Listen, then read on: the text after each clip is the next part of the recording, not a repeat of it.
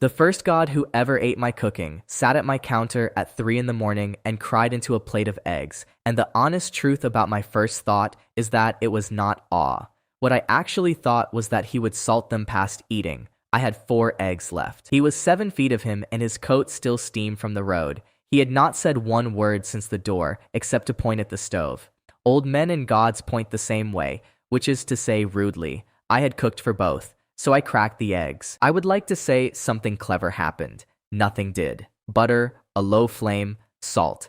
I pulled them while they were still loose, because a man who has been walking wants soft. I set the plate down in front of him. He looked at it a long time without touching it. He looked at it the way you look at somebody you were told 2 years ago had died, standing in your doorway with rain in his hair, saying your name. Then he took one bite and put the fork down and his shoulders came apart. He wept badly. Big men do. It came out of his back and there was nothing dignified in any of it. I stood there with a pan in my hand and no idea what to do with my face. Ren came out of the back and stopped in the doorway. I did not know yet that nothing in that pantheon had tasted mortal food in 1,000 years. I did not know they called it beneath them. I did not know the not eating had been hollowing them out quietly, like a man living on smoke who goes thin without once feeling hungry. Nobody had told them. Nobody could have. You cannot describe salt to a creature who has decided that salt is for peasants. All I knew was that a very large stranger was weeping over 4 eggs and could not say why.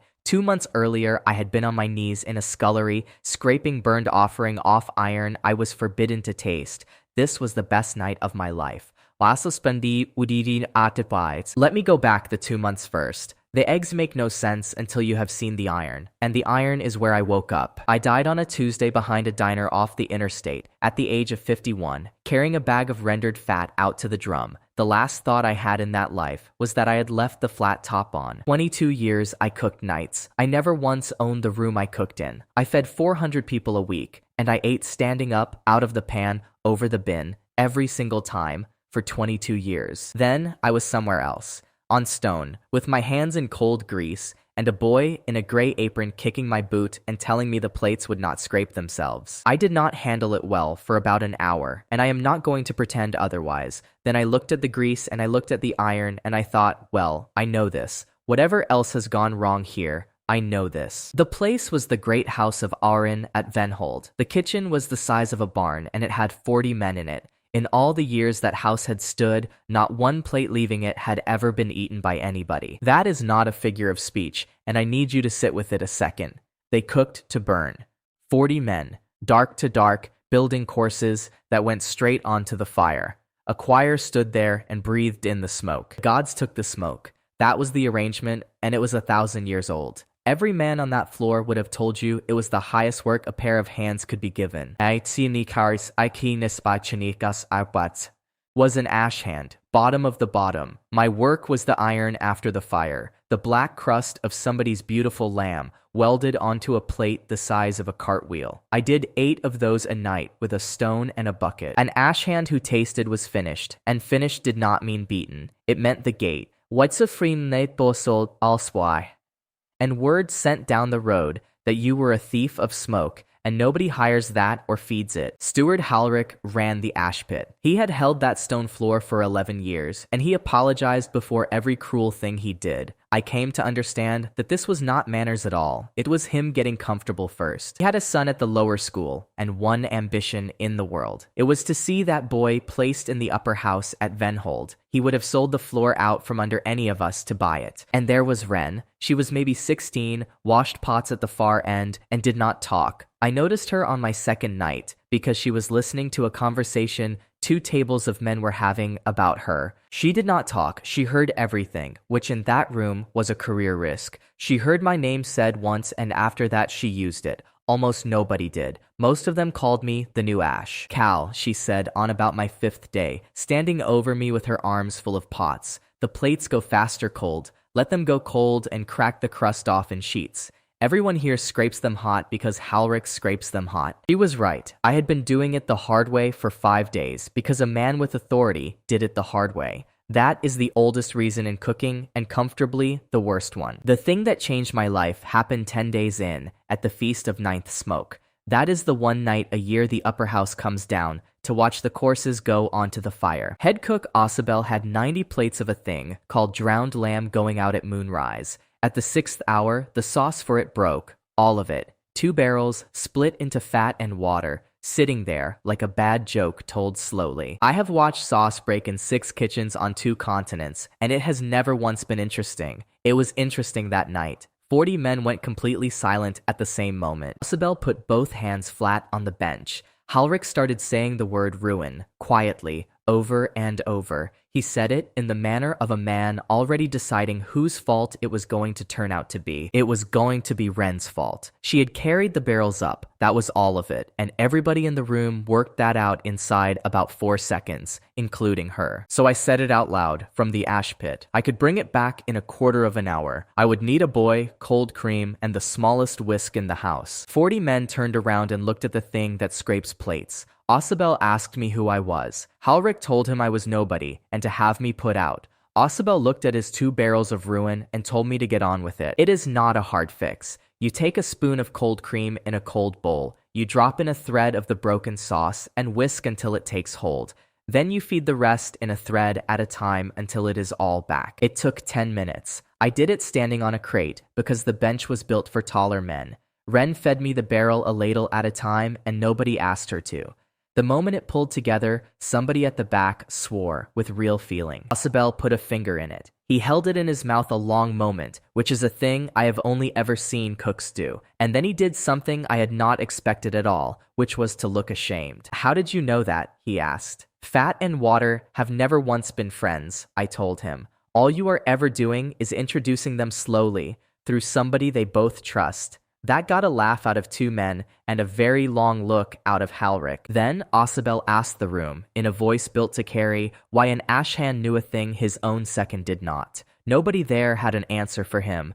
I do not think he wanted one. Those were the best 10 days I had in that house. Osabel moved me off the iron and onto the fires. Men who had never spoken to me asked me things. Ren started eating her porridge near me instead of behind the door. And Halric apologized to me. That was the tell, and I missed it. I want it on the record now, before anything else, because I have gone on missing it since. It went like this. Halric docked Ren 2 days of food over the broken sauce he had already been told was not hers. He could not dock me anymore. He needed somebody in that room to be wrong. 2 days is a long time in a place where you are cooking for other people the entire time. By the second night, she had gone gray. She had stopped hearing things, which for her was like a man going blind. So I made her a bowl. I did not agonize over it. Eggs again, because it is always eggs, and a heel of the dark bread they gave us. I fried the bread in the fat and put the eggs on it soft. It cost the house nothing. That is not me arguing my case after the fact. 2 eggs out of the crate they threw away at dawn, a heel already going green at one corner. A spoon of fat off the top of the pot. She held the bowl in both hands and did not eat for a second. Then she said, Cal, this is hot.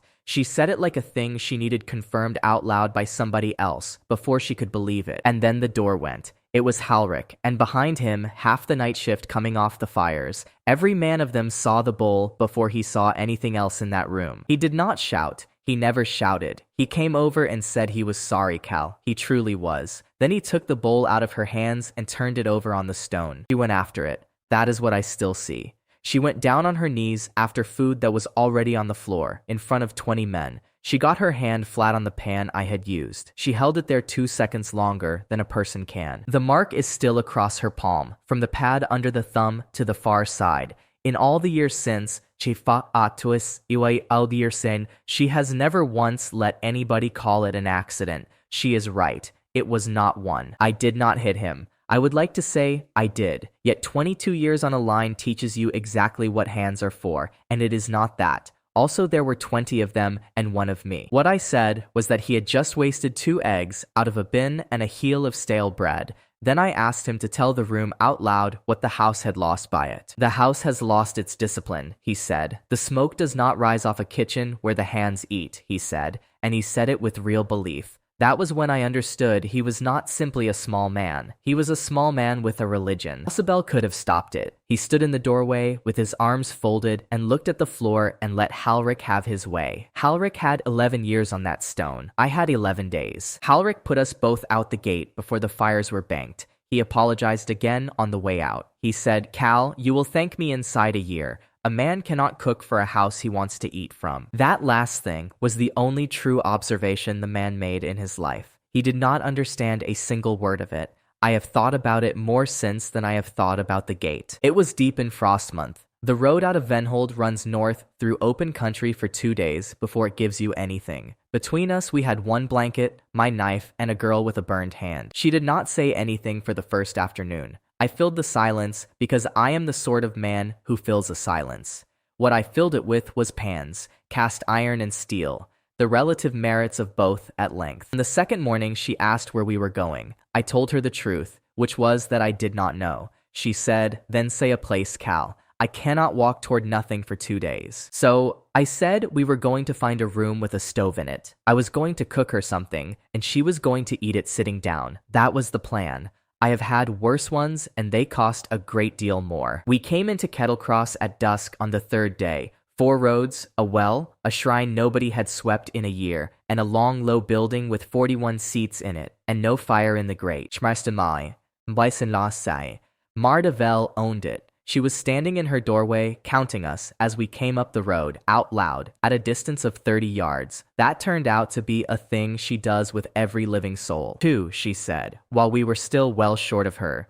2 is not a night's work. 2 is a nuisance with the door open. Then she looked at Ren's hand for a second and stood aside. Her husband's name was on the sign, Emery Vell, in letters a foot high. He had been 4 years dead. She asked me twice that first week to take the name down, and I forgot both times, which I would like you to remember. She had not served one hot plate in 3 years. The order had put a levy on the crossroads, and the wagons went the long way round by Hableford, so she swept 41 seats for nobody every single day. She did not know how to stop. The kitchen was worse than the scullery had been. There was a rat's nest in the flue, and the iron had gone orange with rust. The grease under the range had turned into a kind of geology. I would like to tell you I saw what it could be. What I actually said, standing in that doorway with the light behind me, was a word my mother would have hit me for. It took 2 days. Ren pulled the flue with her good hand. I burned out the range with charcoal and scoured the iron down with salt and sand.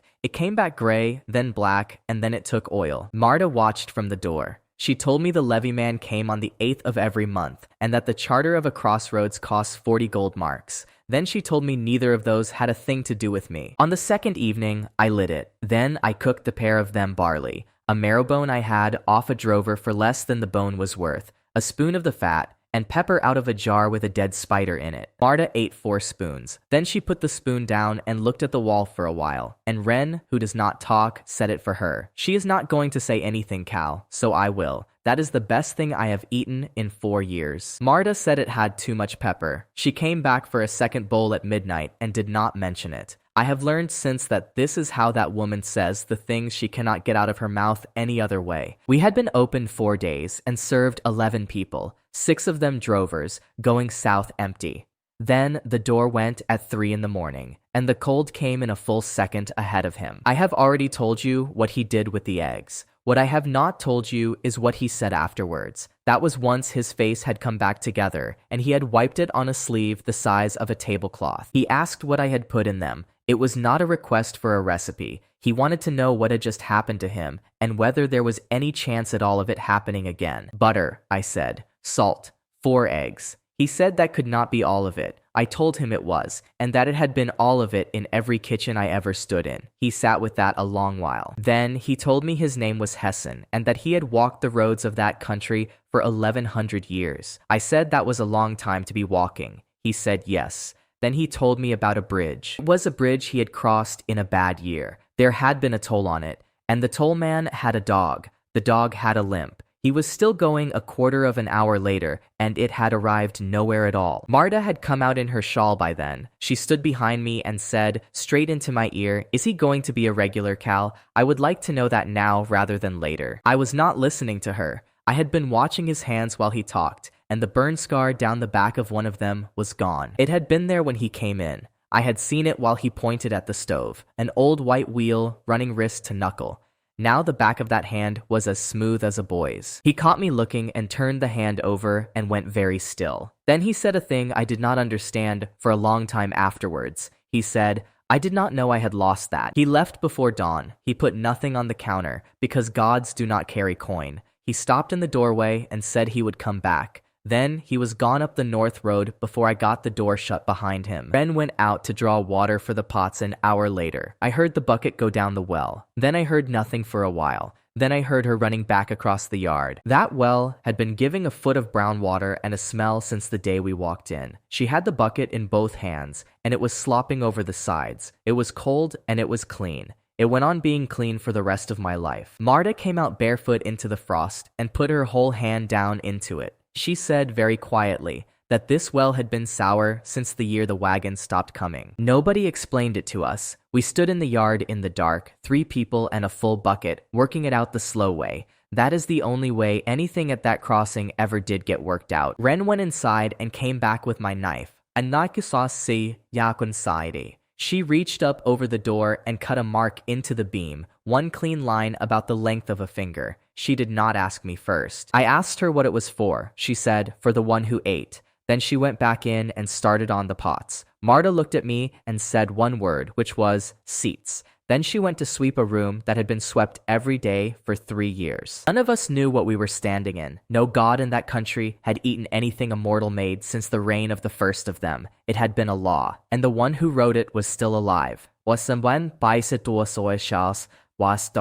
came back 4 nights later, and he brought somebody with him. He started the bridge again from the beginning, and by then Halric had sent word down to Venholt.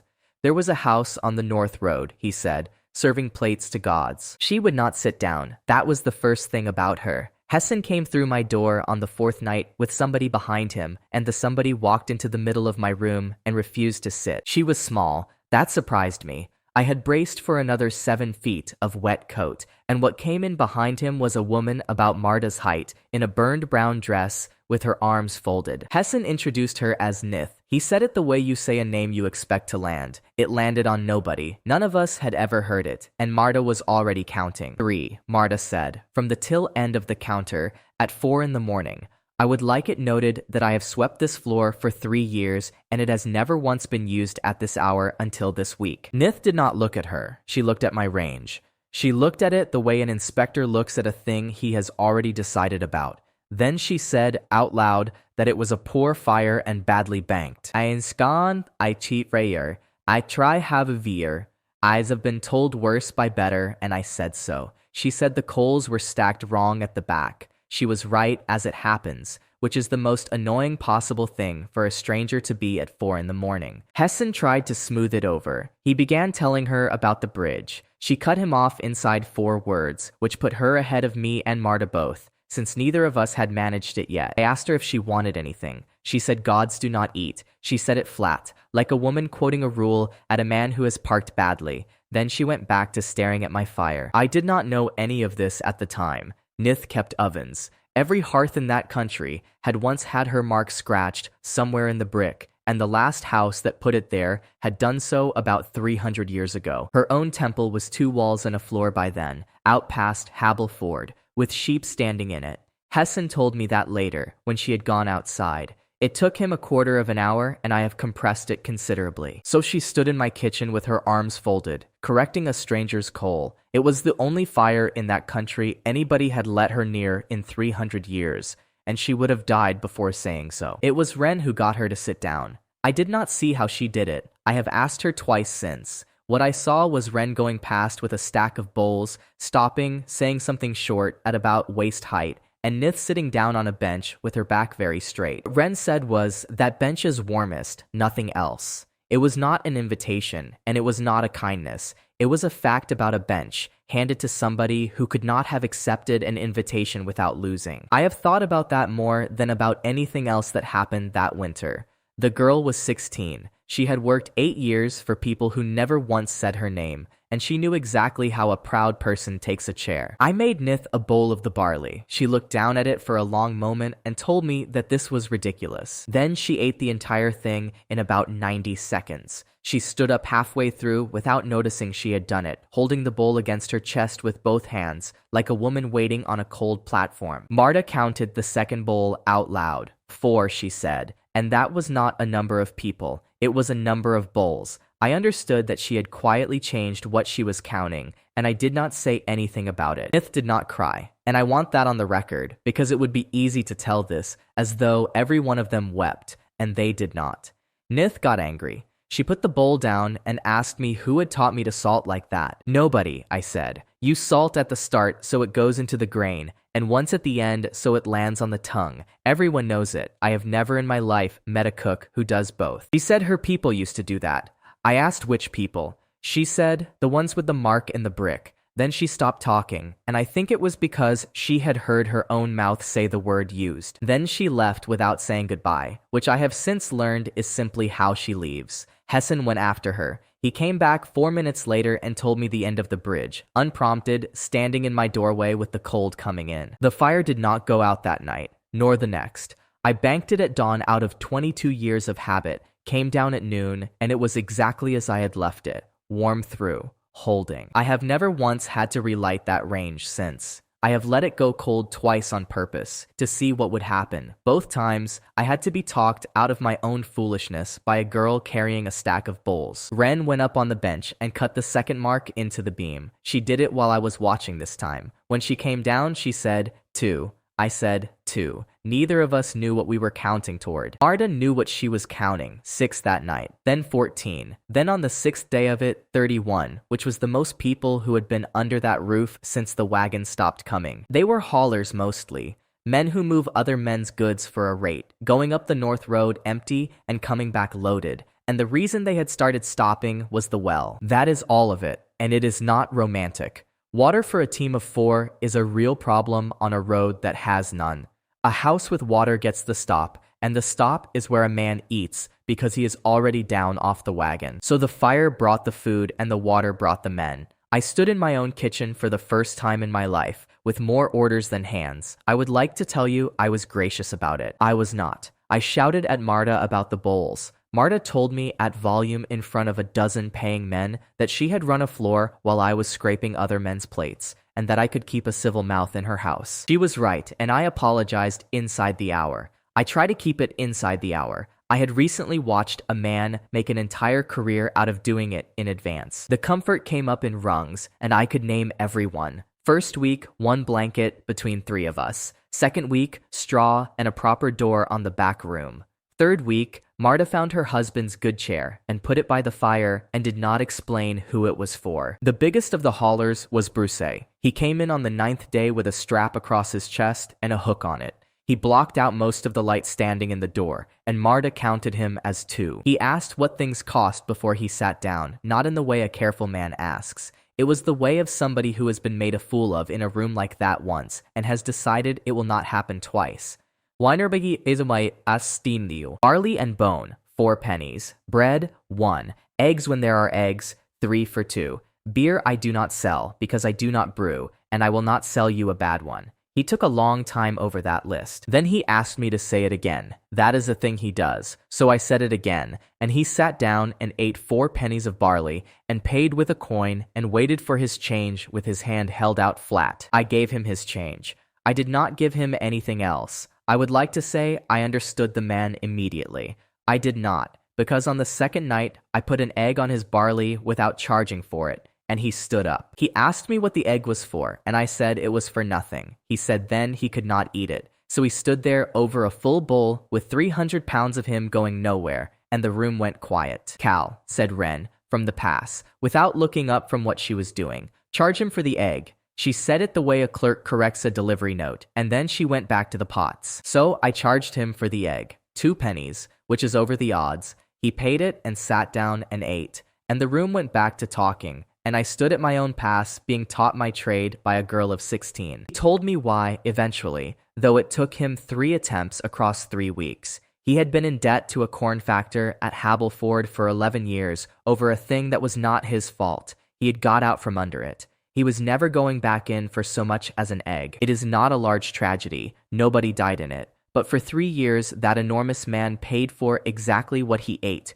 and nothing else in my house. And when he finally took something free from me, it cost him more than the corn factor ever had. That was the 9th day. The 8th of the month came round the day after, and that is when I met Audril Kest. He came at noon, which I appreciated. A man who comes at noon wants to be seen. 2 behind him in gray coats and 1 cart. Marta was out in the doorway before he was off the road, and she did not count him. She told me his name in a voice I had not heard her use. She told me to let her do the talking. Then she went out into the yard with her hands folded in front of her like a woman standing at a graveside. I did not let her do the talking. I have paid for that in about 4 separate ways since, and every one of them landed on somebody else. Guest was not big, and he was not cruel to look at. He had the face of a man who is good at his work and knows the paper better than you do. He stood in the middle of my yard and read out the levy of the crossroads of Kettle Cross. It is not money. I want to be clear about that because I assumed money. I said so out loud, and one of the gray coats laughed at me, which I have not forgotten either. The levy is the best of the house. Whatever is finest under that roof on the 8th day of the month goes out to the shrine at the crossing and burns, for the smoke of it, in the name of the order and the first of the gods. Est came into my kitchen to choose it himself. He walked my pass with his hands behind his back like a man at a market. Then he picked the pot at the back, which was a shoulder of pork I had put down in salt 10 days before, and had turned every day since. I told him it was not ready. He said that was not a consideration. So I told him what it would be in 4 days and what it was now, in detail, and he listened to the whole thing with real attention. Then he had his men carry it out. Marta said it quietly, from the step behind me, without any heat in it at all. Cal, let it go. It is 1 pot, and it is the 8th, and it has been the 8th every month for 11 years. I did not let it go. I followed him out to the shrine with an argument in my mouth. Waste. 10 days of salt and turning. A road full of men who had not eaten pork since autumn. He stood there and let me finish all of it. Then he said the only thing he ever said to me that was worth writing down. He said, "Cook, nobody here disputes that it is good. It burns because it is good. That is the entire point of the thing." Then he put the pot on the fire. Pork fat in an open flame is loud. It went up in a sheet, and every soul at that crossing turned around. The smell came down the road on the wind, and 30 men who had been about to eat their supper stood in my yard and smelled it burning instead. Hessen was there. That is what I could not get past. He had come down at midday because he was hungry and would not use the word. He stood at the edge of my yard with his staff in both hands while a pot of food went into a fire, and he did nothing at all. I looked at him. He looked at the ground. 1100 years old, 7 feet of him, and he stood there holding that staff like a man waiting on a coach and let it happen. Did not say anything to him that night. I have wondered since whether I should have. The honest answer is that it would not have helped, because he did not yet have the words for what he was. Kest wiped his hands and gave me the terms as he climbed back on the cart. A house at a crossing without a charter feeds the shrine first, every month. Without end, that is what a crossing is for. And if I wanted it otherwise, he said, I could buy the charter of Kettle Cross for 40 gold marks. Then the levy passed to me, and I could burn whatever I liked, or nothing at all. 40 gold marks. I had cleared 11 that season. Out of the 11, I owed Marta 5 for the room, and out of what was left, I had bought a second pot, an iron trivet, and a crate of eggs. He said one more thing before the cart moved off. He said, wait for the thaw, cook. Everybody feeds a full house in frost month. Nobody is hungry when the roads open. I cooked all night. I was not being noble. I was angry, and I had a fire that will not go out and 30 men in the room and nothing else to do with my hands. By 2 in the morning, we had run out of barley. Bruce paid for everything he ate. Marta counted 38. Ren came out from the back and stood in the doorway of the room, holding a plate, and looked at the whole floor of them. Then she looked at me. I told her to put it on the pass. The room was rough that night. There were 4 men in it I did not like the shape of, and I said so out loud, and she put the plate on the pass and went back inside. She did not say anything about it. She never says anything about it. I would learn, slowly and late, that this is not the same as not minding. I heard the rest of that night's business a long while afterwards, from a lay brother who had no reason to lie to me, and it went like this. Halrich's word reached Venhold on the 6th of the month. He did not send it up the proper way, because the proper way went through Osabel, and Osabel would have sat on it. He walked it to the door of the order house himself, in his own time, with his son beside him in a clean coat. The man who took it was a kitchen brother named Dur, middle rank, flower on his cuffs. He read it twice, and then he asked Halric a question that nobody else in that building would have thought to ask, which was what the food had actually been. Eggs, Halric told him. Only eggs. And Dor stood in the doorway of an order house holding a piece of paper about a roadhouse 2 days north and said out loud to nobody that eggs made no sense at all. Then he took it upstairs to the Hierophant, and a rider in order gray came down past Kettlecross before dawn on the 9th at a walk. He did not stop, and he did not come in. He sat his horse in the road for a while, with the light of my open door on him, counting seats through the window, and then he rode back the road he had come. There was a man standing in my yard for 2 nights before anybody spoke to him. The reason nobody spoke to him is that he was standing exactly where you do not look. Not in the road, not at the window. He stood in the space between the corner of the building and the water trough, about a stride out from the wall. Your eye goes over that ground and does not stop on it. Bruce saw him first and said nothing, because Bruce assumes a man standing in the dark has his own business.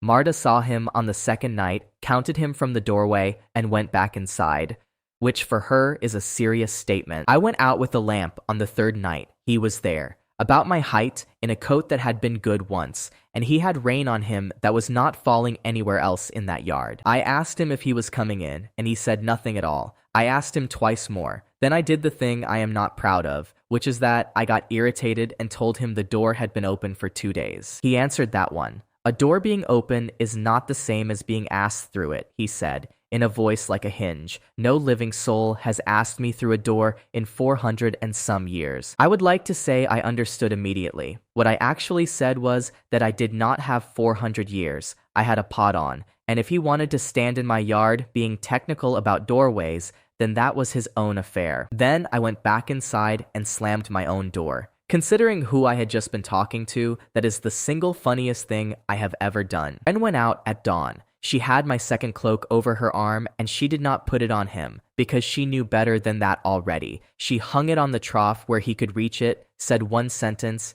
and came in. She had asked him in. That was all of it. Not a general invitation to the world. She had said his kind of thing in his kind of grammar, and about an hour after full light, he came through my door sideways, the way a man comes into a room he has only heard about. His name was Aud, and he kept thresholds. Every doorstep in that country had once had a coin under it, and the coin was for him, and there had not been a coin under a doorstep since before Marta's house was built. I asked what he wanted. He said he could not say. I told him he could say anything he liked in my kitchen. He said no. He said, I cannot say it. There is no way for me to say it. And he said it the way a man reads something off a wall. I put a bowl in front of him anyway, because that is what my hands do when a conversation is going badly. He looked down at it and asked me, very politely, what a person is supposed to do with it. He had not eaten in 400 years. He genuinely did not know the order of operations. He picked up the spoon like a man picking up a tool from a trade that is not his, and then Ren went round the counter, sat down opposite him, and started eating hers slowly so that he could copy it. Nobody said anything. Marta stopped counting. A dozen haulers ate their supper in that room, and not one of them turned round, and I have never in my life been prouder of a floor of men. Aud got to the bottom of the bowl. He put the spoon down and put both hands flat on my counter. Then he said, in that hinge of a voice, that he had stood outside houses for 400 years and had never once understood why he did it. Then he stood up and thanked Ren by name, which meant somebody had told him her name, which meant Hessen had been talking. And for once in his existence, Hessen had been talking about something useful. He went out through my door and touched the frame as he went, up high, where the wood is dark and nobody ever puts a hand. I did not know what he had done until Bruce came back down from the north 4 nights later. He told me in his slow way twice that he had seen the house from the top of the long rise in a snow squall at dusk. You cannot see this house from the long rise.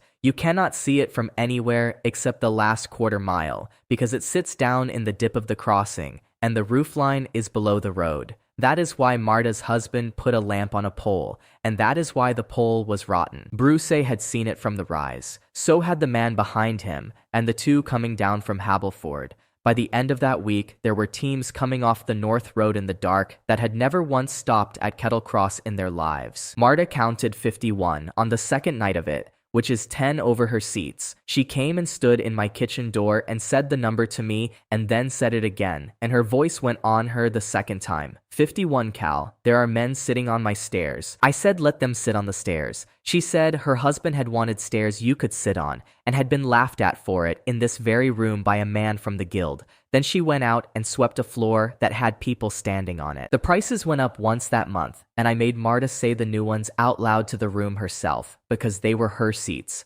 Barley and bone, 5. Bread, 1. Fish when the river is running, 3. Nobody argued, and 2 men told me it was cheap, which is the only insult in my trade that lands. We bought things. That is what I remember about that month more than the gods. A second pot, a proper board, 4 dozen bowls off a potter at Hableford who thought we were mad. A bed for Wren with a frame under it instead of the straw in the back room. Bruce carried the bowls down from Hableford on his own back and would not take a penny for it. Then he ate 4 pennies of barley and paid for it. And when I pointed out the arithmetic of that to him, he asked me to say it again, and then said, carrying is not owing. Wren cut the 3rd mark. She had settled into doing it the same way every time. Up on the bench, left to right. She had also started standing back afterwards to look at all 3 of them together, which she did not do the first 2 times. Now I have to tell you about the conversation with Hessen, because it is the one that turned the lights on, and I very nearly did not have it. He was in for the 3rd night that week, eating his way through a pot of beans and bacon, and telling me about a ford,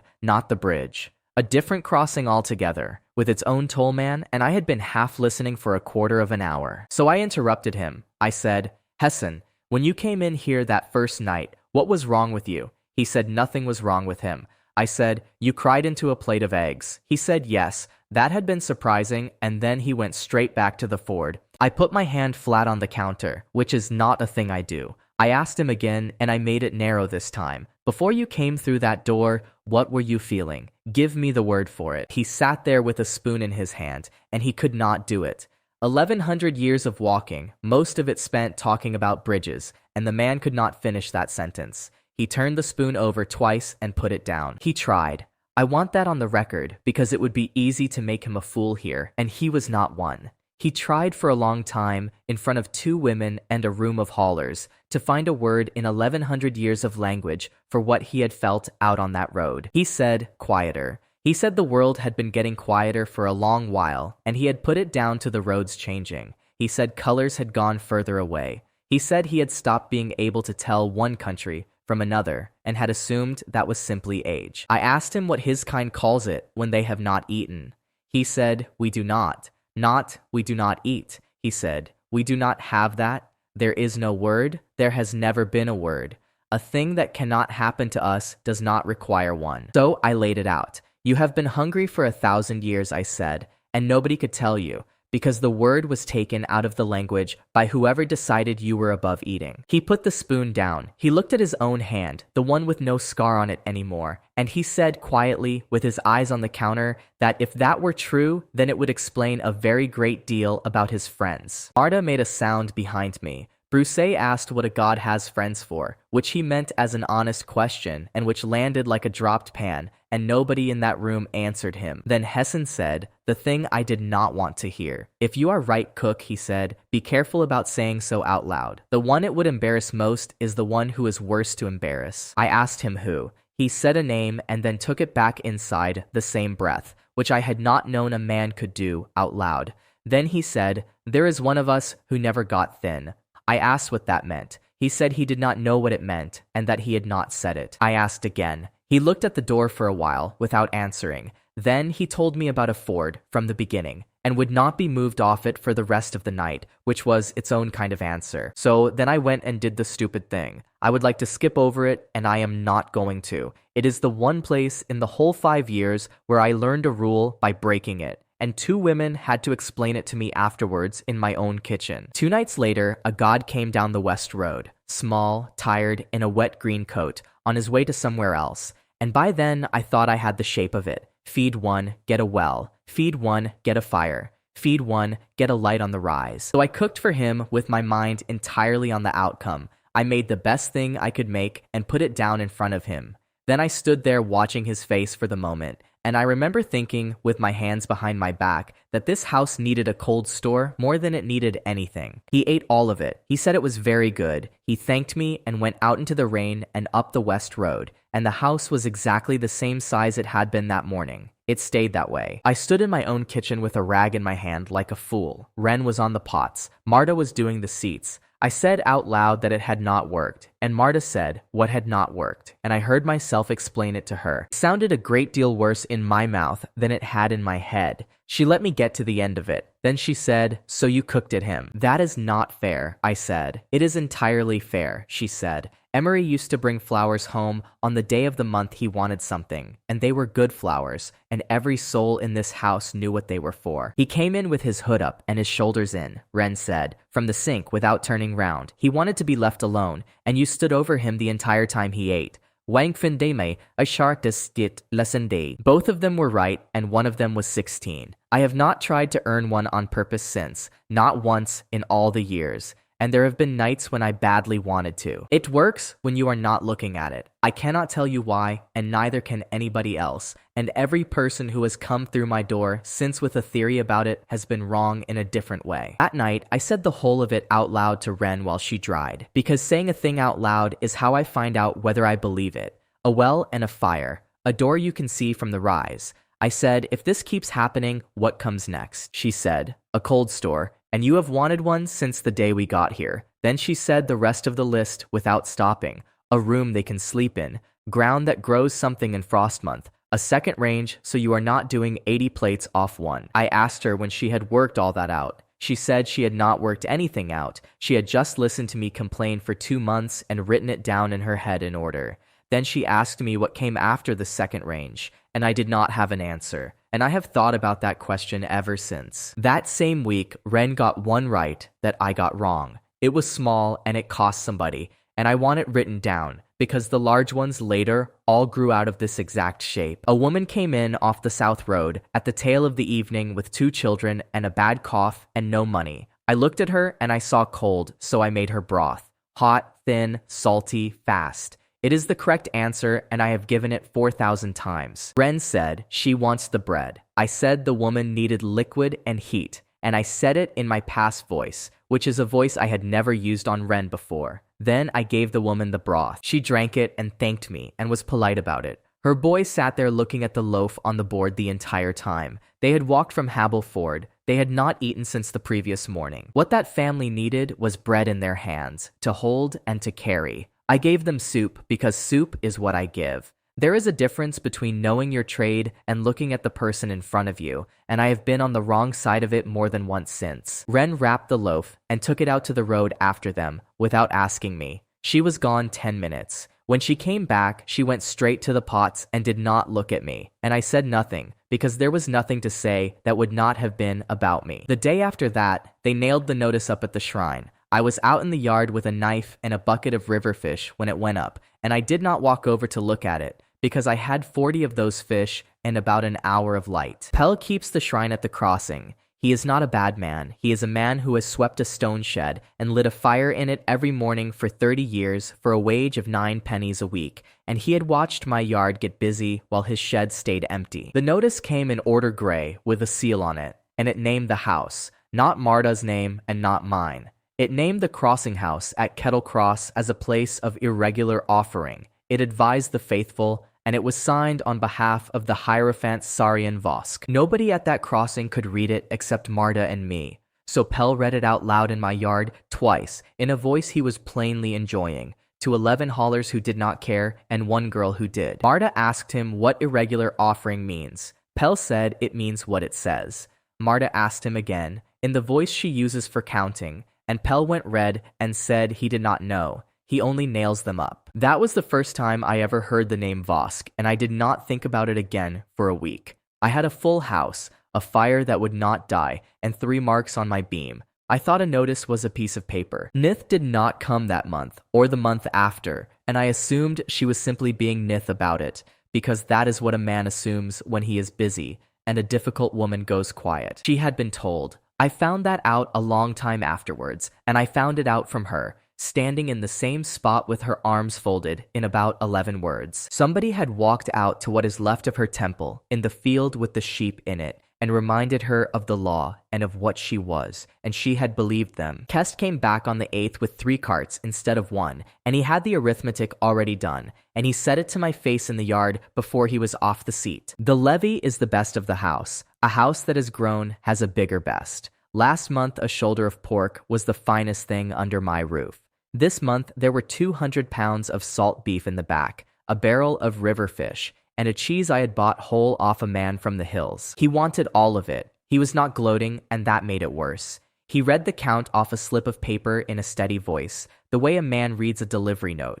Then he asked me where I would like his people to start. He had the weights. That is what turned my stomach. 213 pounds of beef, 1 barrel at 90, 1 cheese at 34. Somebody had been in my back room with a rule and a scale, and Rel had not arrived yet, so it was one of my own. I said nowhere. He asked me to repeat that. I said it again with the yard listening. One of the gray coats put a hand on a cart rail and looked at Kest, and Kest did not look back at him. Then Marta came out of the door, and everything got harder because Marta was not on my side, and she was right not to be. She stood on her own step in front of 40 men and told me, without raising her voice much, that this was her house. Her name was not on the sign, and her hands were on the seats. She had paid the 8th of every month for 11 years, and she was still standing here. I said we were not paying it this time. She said we. She said that word on its own and let it sit there in the cold, and there is no answer to it, because I had been in that yard for 5 weeks, and she had been in it for 22 years. Then she said the rest.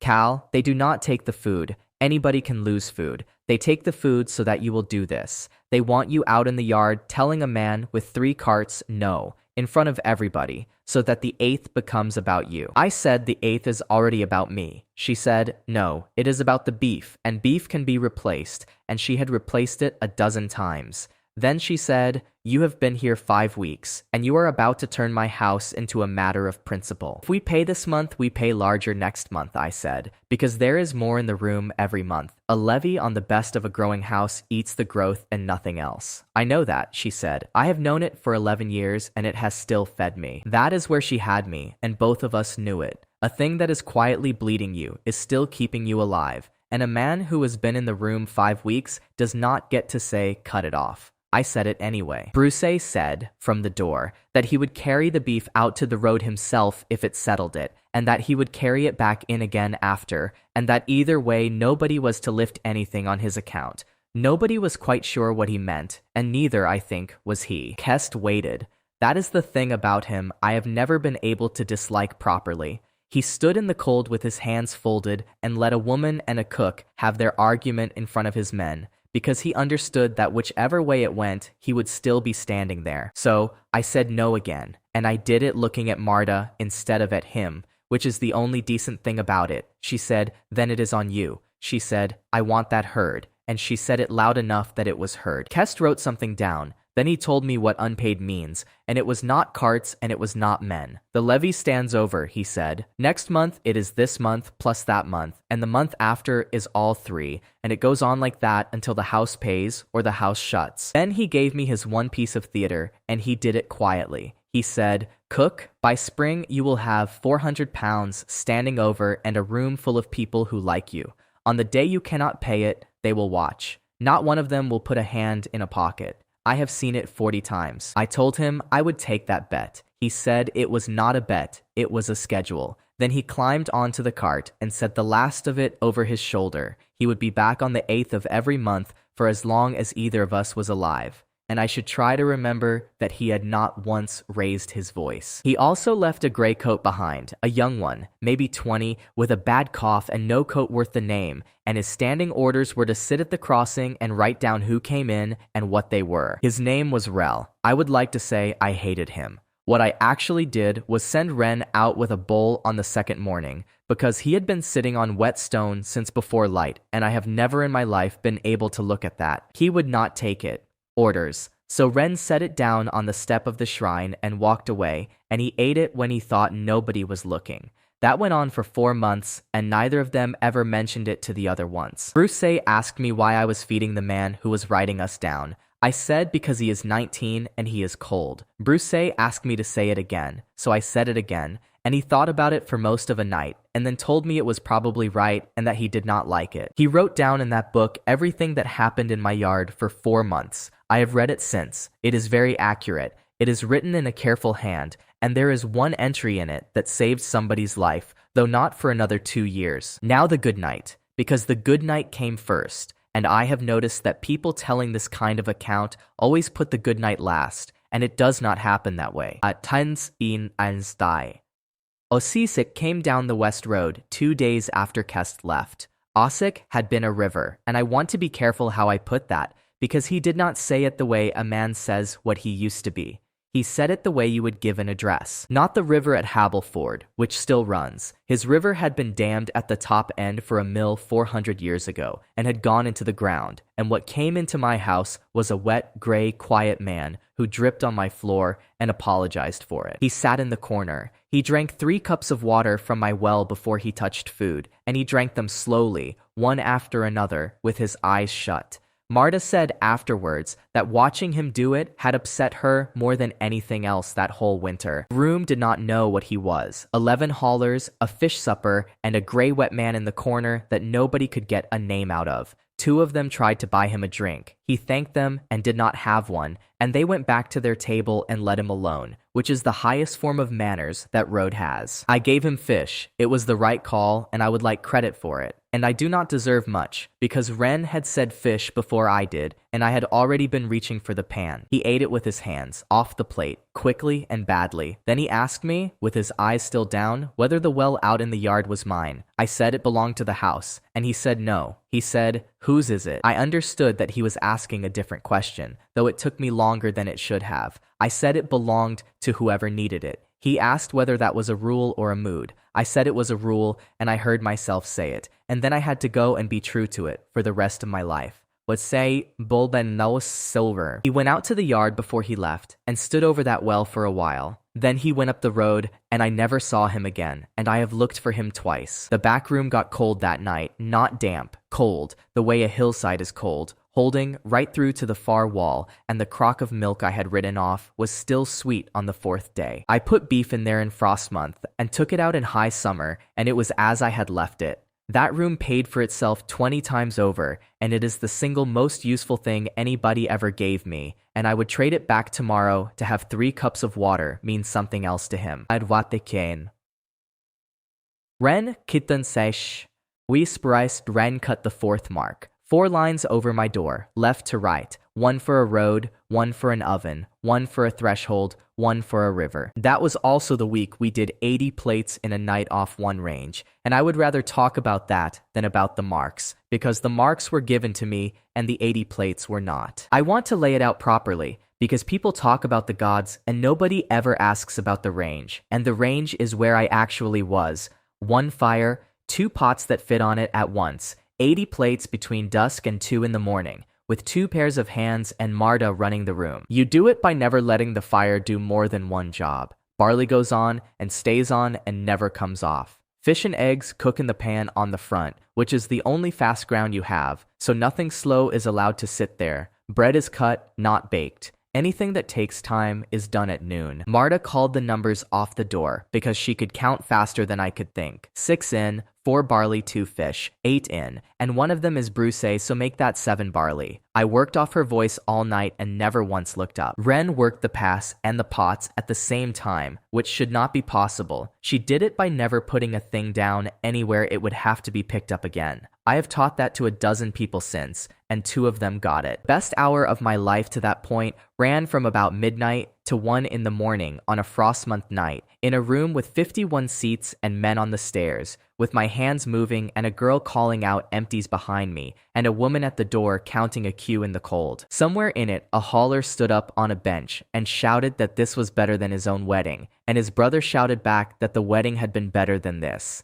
The argument ran 20 minutes and eventually took in a 3rd man who had been at neither. And at about 10, a guild agent came down from Hableford, wet through, and stood in my doorway looking for a seat, and there were none. So he sat on the stairs because there was nowhere else in the building, and he sat on them for 2 hours. Marta did not say one word to him. She walked past him about 8 times with plates. On the last pass, she stopped and told him that the man who built those stairs had been laughed at in this room for building them, and she gave him the name of the man who did the laughing. Then she went back to the door and counted. He left a good coin. He also came back the next month, and the month after, and a year later, he was the one who told me which way the corn was moving before anybody at that crossing knew. People are not one single thing. He was still the man on the stairs. Food that night: barley with marrow and the last of the pork fat, 5 pennies. River fish in the pan with salt and a spoon of the fat, 3. Bread and dripping, 1. Eggs when there were eggs, which there were not, by 10. We took 2 gold marks and 11 silver that night.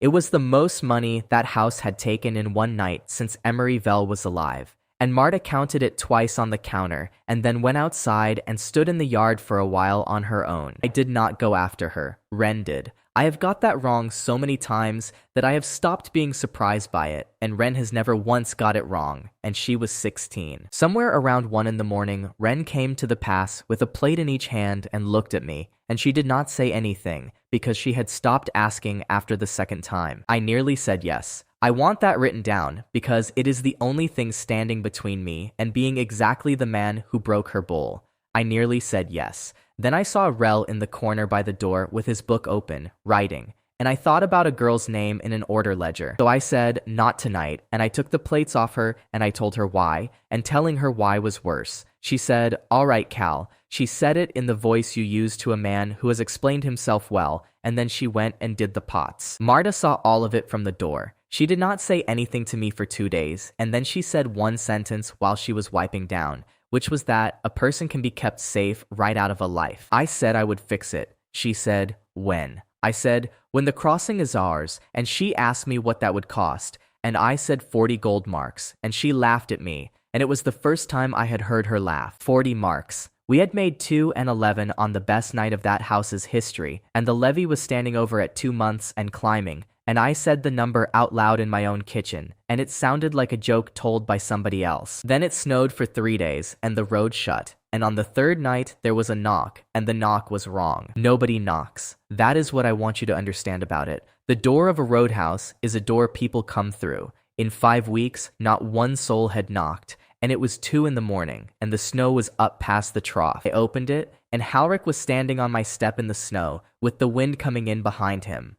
5 weeks and 4 days since he turned a bowl over on a stone floor, and here he was on my doorstep at 2 in the morning with his hat in his hands. He had walked from the coach halt, which is 4 miles in good weather. He had no cloak worth the name. His hands were the color of a dead thing. His son was not with him, and the first thing he did, before anything else, was apologize. That is his first move. It has always been his first move, and I had spent 5 weeks telling anybody who would listen that a man who apologizes in advance is telling you what he is about to do. I knew it the way I know the price of eggs. Cal, he said, I am sorry. I know exactly what I am, and I know what I did, and I am not going to stand here and argue about it. And I would not come to you if there was one other door in this country I could knock on. Behind me, the room went quiet, because Marta knew who he was. Ren had come to the kitchen door. She had a knife in her hand from the board, and I do not believe she knew she was holding it. Ren did not move. Marta said from the counter, in a completely level voice, that the man on the step had put a girl on her knees on a stone floor, and that she would like somebody to say so out loud before anything else got decided. Halric said, yes, he said, that was me, and I will say it in front of this room as many times as you want to hear it. Then he said,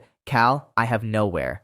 Osabel put me out on the 3rd of the month, and the reason he did it is you. I asked what that meant. They took my letter and thanked me for it, he said, and then somebody worked out that a steward who informs on his own house is a steward who informs. My boy is not placed, he said. He has been sent home.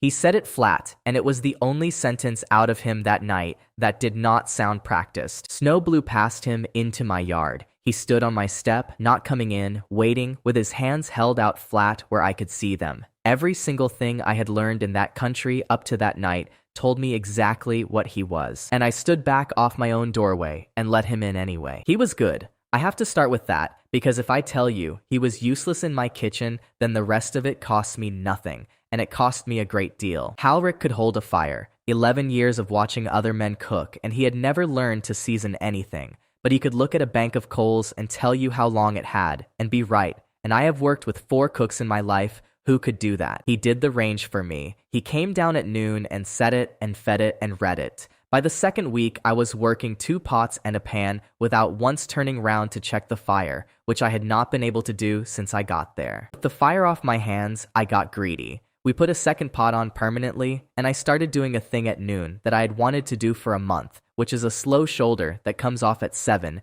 and feeds 30 people who have been on a road since dawn. That is when the comfort came up another rung. Meat on a weekday, not on the 8th, not for a feast, on a Tuesday, for haulers, at 6 pennies a plate. Marta put the price up on the door herself and stood next to it while men read it, which is a thing she had never done. He also worked for nothing. He slept in the back with the sacks, and he ate what the rest of us ate, and he never once asked for a coin. And every time I raised it, he said we would settle it when the levy was settled. Marta did not speak to him for 11 days. She did not make a performance of it. She simply moved through her own room as though there were a chair where he was standing, and she counted him into the house every morning out loud, at the door, as one. Ren did something worse than not speaking. She was polite. She said good morning to him. She passed him what he needed before he asked for it, in the way you learn in a kitchen, and she never once turned her back on him, not in 11 weeks. I noticed that, and I decided it was healing. Put that down as the first stupid thing, and note that it was not a decision I made once. I made it every morning for 11 weeks, standing in a warm kitchen, watching a girl keep a wall behind her. The second stupid thing was the sign. Marta came into my kitchen on about the 4th day of Halric and asked me, for the 3rd time in 6 weeks, to get Emery's name off the front of her house. I said I would do it that week. I meant it. What actually happened is that we had a run of good weather, the road filled up, and I did not go up a ladder for 4 months, and every time she looked at that sign, she had to look at the man who was doing the fires as well. Bruce took against him on sight and said so, which is not like him. He came to me with it standing up, which is how he says anything difficult, and he asked me to say out loud why the man was in my kitchen. I said because he is good at the fire. Bruce asked me to say it again, so I said it again, and he stood there with his hat in his hand and told me that a man who is good at a thing is not the same as a man who is good, and then he apologized for saying it, which was worse. I told him Halric had lost his place and his boy over a letter he wrote about us. I told him a man who has paid can be let back in. Bruce thought about that for a long time, and then said, all right. He also stopped leaving his strap and hook in the back room, and I did not notice that until much later. What was actually happening, I did not learn until well into the spring, and then I got it in 3 pieces from 3 people, none of whom knew they were holding a piece. It goes like this. Halric had not been put out of Venhold. He had been sent, not by Osabel, who genuinely did dislike him. It was a kitchen brother of middling rank with flour on his cuffs, who had read a letter about a roadhouse and asked the only useful question anybody in that building asked all winter. Doer wanted to know what the food was, not who was eating it, not whether it broke the law, not what should be done about it. He wanted the method, and there was no way to get the method except to have somebody standing at the range, and Halric was standing right there wanting his son placed. So they placed his son. That is the whole of the transaction, and it took about 10 minutes. The boy went into the upper house at Venhold in the 2nd week of Frost Month, and the price was that his father walked 4 miles through snow to my door and stood on the step with his hands out flat. He wrote to them twice a month. He wrote out my order of operations, my seasoning at both ends, the way I hold the barley, and the fact that I never let anything slow sit on the front of the range. All of it correct. He was an accurate man about everything except himself. None of that is what cost us. A method written down by a man at a range is a method written down, and half of it does not survive the writing anyway.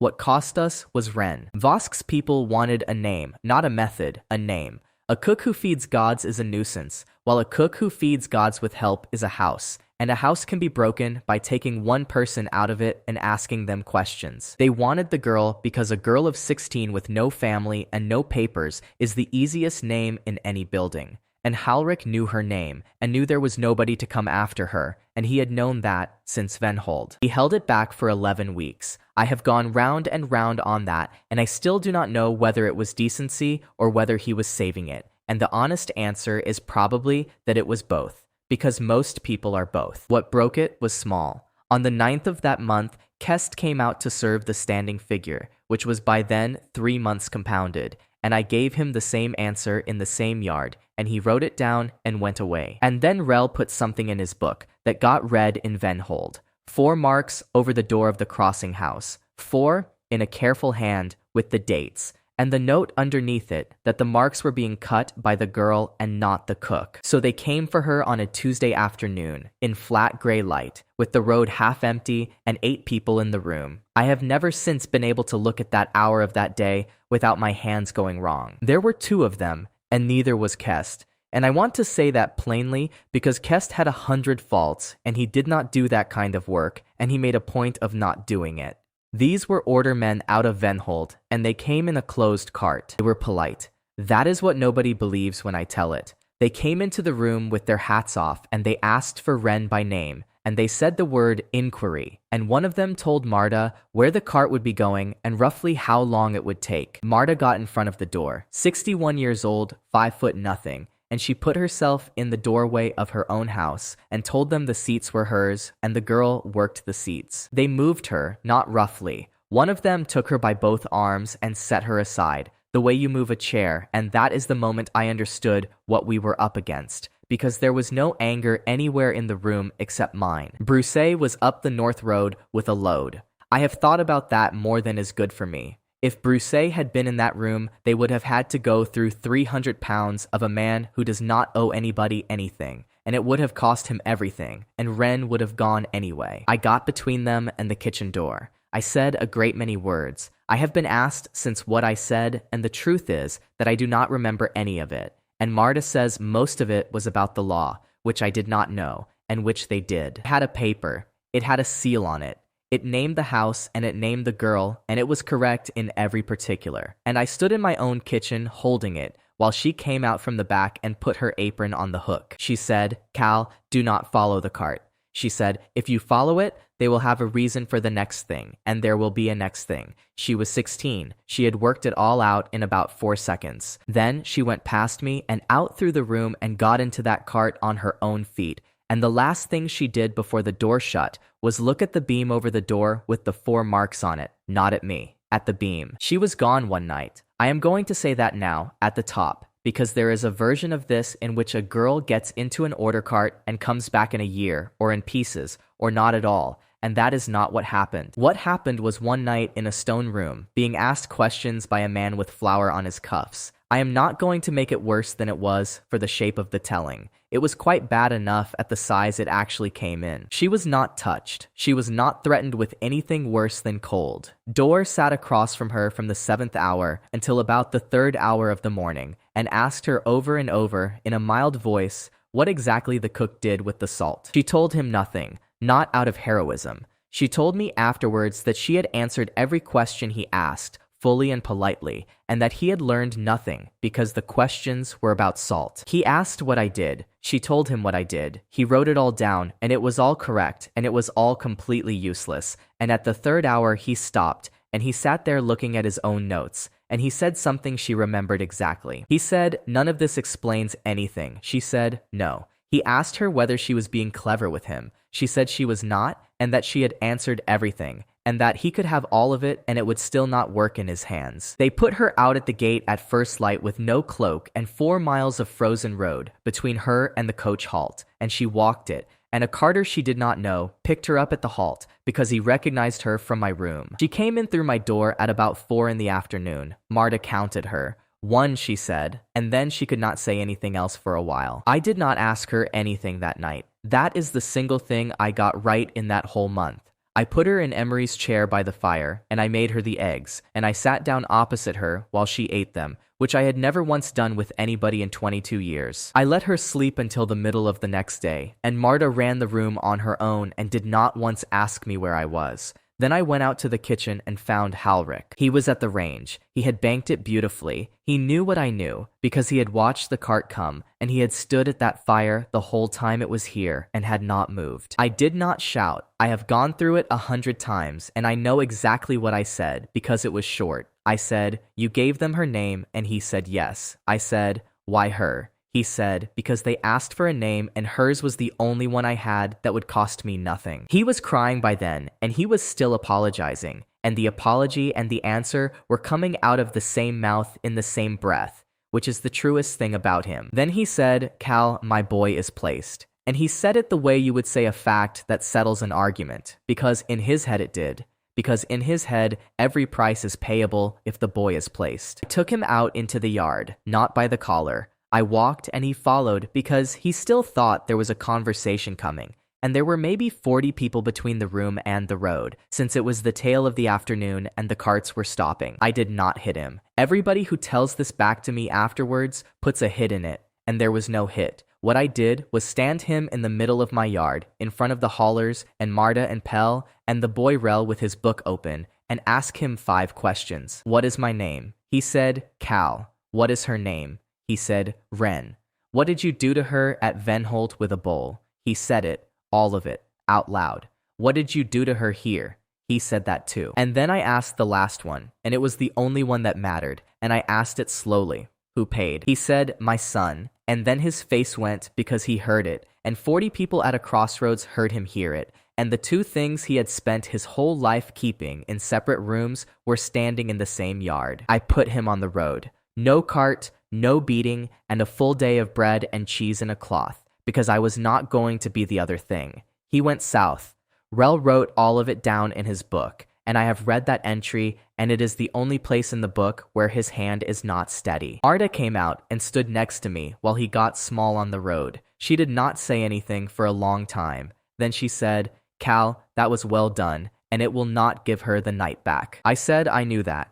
She said she did not think I did. She said a man who has just been very fine in front of 40 people believes for about a day that the fineness went somewhere, and it does not. It stays in the yard where it happened. Then she said the thing I have carried since. She said, you did not send her out to that cart. You let a man stand at your fire because he was useful to you, and you called it forgiveness. That is a different mistake, and it is a smaller one, and it is still yours. That is all of him. He does not come back into this account. He wrote one more letter to Venhold from the south, which is how they learned that the marks meant account, and he never got an answer to it. Ren cut the 5th mark that spring, and she cut it in front of the room instead of at night. And when she came down off the bench, she stood there with my knife in her hand and looked at it for a moment. Then she said out loud, to me and to Marta and to a room with 11 haulers in it, that she wanted a name on the sign, not hers. She said the house should have a name, and that the man who kept a stone shed for 9 pennies a week could read it out to people who could not, and that everybody at that crossing should know what this building was called. I said we would talk about it.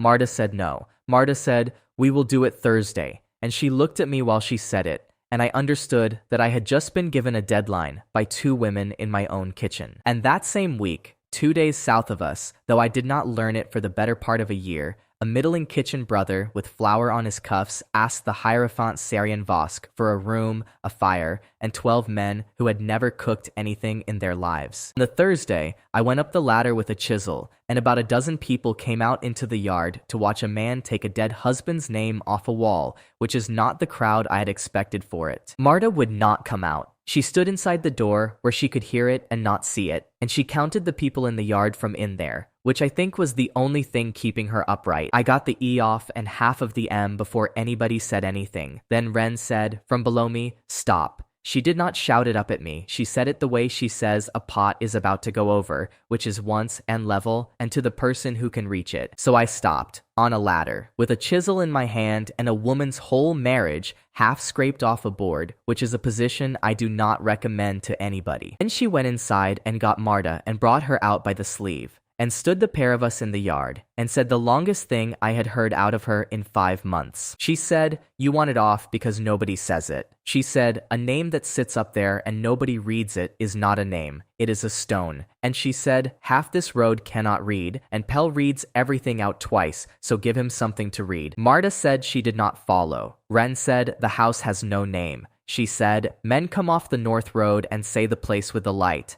She said, a house with no name has no seats. It has 41 chairs. That is the moment Marta Vell sat down on her own steps in front of a dozen people, not from grief. She sat down the way you sit down when somebody has finally said the thing you have been unable to get out of your own mouth for 4 years. What we did instead took 2 days. A man from Hableford with a saw and 8 pennies of paint, and I have never spent 8 pennies better in either of my lives. The board came down and a new one went up, and on the new one it says, "The Kettle at the Cross," in letters you can read from the trough, and Pell reads it out to anybody who cannot, at length, whether they have asked him to or not. And Emery Vell went on to the stairs, cut into the front edge of the 3rd tread, where a man sitting on it has his boots either side of the letters, because the stairs were his idea, and he had been laughed at for them in that room by a man from the guild. Marta has never mentioned it since. She sweeps that tread first every morning before the floor, and she has never once said a word about why,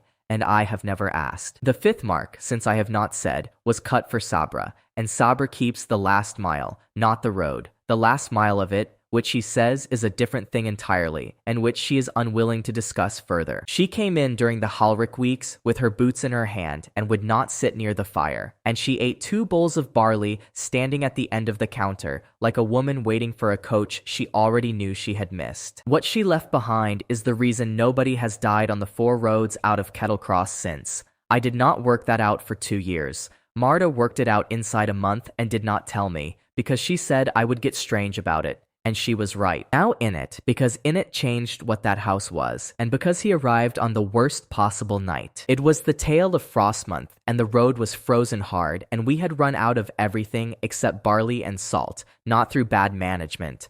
The order had bought out the 2 carriers, who came up from the south, at over the odds on the 8th, and Kest had not needed to come near my yard to do it. That is worth saying plainly. He did not raid me.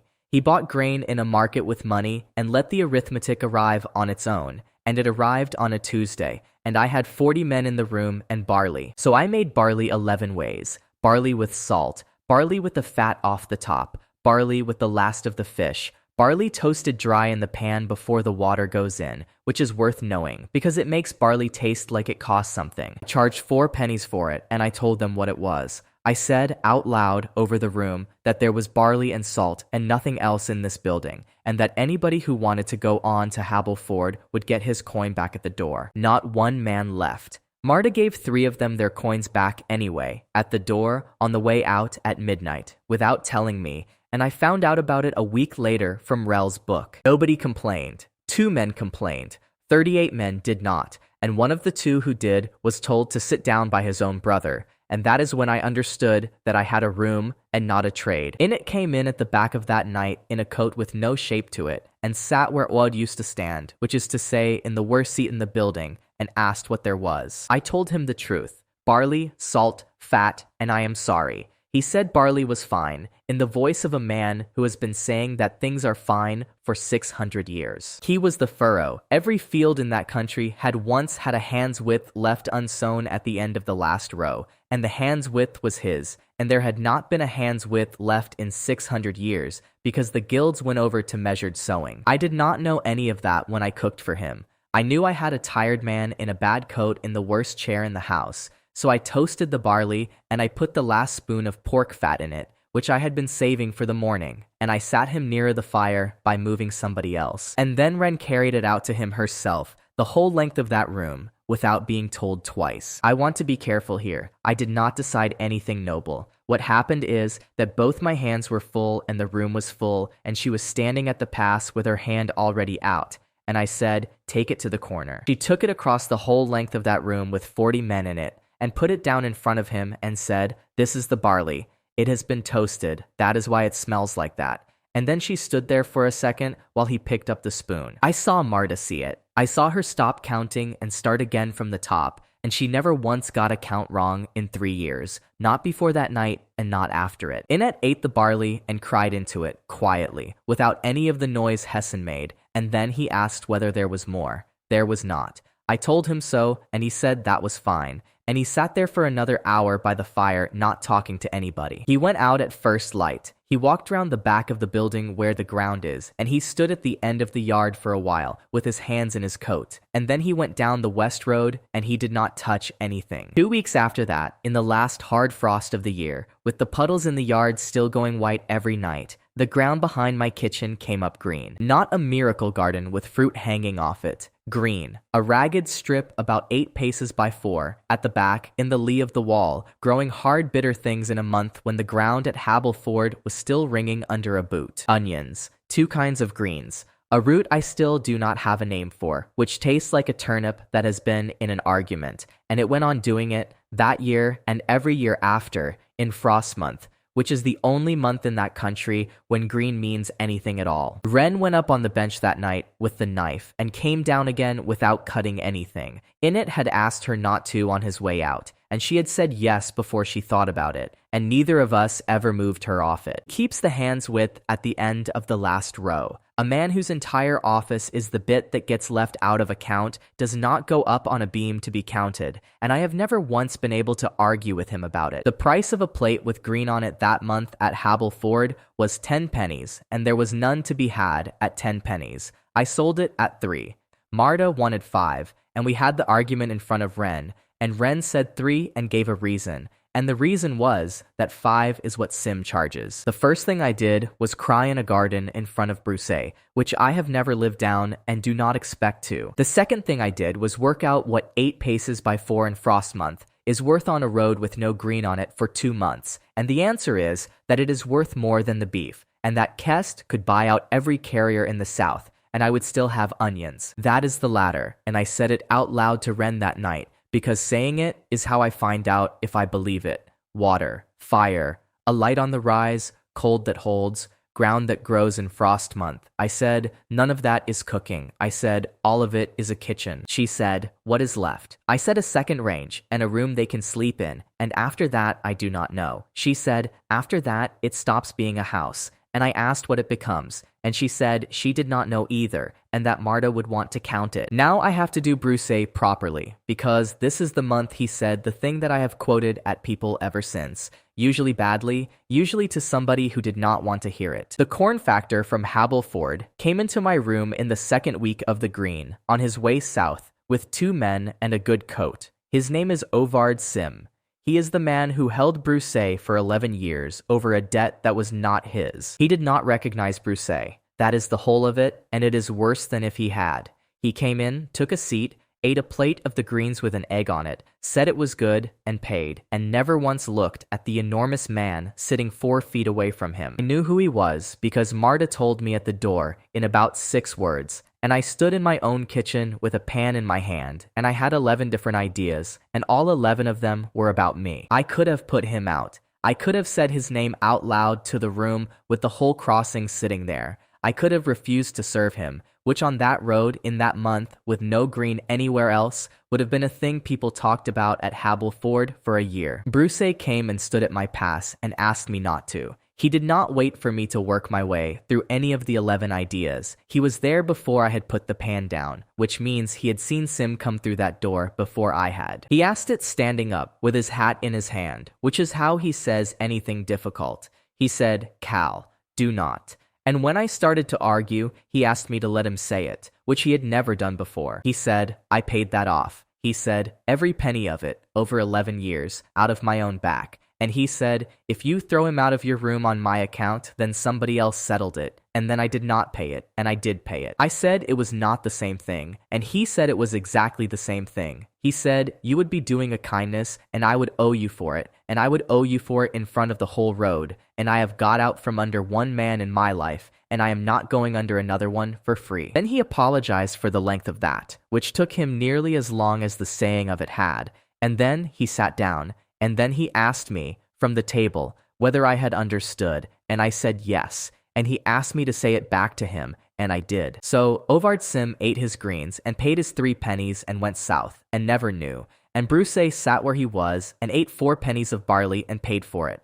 And I have never in my life wanted so badly to do a good thing, and had to stand there with my hands still. He came back a year later, Sim did, wanting to buy from us, and by then, Bruce had a say in that room, and what happened then is worth its own telling, and it happens later. The bridge then. I have put it off for long enough, and I have to do the bridge, and I want it understood that I sat through this thing 11 times without hearing a word of it. Hessen had been telling the same crossing tale since the first week, By spring, it had got to where men at the far tables would say the next line under their breath before he reached it. He never noticed. Nobody was cruel about it, which I think says more about that room than anything else I could tell you. Bruce listened to all of it, every time, straight through from the start with his hands on the table, and he would ask questions in the middle that made it longer. I thought for months that this was because Bruce had no small talk. It was because Bruce does not know how to listen to half of a thing. So when Vosk's letter came and I stood in my own kitchen saying the wrong words out loud, it was Bruce who put the name on the table, and he did it in the middle of eating, and he had to say it twice before anybody heard him. He said, the toll on that bridge was food. He said it again. He said, Hessen says it every time. The toll was food, and it went to one house, and the house belonged to the one who never got thin, and the house was called Aaron. The room went very quiet.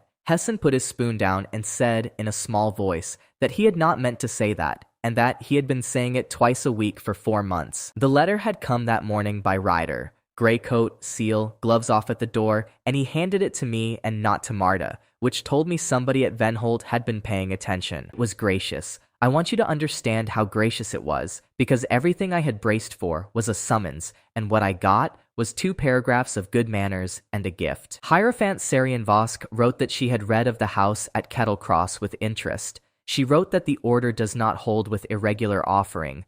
She also wrote that no notice had ever fed anybody, and that she would rather see a thing than be told about it. The gift was salt, 4 pounds of it, white, in a box, which on that road at that time was worth more than the box and the rider together. And a knife, a proper one, straight-backed, better steel than anything I had owned in either life. And at the bottom, in a different hand, 1 line. She wrote, "Come and cook for us once, and bring whoever you like. And if I am wrong about you, I will say so where my own house can hear it." Marta read it over my shoulder and said, well, then she said it again, differently.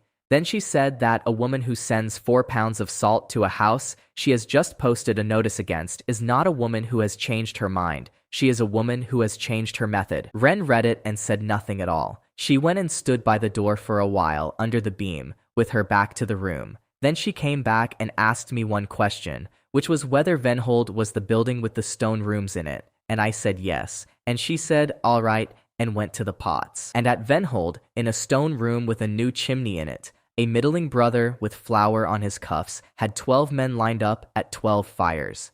I stood on a gallery over that room myself before the year was out. He was teaching them the order of operations off a letter written by a man who had never once tasted his own cooking. I said I was going. I said it at the counter with both of them in the room, because I had learned by then not to make a decision anywhere a person could not answer it. Marta said go. She said it straight away. She said, a woman sends salt and asks to be shown, and you have spent 4 months telling this road that the food is the argument. Go and make the argument. Ren said no. She put a pot down first, which she never does. Then she said, that building has stone rooms in it, and they put people in them. She said, they asked me about salt for 8 hours, and they were polite the entire time. She said, polite is what they are while they are working out where you keep things. I said Vosk had given her word in her own hand.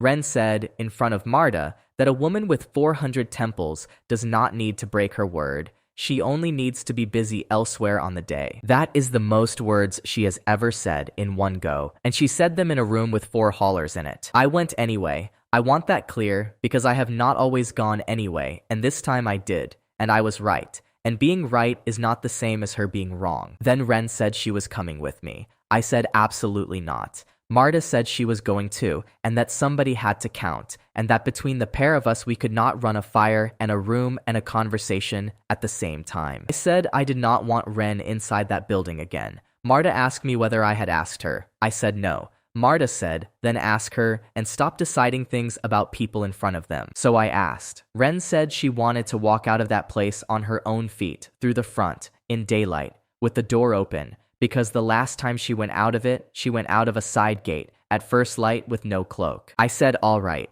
Marta stayed and kept the house. Bruce drove us down at his own cost and would not take a penny, and then ate a plate of my greens on the road and paid me 3 pennies for it out of the same purse. Venhold is 2 days south. It sits on a bluff over the river, and you see the great house of Orun for most of the second day, which I imagine is the idea. I had never seen it from outside. I had been inside it for 2 months, and I had gone in through the yard gate in the dark and come out of it in the dark, and I had never once stood on a road and looked at the thing. It is enormous. It is also gray, and I will admit that I had been braced for gold.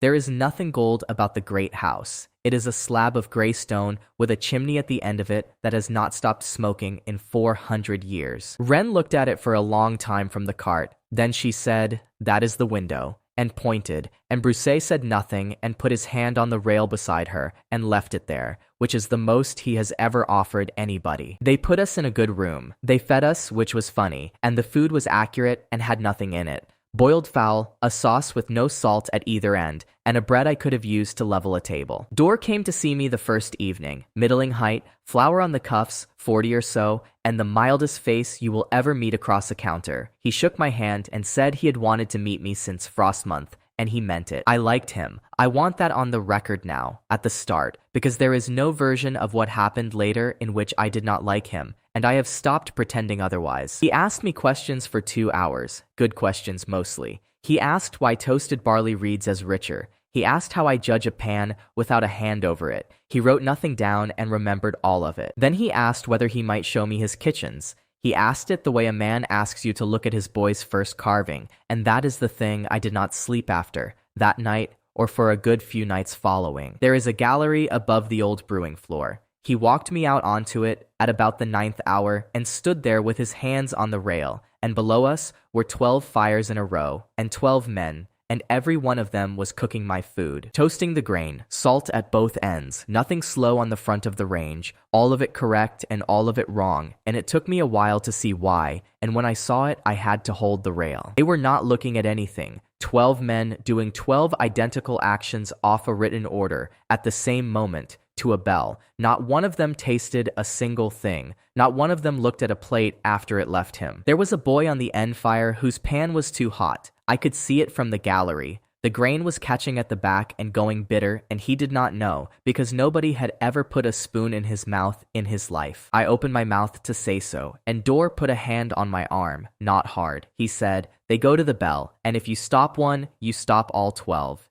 He said it the way you explain a thing to a guest who has knocked something over. So I stood on a gallery and watched a boy burn barley for 400 people and said nothing. And that is the second stupid thing I did in that building. And it was smaller than the first one, and I still think about it. I asked Duer who they were cooking for. He said, "For the order, in the morning." I asked who would eat it. He said, "It goes on the fire, of course, but properly now, made the way you make it, so that the smoke is worth something." He said that in a completely reasonable voice. 12 men and 12 fires and a written method, and it all went into a flame at dawn, and he genuinely could not see that he had built a larger version of the exact thing that had been failing for 1,000 years. I said, "Brother, none of it works unless somebody eats it." He said yes. He had read that in the letters, and he agreed, and that was why the smoke would be so much better. I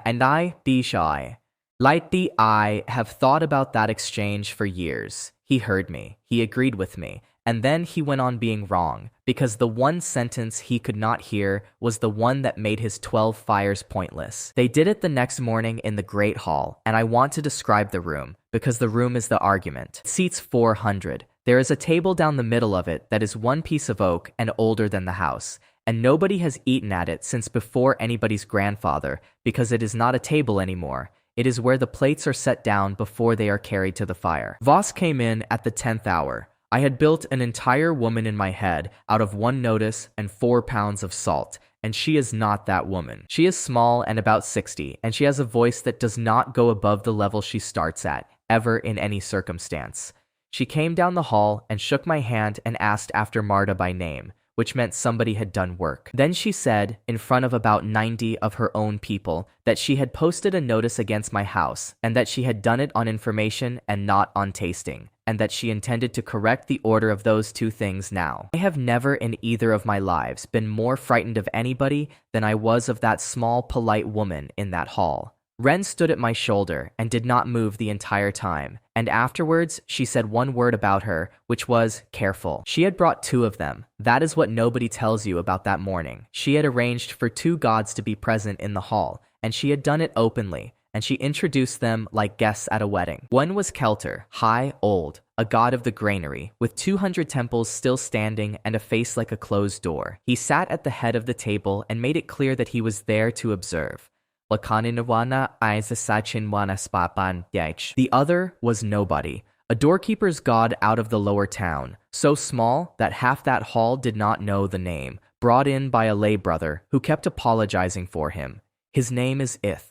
He minds the gate of a walled yard behind a tannery. Vosk said, Exat upfein, bastats, cook for both. Then she stood back and let the hall watch, and I understood the shape of what she had built, because it was a good one. If nothing happened, she had her notice. If something happened to the small one, and not the great one, she had a curiosity. And if it went the other way, she had a problem she could name. So I cooked eggs, 4 of them, in butter, with salt, in a hall that seats 400, in front of about 90 of them. On a morning the order had been getting ready for 11 days. 90 people had come to see the miracle, and I did 4 eggs in a pan with butter and salt. And Ren carried the first plate up that hall on her own feet, in daylight, past the man who had asked her about salt for 8 hours. Kelter would not eat. He was polite about it. He said that he did not, that his kind did not, and that he had come out of courtesy to the Hierophant. He said it kindly, and he meant it kindly, and he never once looked at the plate. Ith ate. He ate standing up, because nobody had told him he was allowed to sit, and he got about a third of the way through, and then stopped with the fork in the air, and turned round and looked for the man who had made it. He asked me what it was, and I said eggs. He asked me what else. I said butter and salt, and about 90 seconds. And he said out loud, in a hall with 90 of the order in it, that he could smell the yard behind the tannery. That was it. No thunder. A small god in a borrowed coat saying that he could smell a tannery yard, and then saying that he had not been able to smell anything at all since before the walls went up. And he sat down on the floor, not fell. He sat next to that great oak table with the plate on his knees and finished it there. Somewhere down the hall, a lay brother started crying and had to be taken outside. The man who had brought him went and crouched next to him and asked him twice if he was well. Ith said he was very well. Then he asked, still sitting on the floor of the great house of Aorin, whether there was any bread, and there was, and he had that too. And Kelter watched all of it from the head of the table without moving. That is the one I keep. Not the crying and not the small god on the floor. Kelter, who has 200 temples, sitting there with a full plate in front of him, going cold. Watching a doorkeeper's god, remember what a tannery smells like. He left before the end. He said nothing on the way out. He walked the length of that hall past his own priests, and he did not look at anybody. And 4 months later, he was the 9th mark on my beam, and he came at 3 in the morning like they all do. Isabel was in the hall. I had not seen him until then. He came up afterwards, in front of people, and asked me if he might taste it. I said yes, and I made him a plate. He ate it standing up at the end of the great table, and he took a long time. And then he said the thing that I had wanted for 4 months, and did not enjoy nearly as much as I expected. He said, I stood in a doorway with my arms folded. He said it in front of a dozen of his own men, and then he said, I have been the head cook of this house for 11 years, and I have never fed one living thing, and I did not know that until about a minute ago. I told him it was not too late. He said it was actually, in his case.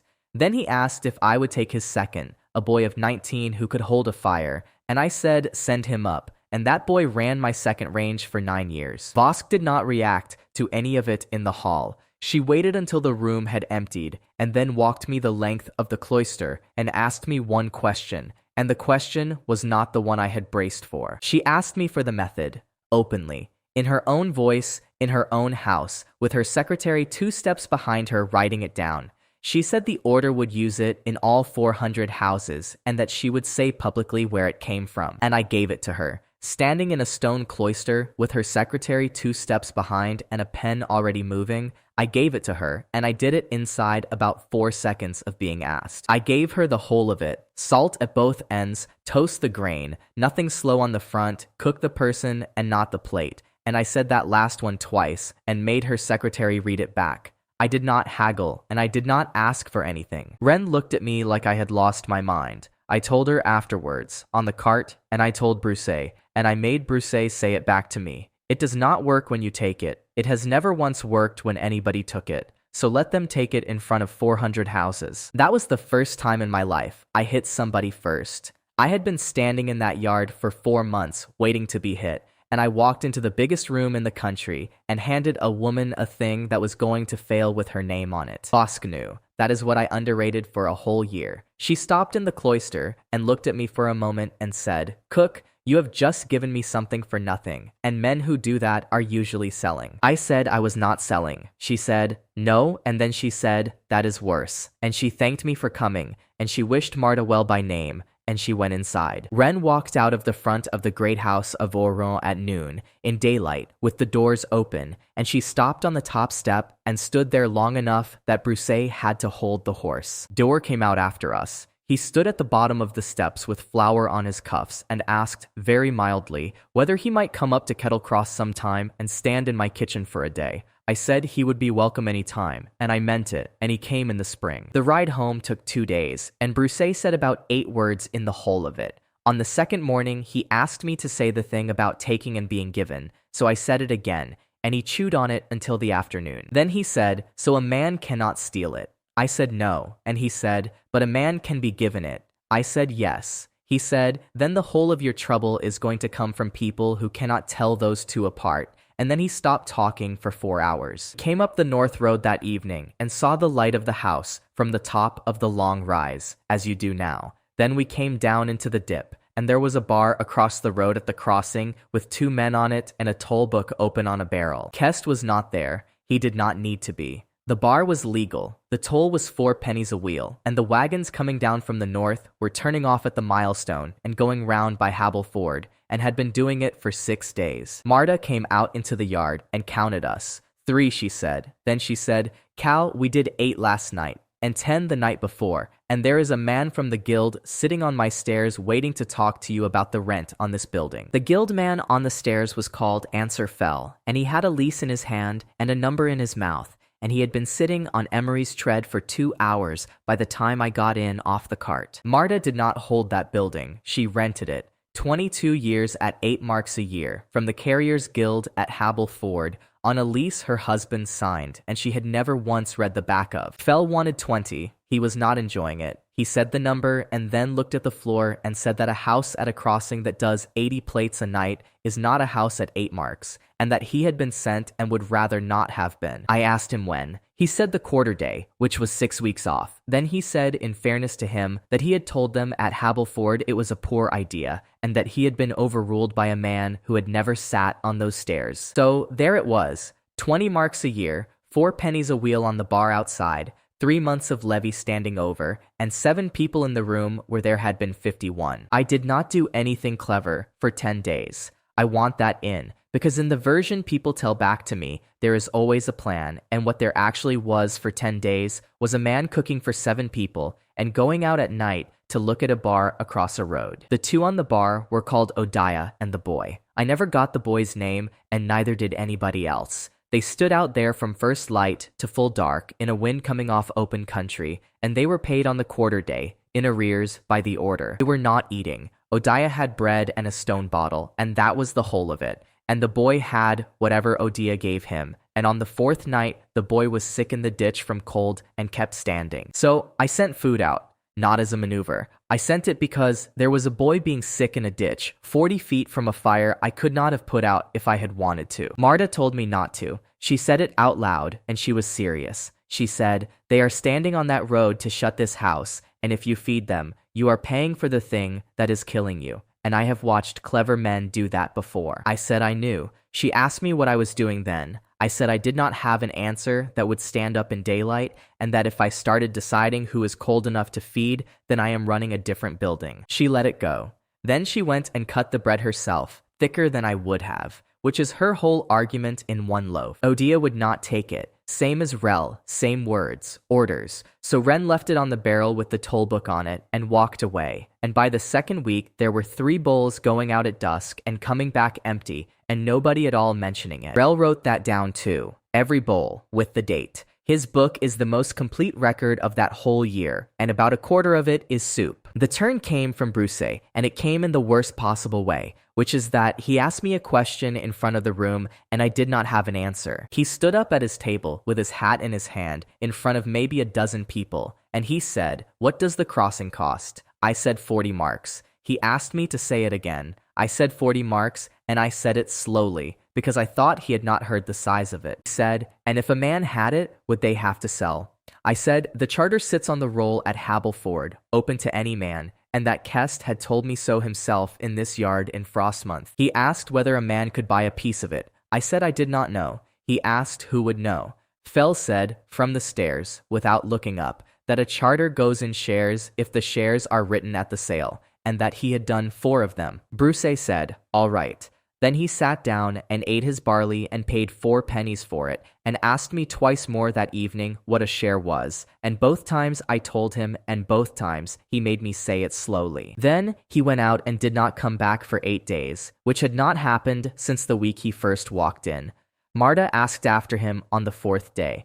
On the 7th she stopped asking, which is how I knew she had started worrying. He came back on the 10th with a leather bag on the seat beside him, and he would not come in until the room was full, which for Bruce is a piece of theater so enormous that I still cannot quite believe he managed it. 26 people. Marta counted them twice. He came through that door and put the bag on the counter and said, 4 marks. 4 gold marks. 11 years of getting out from under a corn factor, and then 2 more years of hauling, and every penny of what he had, and he put it on my counter in front of 26 people and said it was not a gift. He said it 3 times, not a gift. He said, I am buying. He said, whatever a man gets for 4 marks out of 40, I am having it. And I want it said out loud so that everybody in this room hears what it is. I said I could not take it. And Marta, from the door, without turning round, said, Cal, sit down and let the man buy something. So I sat down in my own room, and Bruce bought a 10th of the crossing at Kettle Cross off a cook who did not own it yet,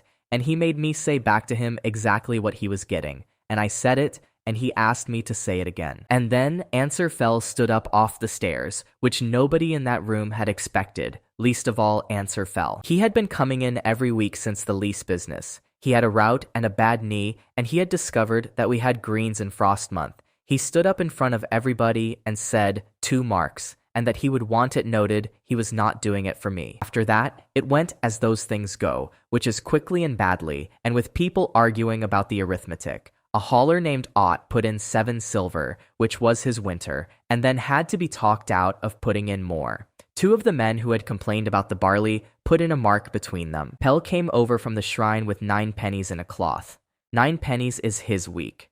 He stood in the door of a house he had nailed a notice to, and said he supposed the crossing should belong to the crossing, and Marta counted him in, and did not say a word about the notice. Marta put in 11 marks. I did not know she had 11 marks. She had 11 marks because for 4 years she had swept 41 seats for nobody, and had not once spent a penny on herself, and she put the whole of it on the counter, and told me it was not for me either. I had 6. Wren had 2. Which she had earned in that house and never spent, and I told her no, and she said, out loud, in front of the room, that she was 16 and it was hers, and Marta said, that is correct, and that was the end of that. We were 4 marks short at midnight, and I counted it twice on the counter with Marta watching, and we were 4 short both times, and I went to bed 4 marks short and slept about an hour of it. At about the 8th hour the next morning, a rider came up from the south with a purse and a note, and the note said, from the second cook at Venhold, who I had told to come up and never expected to hear from again,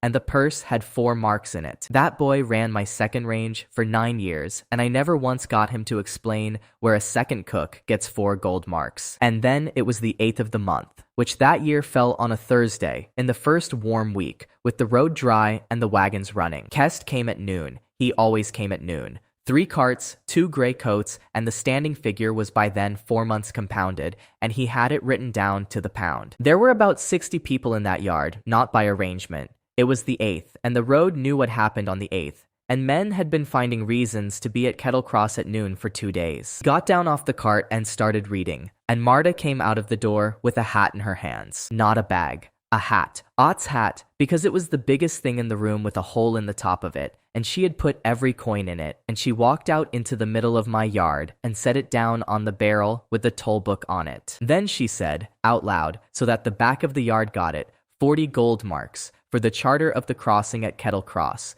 off the roll at Hableford, which is open to any man, as this gentleman told my cook in this yard in frost month. Kest stopped reading. He looked at the hat, and then he looked at the barrel it was sitting on, which was his own barrel, with his own toll book open on it, and he looked at both of them for a long while. Then he did the thing I have never been able to hate him for, which is that he counted it. He walked over and counted 40 gold marks out of a hauler's hat on a barrel in the cold, out loud, in front of 60 people, and got the right answer, and said so. And then somebody at the back said the sentence, and I did not see who, and I have never wanted to know. He said, not one of them will put a hand in a pocket. Just that, in Kest's own words, said back at him across a yard. I want to be honest about what that did to me, because it was not a clean thing to be inside of. 60 people laughed, and I laughed with them, and a man who had never once raised his voice at me stood in my yard holding a hat full of other people's money. He did not argue. There was nothing to argue. The charter was on the roll, and the money was on the barrel, and he had said the words himself in that exact spot. He wrote it down.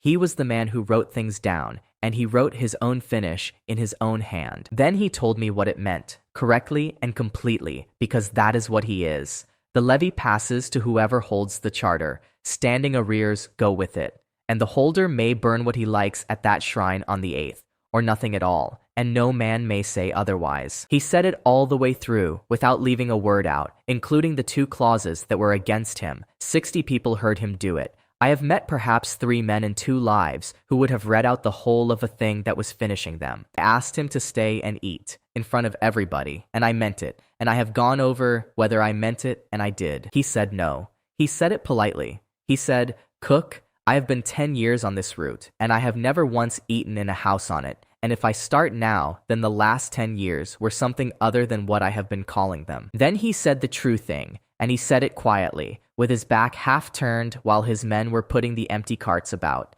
He said, You have not beaten the order. You have beaten the 8th. There is a difference, and you will find it out. And I asked him who the one who never got thin is, because I had been carrying that since the bridge.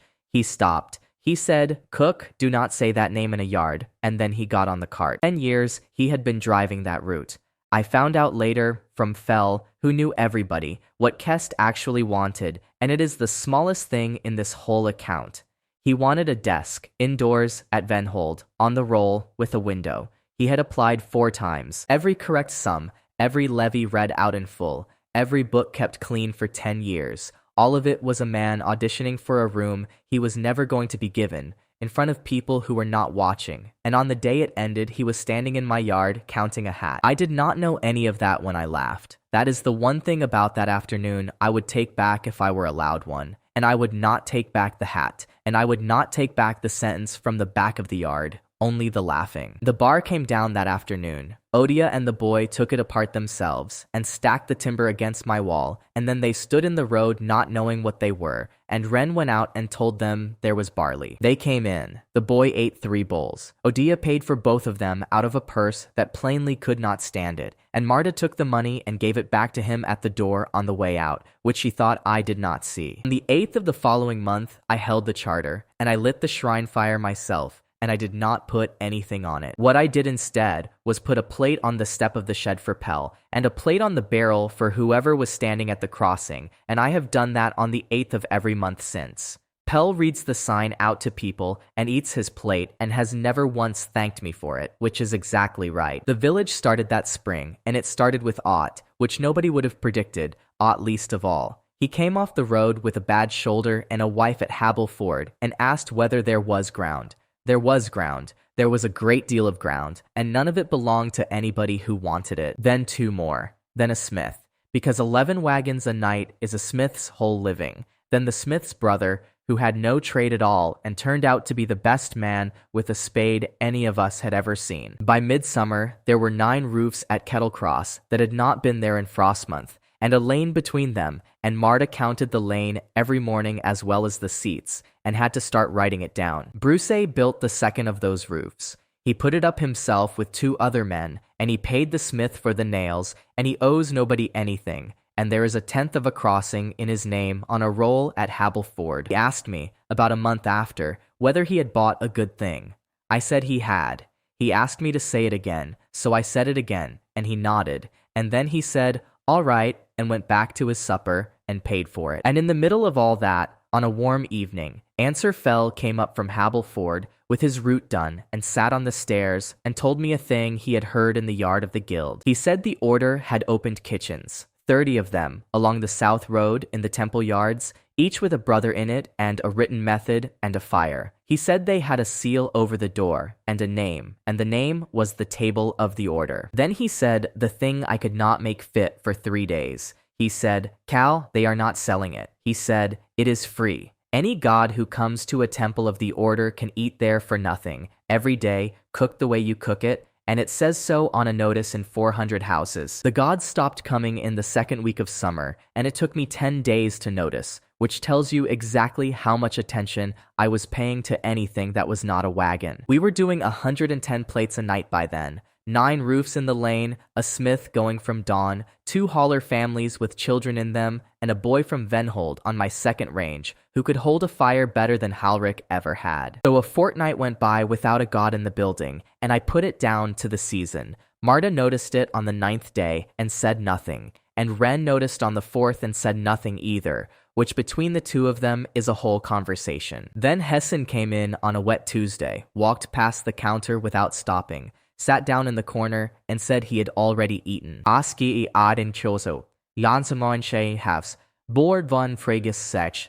Osgive never in either of my lives been hit harder by a polite sentence. He said it while he was getting his coat off, over his shoulder, the way you tell a man not to bother putting the kettle on. He was not lying, and he was not being cruel. He had eaten at the table of the order at the temple yard at Stedding Cross, 2 days south, along with about 14 others, for nothing, at the hour it says on the notice. He wanted to tell me about it, that is the thing. He was pleased. He sat in my corner and told me at enormous length about the room and the benches and the way they bring it out, and he got to the end of it and said, and it is free, Cal, and it is every day. I said that was good. I said it out of my mouth, and I have no idea what my face was doing.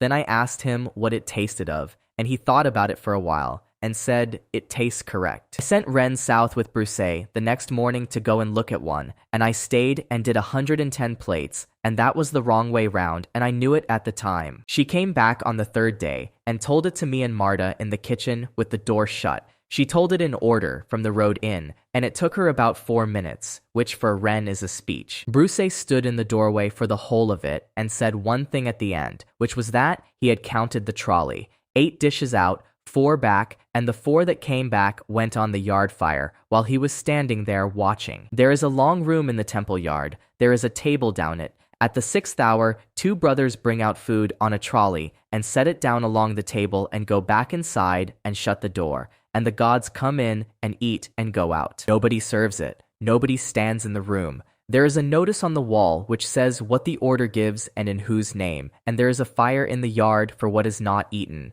And there is always a great deal not eaten. Ren said the food was correct. She said the barley was toasted, and the salt was at both ends, and the pan was hot enough. She said she ate a plate of it herself, and she could not fault one thing about it. Then she said the thing that took the top of my head off. She said, Cal, they eat it with their coats on. 14 of them, in a long room with nobody in it, sitting down in wet coats with their hats beside them, eating a correct plate of food off a trolley, and getting up and going out. Nobody said a name. Nobody asked anybody how the road had been. Marta said, well, they are being fed, and there are worse things than being fed. Ren said they are being issued. Then she went and did the pots, and did not say anything else about it for a week. Dower came up in the 1st week of the following month, and stayed 8 days, and I have to write him honestly, which means I have to write that they were 8 good days. He came on foot, up the north road, with a bag and no escort, and he stood in my doorway at noon, and asked whether he might stand in the kitchen and not be underfoot.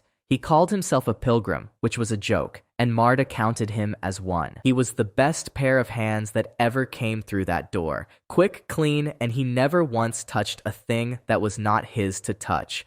By the 3rd day, he was running the 2nd pot without being asked, and running it right. The 4th night, we did 140. That is the most we had ever done, and we did it 2 hands short, because Avani had not come yet, and the loft was not built, and the boy from Venhold had cut his thumb open on a lid. Dower worked that whole night at my shoulder, and did not once get in my way. And at about 1 in the morning, he laughed out loud at something Marta shouted from the door, and I laughed too, and there is no version of me that gets to pretend that did not happen. He asked good questions. He asked why I move a man nearer the fire rather than bring him a blanket. He asked why the greens go on last. He asked on the 5th night why I say a person's name when I put the plate down, and I told him, and he wrote it in his book, which was the first time I saw him write anything. It was funny too. That is what nobody wants to hear when I tell it. He did an imitation of the Hierophant's secretary that put Marta on the stairs, and he apologized for it immediately, and then did it again the next night. On the 7th evening, I said it out loud, in front of about 40 people, standing at my own pass, with a pan in my hand. I said, "This man is a cook." I said it because he had just saved a broken pot of stock by doing the one thing that saves it, and because nobody at Venhold had ever said it to him in 11 years. He went very still. He put down what he was holding. Then he said, "Thank you," and went out into the yard, and Ren told me later he stood by the trough for about 10 minutes with his hands on the rail. He wanted it. That is what I did not weigh. He had wanted somebody to say that sentence about him his whole life, and the man who finally said it was the man whose method he had been copying for 6 months, and I said it in front of 40 people. And I have never once been able to decide whether I did him a kindness or lit a fire under him. I liked him. I said so to Marta that night, and she said yes, and then she said, "He has been in your cold room twice with a candle." I said he was looking at the walls, and she said he had been looking at them for a long time, and that she had watched him do it, and that a man who wants to know how a thing is built is a man building one. I told her he could have the whole of it. I told her I had given it away in a cloister at Venholt in front of a secretary with a pen. She said, "Cal, I know." Then she said, "And it has been 4 weeks since a god came in that door." That is where I made the second of my 4,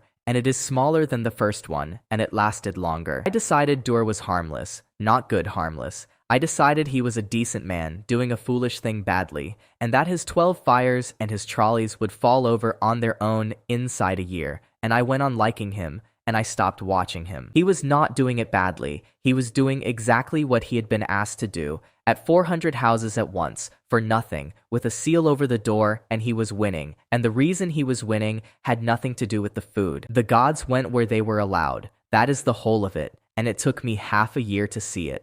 Coming into my house was breaking a law that everybody could feel and nobody could name.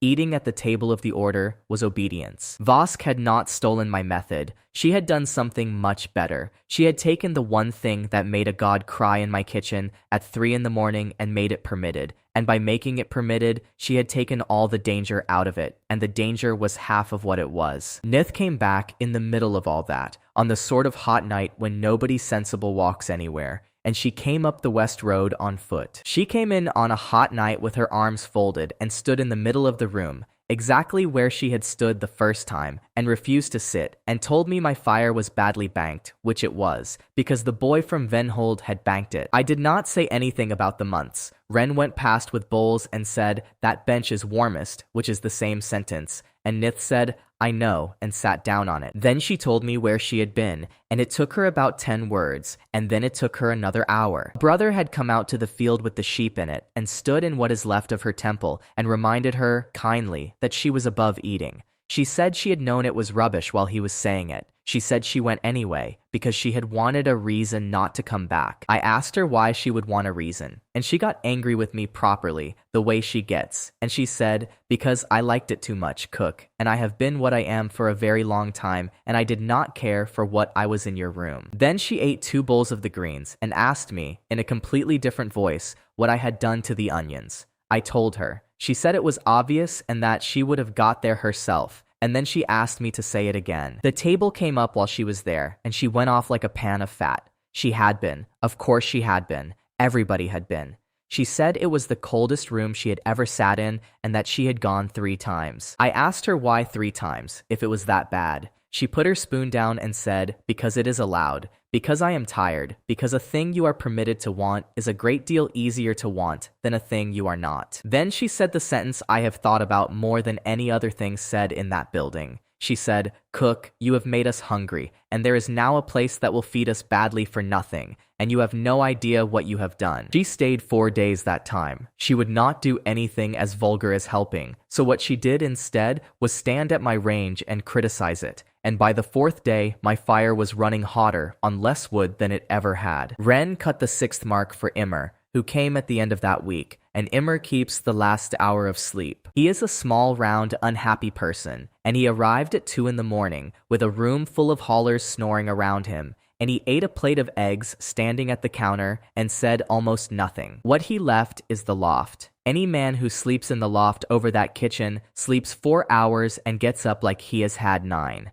I do not understand it. I have slept in it, and there is not a carter on the North Road who does not know about it now. He started charging 2 pennies for the loft and had to build a second one inside a year, and Marta counted beds as well as seats from that month on, and wrote both numbers on the doorframe every morning. The 7th was Avani, who keeps the buyer, and she came in daylight, which none of them do, and sat down at a full table and ate with strangers and talked to them. She is the only one of them who was ever easy. She asked Ott about his shoulder. She held a hauler's baby for most of an hour while he ate. She told Marta a joke I am not going to write down, and Marta laughed so hard she lost her count. What she left is the milk. It does not sour in that house. It has never soured in that house, not in high summer, not in the cold room, and not on the counter. And I have had 4 people call me a liar to my face about it. That was the same week I gave Ren the room, and I have been given credit for it ever since by people who were not standing there. I did it badly. I want to say I made a speech about it, and I did not. What I did was hand her the tally board at about 6 in the evening on a Thursday,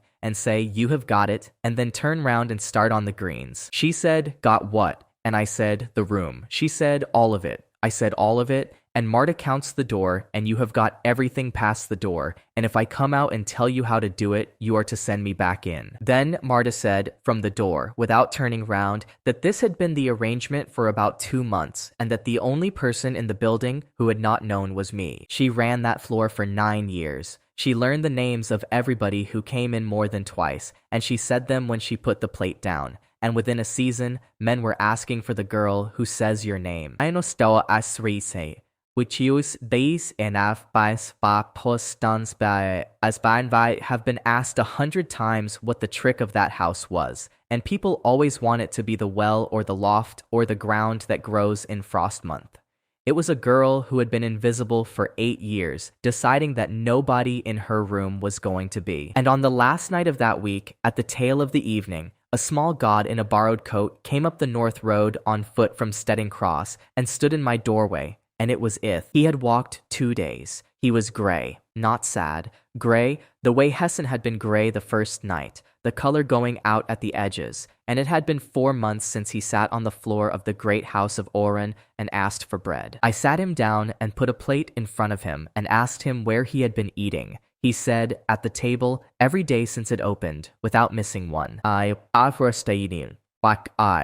does it taste of? I asked. And he sat there with his hands in his lap and said, Cook, it tastes of nothing at all. And I have gone every day for 4 months, because it is the only room in this country where somebody has told me that I am allowed to. It took Ith 11 days to taste anything, and I have never been more frightened by a slow recovery in my life. I kept him. That is the plain word for it. I put him in the loft, and I fed him 4 times a day, and I did not let him go south. And on the 3rd day, he asked me whether he was allowed to be here, and I had to sit down. The first 3 days, he ate everything I gave him, and could not tell one thing from another. Eggs, fish, greens, a broth I had put 6 hours into. He said thank you every time, and said it tasted good every time, and he was lying every time. And he did not know he was lying. On the 4th day, he got salt back. He said, "This has salt in it," in the voice of a man finding a coin in an old coat. On the 7th, he got sweet. On the 11th, he ate an onion out of my garden raw, standing in the dirt, and then sat down in the row and stayed there a good while. I cooked at him a little in those 11 days. I am not going to pretend otherwise. I made things with edges on them, because I wanted to know where the line was, and I found it, and the line moved about a finger's width a day.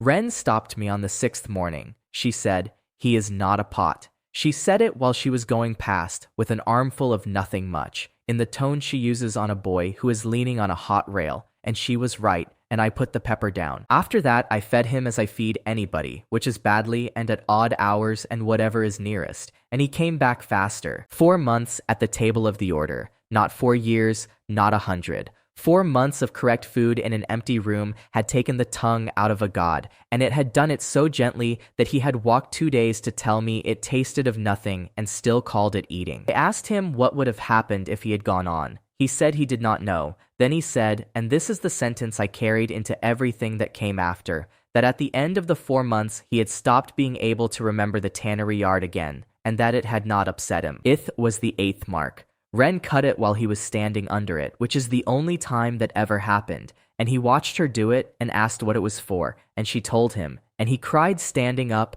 which is the worst way. What he left is the thing nobody outside that house has ever understood, and I am going to say it once and then leave it alone. Nobody standing outside the kettle can pick out who is inside it, not through the window, not from the yard, not from the rise. You can see a room full of people. You cannot find a face you are looking for. Riders came up that road for years with a name in their mouth and a description in their hand, and every single one of them had to come in through the door and ask. And asking in that room is a different thing from looking. I did not know what it was worth then. 2 years later, it was worth 4 people's lives, and I still say his name when I put a plate down, every time, out loud, whether he is in the building or not. Now the size of the place, because it got away from me that summer, and I want to be honest that I did not steer it. 20 roofs in the lane by high summer, a smith, a wheelwright who came for a season and stayed 8 years, 2 hauler families with 6 children between them, and a woman called Senate who kept goats and had opinions about everybody at that crossing, including the goats. Senate is worth a line on her own. She arrived with a dozen goats and a grudge against Habel Ford, sold me milk at a penny a quart until Avani came, and then put the price up on the grounds that my milk did not sour and hers did,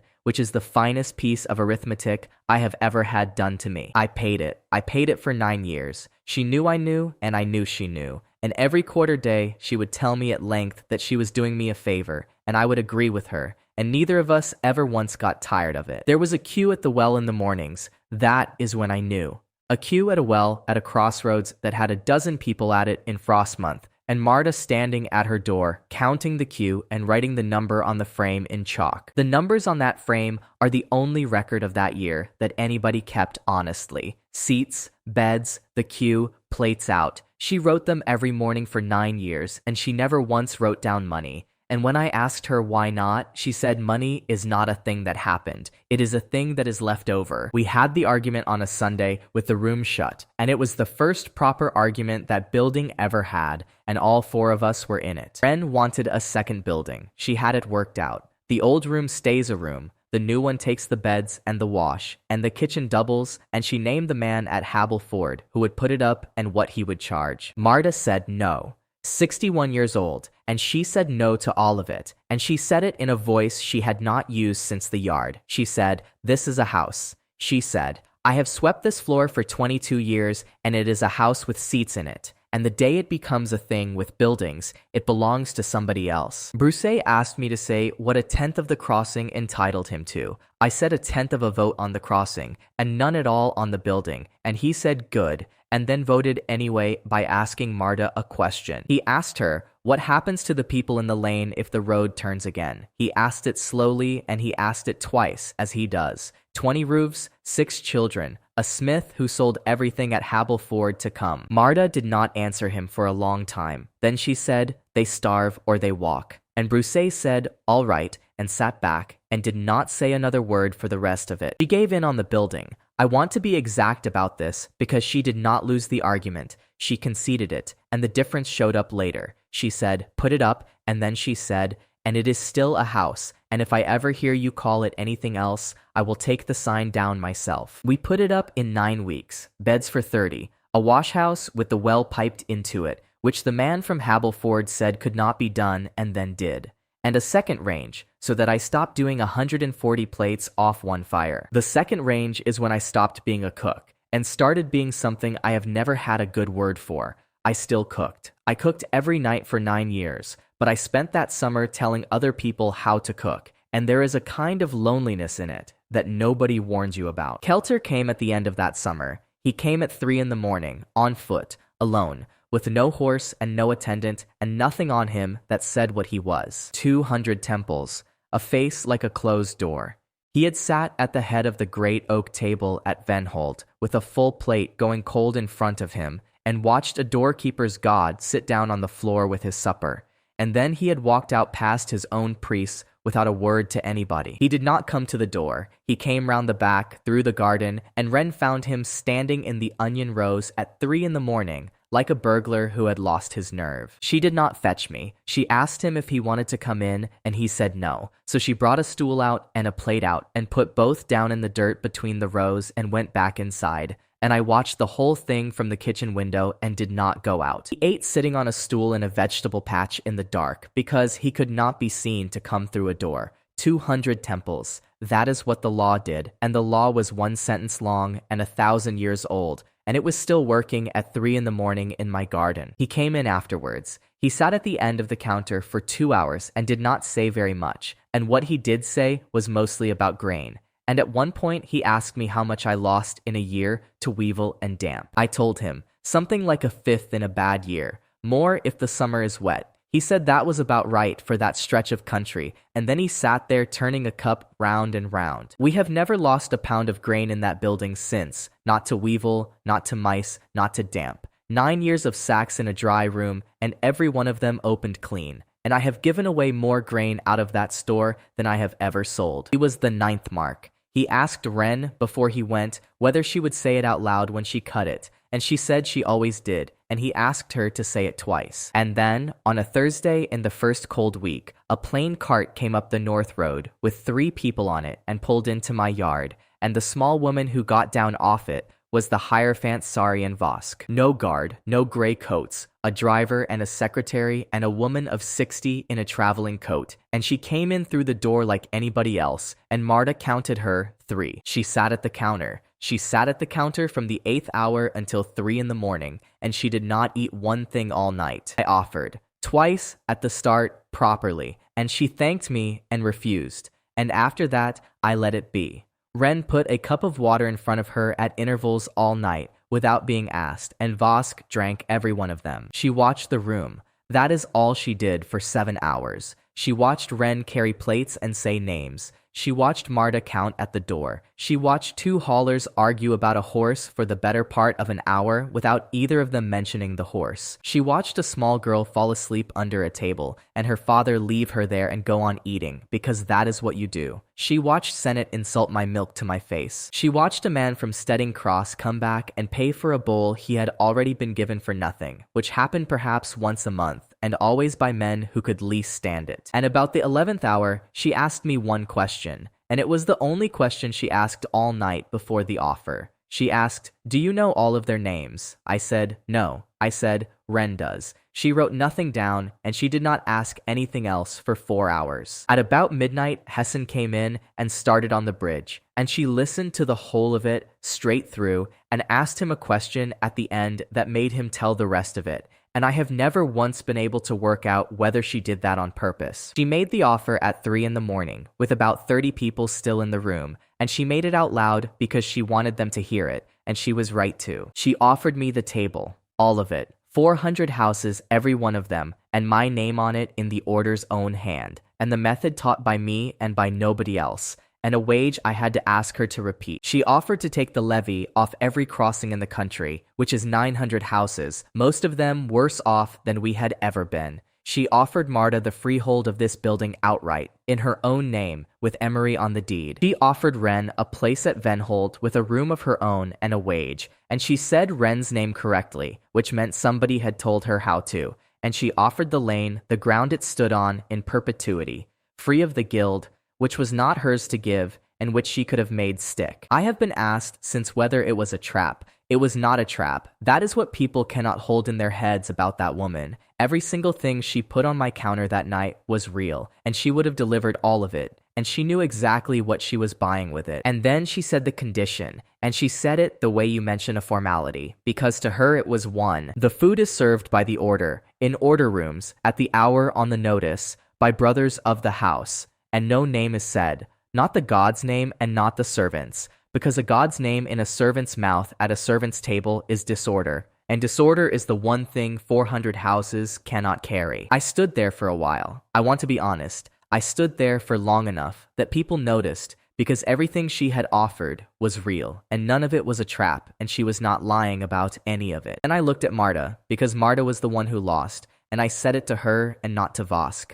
I said, "We cannot take it." She said, "Why not?" She said it flat and hard, and she said it in front of 30 people, and she was entitled to. I said, "Because the names are the whole of it. Because a plate that comes out of a hatch is a plate, and a plate that comes out of a hand with your name on it is a different object. And the difference is the only reason any of this has ever worked." She said, "Cal, I am 61. She said it in front of 30 people, without heat, which was worse. She said, "That woman is offering me my husband's name on a deed, and you are turning it down over a manner of speaking." I said, "It is not a manner of speaking." She said, "Then explain it to Ott." She said, "Ott sold a cart to come here, and he has 6 children in this lane, and no ground under him, and she is offering him the ground. So go out and explain the difference between a hatch and a hand to Ott." So I went and got Ott at 3 in the morning, out of the lane, in his shirt, and I brought him in, and I made him listen to the whole offer from Vosk's own mouth,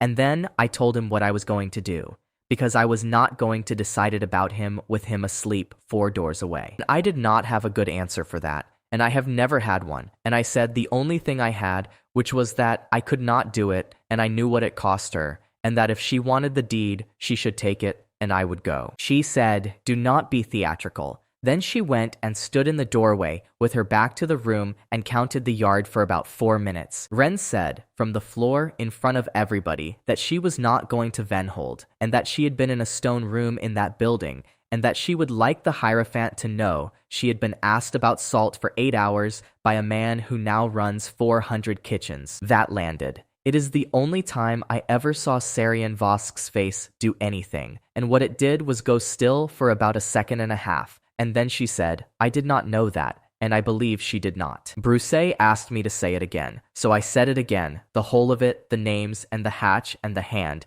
and he listened to all of it, and then he said, "All right," and that was the vote. Vosk was not angry. That is what I had not prepared for. She sat there for a moment, and then she said, "Thank you for the water," and stood up and put her gloves on, and said the thing that changed what I thought I was fighting. She said, "Cook, you think I am the one who does not understand." She said, "I understood before your grandfather was born." And then she said, "I am the only thing standing between them and the one who wrote the law, and you have spent a year making them hungry in front of him." I asked her to say his name. In my own room, at 3 in the morning, with 30 people listening, I asked the Hierophant of the Order of the Smoke to say the name out loud. She said, "No." She said, "I have 400 houses and 11,000 people in them, and I will not put that name in a room with a girl who carries plates in it." Then she went out to her cart and went south, and I did not see her again for 2 years. Ott heard it out. Then he asked one question, which was whether the gods would come back here if I said no, and I told him the truth, which was that I did not know. And he stood in my room in his shirt and said, "Then say no, and I would like to go back to bed." I asked him why. He said his youngest had been ill in the spring, and Ren had sat up with her 2 nights and called her by her name the entire time, and that he did not know what a hatch was, and he knew what that was. Then he went back to bed. 4 days later, the table changed. It went out in the notice. To 400 houses, over the seal, not in Door's own careful wording, and it added 1 line to the order of service. From that month, at every table of the order, the brother who sets the dish down says the name of the one it is set down for, out loud, and then withdraws. The names worked. That is the thing I had to sit with through a whole winter, and it did not get easier at any point during it. Hessen came back from Stedding Cross in the 2nd week and told me at length, with a diagram drawn in spilled water on my counter, exactly how the new order of service goes. The brother comes out with the dish. He sets it down. He says the name of the one it is for, out loud, correctly, and he has been made to learn how to say it. Then he bows and withdraws and shuts the door behind him. I asked Hessen whether it was better. He said yes. He said it straight away and without any softening, because it has never once occurred to that man to spare anybody's feelings, and because it was true. Then I asked him whether it was as good, and he sat there for a long time turning the cup, and eventually he said no. And then he said, "But it is every day, Cal, and it is 2 hours from where I sleep." That is the whole of it. That is the entire winter in one sentence out of a man who cannot tell a tale properly. What the names bought was this: A god who eats at the table with his name said stops going gray. He does not come back. He does not get anything returned to him.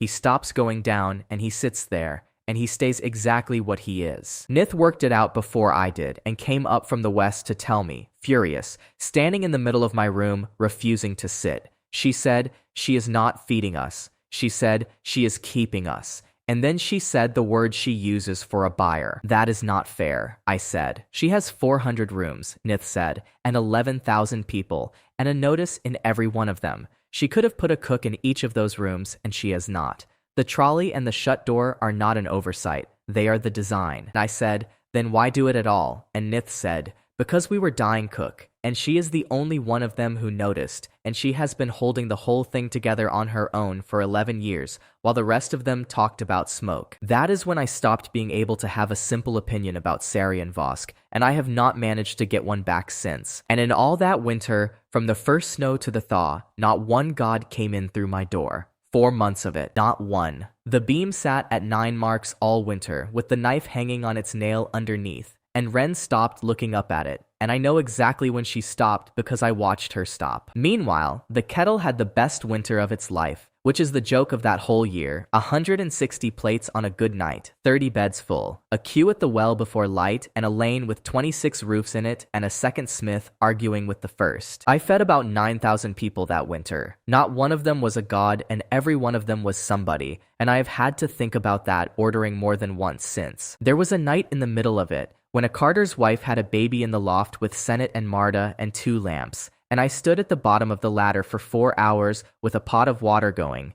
and the room downstairs went on eating. They called her Marta, which put our Marta on the stairs for a quarter of an hour, and I remember standing in my kitchen at 4 in the morning, thinking that no god had been in that building since autumn, and that I could not have cared less at that particular hour. Rel's 4 months ran out in the middle of it. The order recalled him, and there was nothing to recall him to, because the bar was down, and the levy was mine, and the crossing had a charter on the roll. He came in to say goodbye. 19 years old, in a coat that still did not fit, standing in the middle of my room with his book under his arm, and he thanked Ren for the soup, out loud, for the first time in 7 months. And then he stood there. He did not leave. He stood there long enough that Marta came in off the door, and then he asked me, looking at the floor, whether there was anything at the crossing for a man who could write. There was. There were 26 roofs of people who could not read a lease, and a guild at Hableford that put things in writing, and a shrine with a keeper who had been reading notices out loud for 30 years without knowing what half of them meant. Took the job.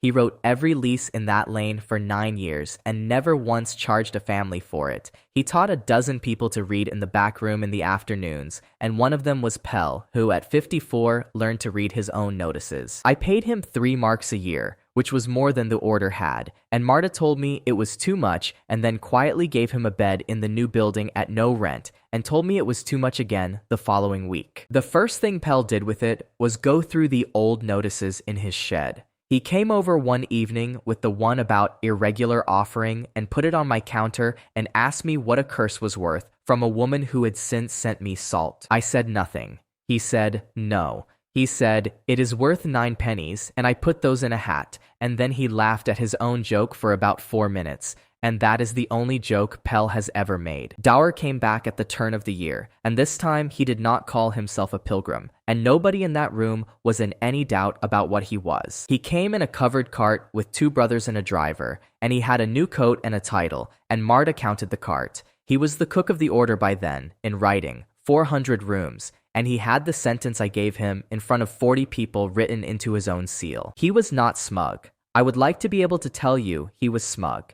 He came in and shook my hand and asked after the boy who cut his thumb by name, and then he asked whether he might sit at the counter, and he sat there and ate a full plate and paid for it. Then he made his case. It took about an hour. He did not raise his voice once in it, and I lost. I want that plainly written, because I have heard 3 versions of that evening told back to me, and in all 3 of them I win. He asked me how many gods I had fed since frost month of the year before. I said 9. He asked me to be precise. I said 9, and one of them twice, and one of them for 11 days. He said, 14,000 plates a day. He said it without raising his voice, in the tone of a man reading out a delivery. 400 rooms, every god in this country inside 2 hours of a door that is open to him, and not one has gone gray since the names. I said they do not get anything back. He said no. He said they were dying, and now they are not, and you have 9. And I said, the names are said by a man who then leaves the room.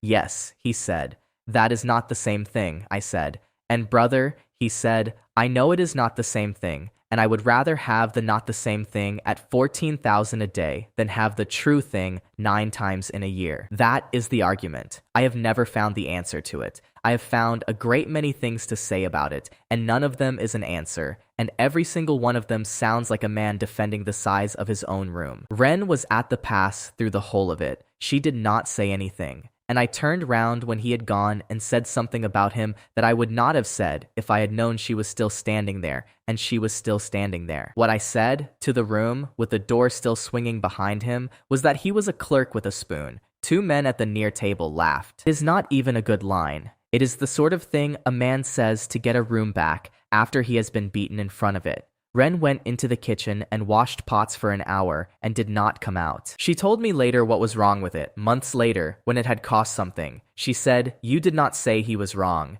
She said, you said he was small. And then she said, he has never once said that about you. What I did get right took me the rest of that winter, and I got to it the long way round, which is by being beaten in front of my own room and then not sleeping for a month. I cannot serve 400 rooms. I could not serve 2. I have 1 pair of hands and a room and a beam with 9 marks on it, and Dor had done the arithmetic in front of me, and the arithmetic was correct. But a method is not a thing you can send in a cart, and that is the whole of what he had got wrong, and it had taken me a year to find the sentence for it.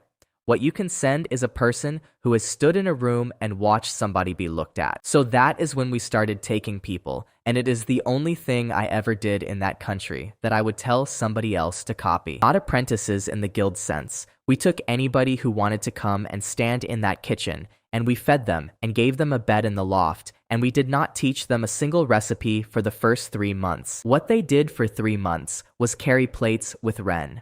That was the whole of the training, and it was hers, not mine, and she designed it herself and never wrote a word of it down. Learn the names, say the name. Watch the face when you say it. After 3 months, they came to me, and I taught them the fire and the salt and the order of operations, which takes about 8 days, and then they went back to the floor for another 6 months. The first one I sent out was called Denny, and I sent him because he was quick. That was my reason. He was the quickest pair of hands that had ever come through, quicker than Dower, and I put him at a crossing 2 days north with money from the charter and a fire. He was open 5 months. The food was better than mine. I went up and ate it, and it was better than mine, and the room was clean, and the beds were good, and no god ever came in, and the haulers went past to the next place. I brought him back and asked him what happened. He said, honestly, that he did not know, and Ren, who had come up with me, said, Denny, how many of them do you know the name of? And he said he did not see how that would help with the cooking. He is not a bad man. He runs a very good kitchen at Hableford to this day, and makes more money than I ever did. But he never once looked up from the pan, and I sent him out because he was quick, and I chose him on the same grounds a man at Venhold chooses 12 men to stand at 12 fires. I did it wrong for the same reason Doer did it wrong. That is the thing I would like on the record more than anything else I have told you. He and I made the identical mistake, and mine was smaller only because my building was smaller. The second one I sent out was a girl called Hessa. She was slow with a knife. She had been in that room 14 months, and Ren picked her, and I argued about it for 2 days and lost that as well. She is still there. That crossing has 40 roofs on it now, and a beam over the door with marks in her own hand, and the first of them she cut for a god of hedges that nobody at Venhold has thought about since before the law. After Hessa, I stopped choosing. Ren chose. In 9 years, she sent out 14 of them, and 11 took, which is a rate no guild in that country has ever come near. And every single one of them she picked off the floor and not off the fire. Nith brought the news at the end of that winter, and she came at a bad hour and would not come in, and stood in the yard in the rain and made me come out to her. She stood out there with the water coming off the end of her nose and said it without any let up at all. She said, Semin is dead. I did not know the name. That is what I have to write down. A god had died, and I stood in my own yard in the rain and had to ask who he was. And Nith looked at me for a moment and then told me, flat, in about 11 words. He kept the eastern well at Venhold. His temple is a stone chamber built into the wall of the great house of Arun, and it has been inside that wall for 400 years, and there is no door from it to the outside. He had not eaten anything in 200 years. He could not walk to a table. There is no table inside a wall, and nobody had brought him one, because nobody had thought about him, because the order feeds gods who come to rooms, and he could not come to a room. Semin had a bell in that chamber. That is what finished me. There is a bell on a cord in there, put in 400 years ago so that the household could be called to the hall, and it has not been rung since the law, and he was found under it. I asked how many are like that. Nith stood in my yard in the rain and said the sentence that set the last of this in motion, and she said it as though she had been carrying it for a while and had decided that night to put it down. She said, Cook, there are 11 of them inside the walls at Venhold. She said they are called the household, and she said they belong to him, and he has kept them in there since the law, and not one of them has been outside in 1,000 years. I said it in the kitchen with all 4 of them in it, because by then I had learned that much, and I said it badly. I said, there are 11 people in a wall 2 days south, and I am going to feed them. Marta said, with what? She said it before I had finished. She said, you have 2 ranges, 160 plates a night, a lane with 26 roofs on it, and a girl who has not had a day off since frost month, and you are going to feed a wall. Ben said nothing for a while. Then she said, how are they fed now? They are not, I said. How were they fed for 1,000 years? She said. Smoke, I said. Then somebody carries something in there, she said, because smoke does not walk. That is the question that opened the whole of it, and she asked it in about 8 words while drying a pot, and neither Marta nor I had got anywhere near it in half an hour of arguing. Somebody does carry something in. Every morning at Venhold at the 5th hour, a brother takes a covered tray from the old brewing floor up the inner stair and puts it through a hatch in the north wall of the hall, and the hatch shuts, and the tray comes back at noon empty. It has been done every day for 400 years. It is a duty, it is written in the house rule, and nobody who does it has ever been told who it is for. The brothers call it the wall service. The tray goes in full of offering, which is to say, it goes in full of food that has been made to burn. I wrote to Vosk, properly. Rel wrote it out for me, and I signed it, and it went south with a carter, and it was 4 lines long, and the whole of it was a request to let me send 11 plates a day into that wall at my own cost. Her answer came back in 8 days, and it is the only thing that woman ever sent me that had heat in it. She wrote that the household is not hers. She wrote that no hierophant has ever had authority over the household, and that this is older than the order, and older than the smoke rule. She wrote that she had made the same request twice, once in her 4th year and once 11 years ago, and had been refused both times. And then, at the bottom, in her own hand, she wrote one line that I have not forgotten. She wrote, Cook, do not go near that wall. And underneath that she wrote, and I am aware of what I am asking of you, and that is why I am asking it plainly. I read that out to the kitchen. Marta said, well, then she said, that is the first honest letter anybody in a gray coat has ever sent this house, and now you are going to go and do it anyway, and I would like it noted that I said so. In the end, it found the way in, and he found it for the reason he finds anything, which is that he is a doorkeeper, and has been one since before there were walls worth keeping. He came up in the spring, and I put the whole thing in front of him at the counter, and he listened to it, and then said, there is a door. He said it the way you correct somebody about the day of the week. There is a door in that wall. It is not on the outside, and it is not on the inside. It is in the thickness, which is 9 feet at the north end, and it opens onto the shaft of the eastern well. And Semin kept that well, and Semin is dead. How does anybody get to it? I asked. And Ith said, you do not. He said, I do. He said, a door is a door whether there is a wall round it, and this one has not been opened in 400 years, and that is a different problem from it being shut. You could carry 1 plate. That is the whole of the arithmetic, and I want it set out, because everything I did wrong that year came out of this and not out of malice. 1 plate. Down the shaft, through the thickness, into the hall of the household, then out the same way. It takes him from dusk to about the 4th hour, and he cannot do it 2 nights running. And he is a doorkeeper god of a walled yard behind a tannery who weighs about as much as Ren. 11 of them, 1 plate every 2nd night. 2 days of road between my range and that shaft, so the plate goes down cold unless somebody cooks at Venhold. We did it anyway. For 6 weeks we did it, and those were the 6 best weeks of my life, and I have never once said that out loud to anybody because of what came after them. I cooked at 4 in the afternoon for people I would never see. That is a strange thing to do, and I got to like it more than I have liked anything.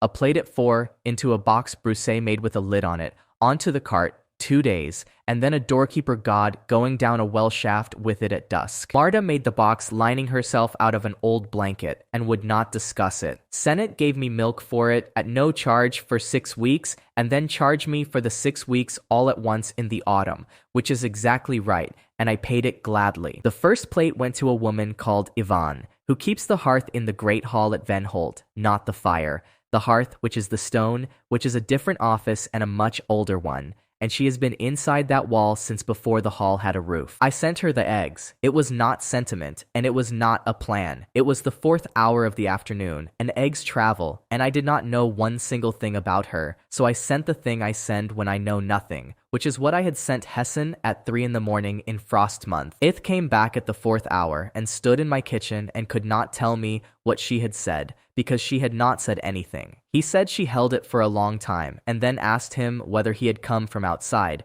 and he said yes, and she asked him what the weather was. 11 of them, and I got to about 7 over 6 weeks, and I know all 7 names, and I have said all 7 of them out loud in that kitchen every day since. They started asking for things. That is what I hold on to.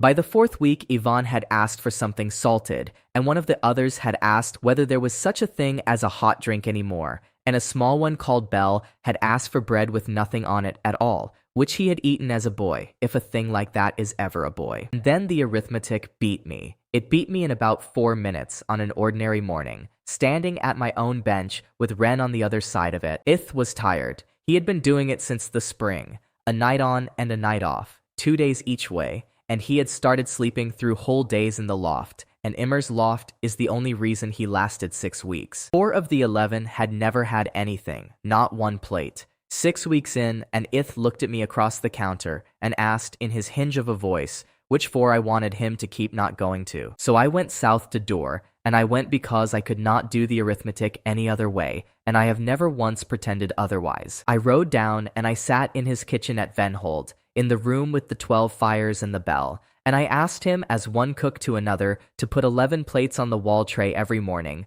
made his way, and to say the names through the hatch. He said yes before I had finished asking. I want that written down as it happened. He did not bargain, and he did not go to Vosk, and he did not ask what it was worth. He said yes, and he was glad, and he had tears in his eyes for about a second, and then he got a pen. He did it well. I have to say that too. He made it himself for the first week, with his own hands, off my method, and he wrote the 11 names on a card and had it hung by the hatch, and he taught the brother on wall service how to say each one. And I sent word in with Ith to tell them it was coming and that they should eat it. That is my sentence. That is the one I own. I sent a doorkeeper god down a well shaft to tell 11 people inside a wall that food was coming from me and that they should take it. They trusted it because it came from me. There was nothing else it could have been trusted on. Not one of them had ever met me, and every one of them had heard my name, because a name gets into a wall the same way damp does. It worked how the table works, which is to say it stopped anything getting worse, and it did not do one single thing else, and it did that for 2 months. And for 2 months I sat 2 days north in a good year with a full room and let myself believe that 11 people in a wall were being fed. Astistai abidots. Oidice Ithboth went down in the middle of the 2nd month, because he wanted to, not because I sent him, and I have never asked him whether he suspected. He came back at the 4th hour and stood in my kitchen and would not sit down. He stood in the middle of my kitchen with his hat in his hands and said that Yvonne had stopped eating, not refusing, stopping. The trays went in and came back, and she had not touched them for 11 days, and the brother on wall service had written it in the book as returned, and nobody had asked, because nobody has ever asked. I went down. Of course I went down. I got on a horse I cannot ride, and did the 2 days in 1.5, and stood in front of the north wall of the great hall at Venhold at about the 8th hour of the evening. 9 feet of stone, a hatch at chest height, with a card hanging by it in Dor's careful hand, with 11 names on it. And on the other side of it, 4 feet away, a woman who had been holding a stone hearth since before that building had a roof. I said her name through a hatch. I said it about 9 times, and she answered me, eventually, and her voice came out of that wall in the corridor of an order house with brothers walking past me pretending not to look. She said, "Cook." Then she said, "Do not shout, they will put you out, and I would rather you were on the outside of this wall than on the road to it." I said I had sent it. "It came from me," I said, "and I am sorry it came the way it did, and I am asking you to eat the next one." I did it standing in a corridor at a hatch like a man begging through a door, which is what I was. And she said, "I did eat it." She said, "For 2 months, every day, because you said to." And then she said the sentence, and she said it kindly, which is the worst of it. She said, "And I have stopped wanting anything, and I did not notice it happening. And that is the second time." "And what was the first time?" I asked. She said, "The law." She said, 1,000 years ago, I was told I was above eating, and I have stopped wanting anything twice now, cook. And the first one took 300 years, and yours took 2 months. I stood at that hatch for a while. Then I said the only thing I had, which was that I would come back and cook it in that building myself, in their kitchen, and hand it through with my own hands. And she said, "No." She said, "They will not let you." And then she said, "And if they did, you would be one man with one pair of hands, and there are 11 of us, and this is exactly how you got here." I did not have an answer. That is the thing about that evening. I stood in a stone corridor being told the shape of my own mistake by somebody I had never seen, in a kind voice, and I could not buy it back, and I could not argue, and I could not make it right in that hour or that month. The hour found me there. He came down the corridor with flour on his cuffs and stood next to me at the wall and did not say anything for a long time. Then he said, "I did it exactly as you taught me." And he was not being cruel, and he was not scoring, and it was true. He had, every step of it, correctly, at scale, with the names said, and it had done what his food does, and he did not understand why, and neither did I in any way I could say out loud in a corridor. I said, "Brother, it is not the food." He asked me what it is then, and I stood in front of a hatch with 11 names on a card and could not tell him, not in a sentence, not in a way a man could carry off and use. He waited. I gave him nothing. He asked 3 more times, over about a quarter of an hour, in 3 different ways, and every one of them was a good question. Is it the room? Is it the hour? Is it that the cook must be in the building? And I said no, and I do not know. That is the true weight of that year. Not that he was wrong, that I was right and could not say why. And a man who honestly wanted to know stood next to me at a wall and asked and went away with nothing in his hands. I sent a cedar ice a rose brought back with on the cart. He slept most of it. Somewhere on the second morning, he woke up and said, out of nothing, that Bell had asked about the bread again, and I had to stop the cart. They filled in the eastern well at Venholt 9 days later, in the middle of a working morning, with about 60 people in the yard watching. Not the order. The order did not come from Vosk, and it did not go through her. And when she heard about it, she came down to the yard herself and stood there while they did it, and did not stop it, because she could not. They put stone down that shaft for 60 feet and mortared the head of it and laid the yard over the top. It went south to look and came back and told me there was no door any more, and that he had never in 400 years known one to be taken away rather than shut. And on the 8th of that month, a carter brought a parcel up the north road, and it was addressed to the cook at the crossing, and it was not from Vosk, and there was no seal on it and no name in it. Inside was a plate, my own, off my own counter, one of the 4 dozen we bought at Hableford in the first spring, clean, not a mark on it, sent back to me 2 days north with nothing on it at all. That was the year I stopped cooking and started running 4 things badly, and I did not notice, because a man who is tired thinks he is being thorough. By the second summer, there was the kettle, and Hessa's crossing 2 days north, and a third at Steddingford that a boy called Wick had opened in the spring, and about 40 roofs in the lane with a school in one of them. Rel ran the school. He had 12 children in the mornings, and 4 grown men in the afternoons, and he charged nothing, and I paid him, and Marta told me every quarter day that it was too much. And I was at Venhold once a month standing at a wall. That is what I have to put in, because it is where the tiredness came from, and I have never been able to be sorry about it. Could not get down any more. They had put 60 feet of stone in that shaft. So once a month I went and stood in a corridor at a hatch and said names through it, and about half the time somebody answered. Ivan did not answer, not once, in 8 months. Bell answered every time and asked about bread, and I could not send him any. And I stood there and described it to him instead, and I would rather have been beaten. Then I would get back on the horse, do the 2 days, come into my own yard at about the 4th hour of the afternoon,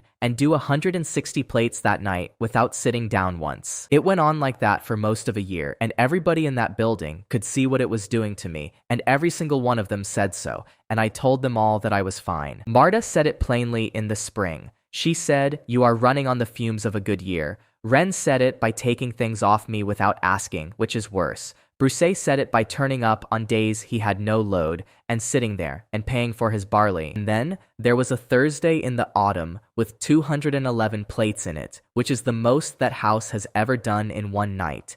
And I wanted on the record that everything else in this account is smaller than what I did at about the 11th hour of that Thursday. We were 3 hands short. Wick had taken 2 of my people to Stedding Ford in the spring, and I had said yes to it. The boy from Venhold had a fever.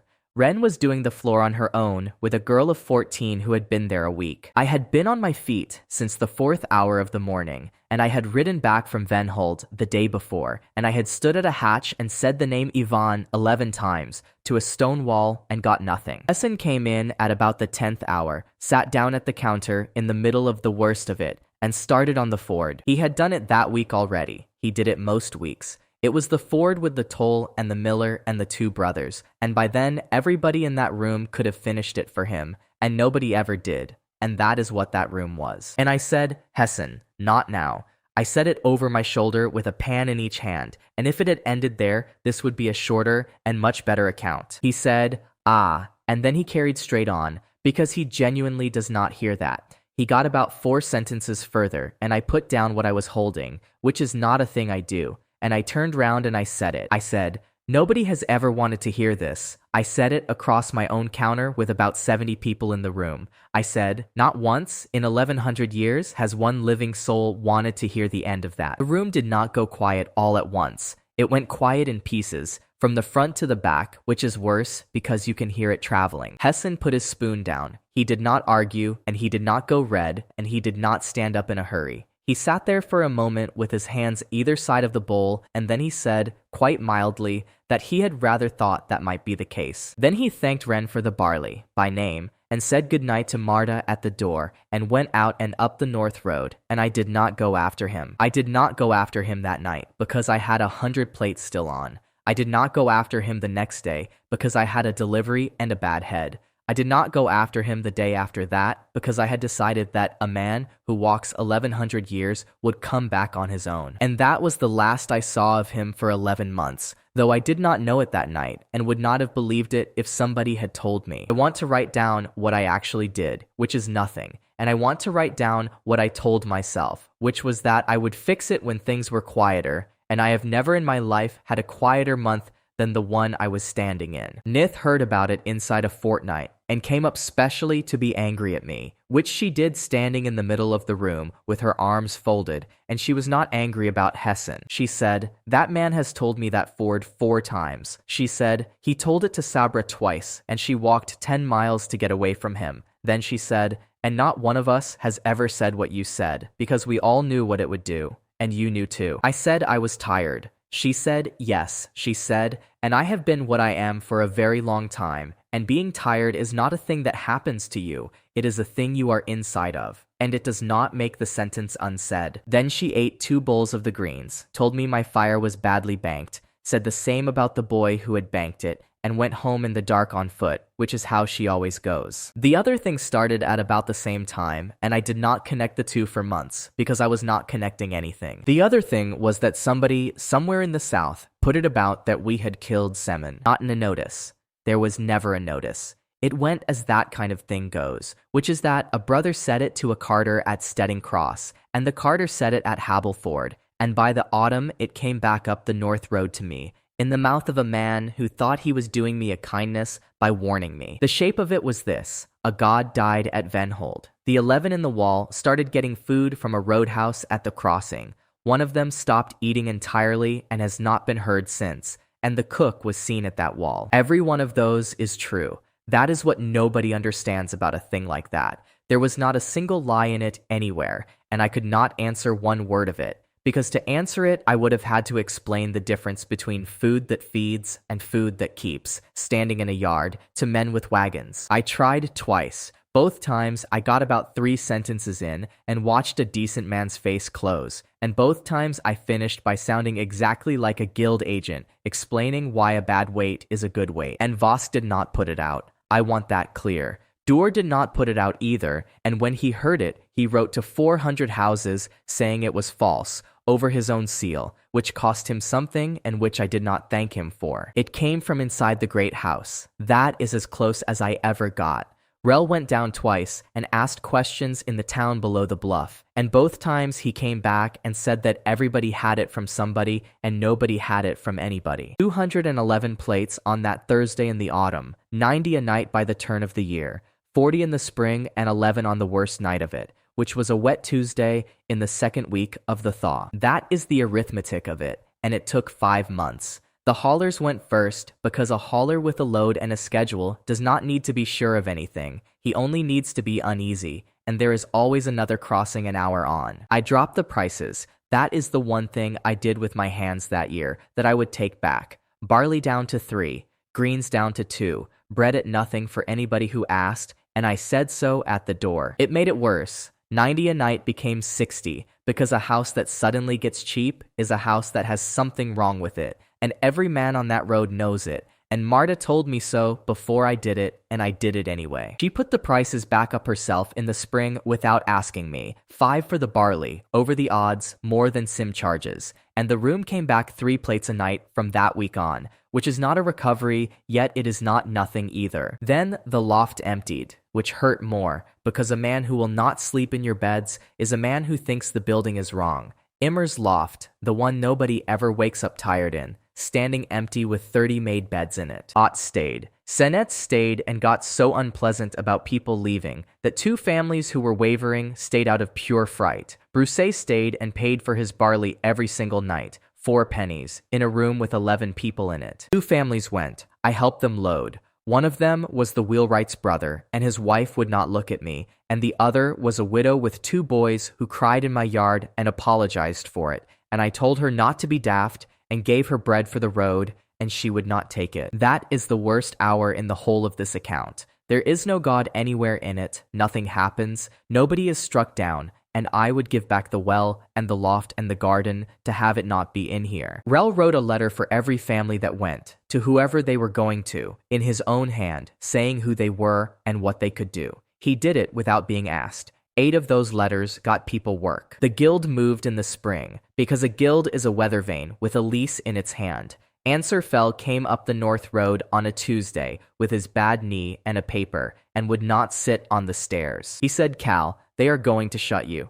He said the lease is on the quarter day and the rent is 20 marks, and they have found 4 men who will swear that food from this house made a god sick, and the guild does not need it to be true, it needs it to be said. And then Dor did the decent thing, which is what he always did, and it very nearly finished the lot of us. He called a hearing. He did it in good faith, and he did it to clear me, and he wrote to me first to say he was going to, and his letter is the kindest letter anybody sent me that year. The terms were simple, and they were his own. On a name day, at the kettle at the cross, in front of witnesses of the order and of the Carriers Guild, a god eats, publicly at the counter with the doors open, and if one does, the whole of it is dead and the guild has nothing. He thought he was handing me a gift. From where he stood, it was a gift. He had seen my room in frost month with gods coming in at 3 a.m, and he had seen the beam, and he had counted the marks on it himself and told me the number was 8. He wrote the date at the bottom of the letter in his careful hand, and it was 26 days off, and he had chosen it to give me time. I sat down with Marta and Ren and Brousset and Rel that night,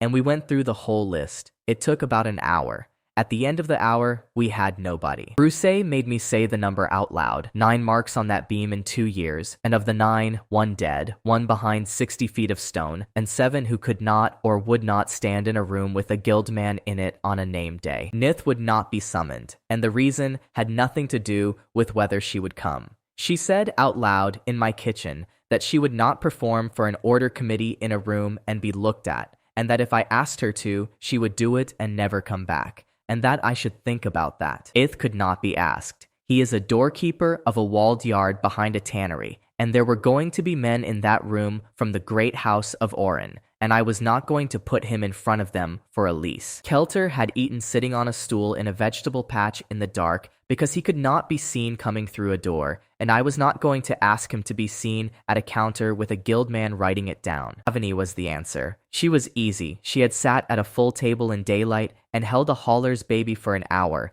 and she would have come at a day's notice and enjoyed every minute of it. And her own priest had put it to her in the spring, kindly, over a long afternoon, that she should not. She had agreed. She wrote and told me herself, and the letter was 3 lines long, and the 3rd line was an apology, and I have it still. Aud will not come indoors when there are strangers. In it had not been seen in a year. Immer sleeps. Sabra keeps the last mile and does not come off it for anybody. And Hessen, who would have walked in and sat down at that counter in front of the order and the guild and the whole road and eaten, and then told the Ford from the beginning to the entire room, had not been through my door in 11 months. Wren stood up at about the 3rd hour of the morning and went and got her coat off the hook. Marta asked her where she thought she was going at that hour, and Wren said, "North, and I will need the cart, and I do not want anybody with me." She took the cart and the gray and 11 days of food, and she went north at about the 4th hour of the morning, without letting anybody see her off. And Marta stood in the doorway and did not count her. I did not go after her. I want to be clear that this was not restraint.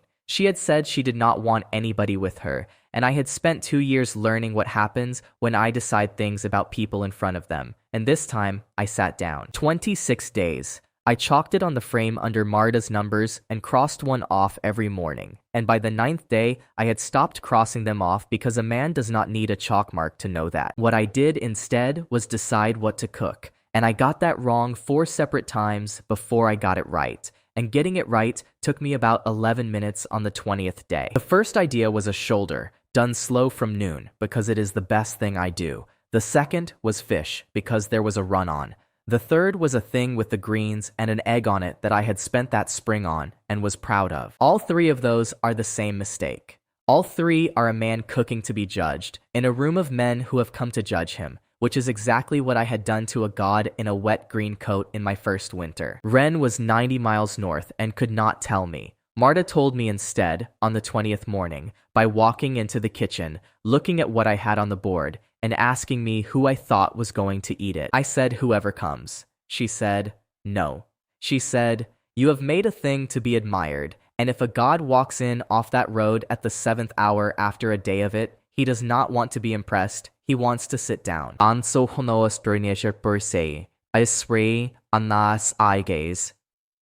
What I cooked was eggs, 4 in butter with salt in a pan, and a bowl of barley beside it, toasted, salted at both ends, with a spoon of fat at 4 pennies, because that is what that house sells. Marta ran everything while Wren was gone, 61 years old, doing the door and the floor and the beds with 2 girls of 14, and she did not once mention what it cost her. The lane came in the last week. That is the thing about that fortnight that I did not expect and have never got over. Ott came and asked what needed doing, then the smith, then Senate, who came in and said she was there to make sure I did not embarrass the crossing, and then washed pots for 4 days. Pell swept my yard, not the shrine, Mu Aine, da Pisha shrine, my yard, every morning for 6 days, and when I asked him why he said that men would be standing in it, and that a yard says a thing before a room does. Rel went through the lease and the charter and Fell's paper, and found nothing that helped, and told me so straight, and then wrote out a list of every man in that lane who would swear to what they had eaten in that house, and there were 51 names on it. Bruce came off the road on the 15th day and did not go back out. He sat in that room for 11 days, paying 4 pennies a night for barley he did not particularly want. On the last night, he asked me to say the thing about taking and being given, and I said it, and he said, "All right." I asked him what he was doing sitting there. He said he was a shareholder.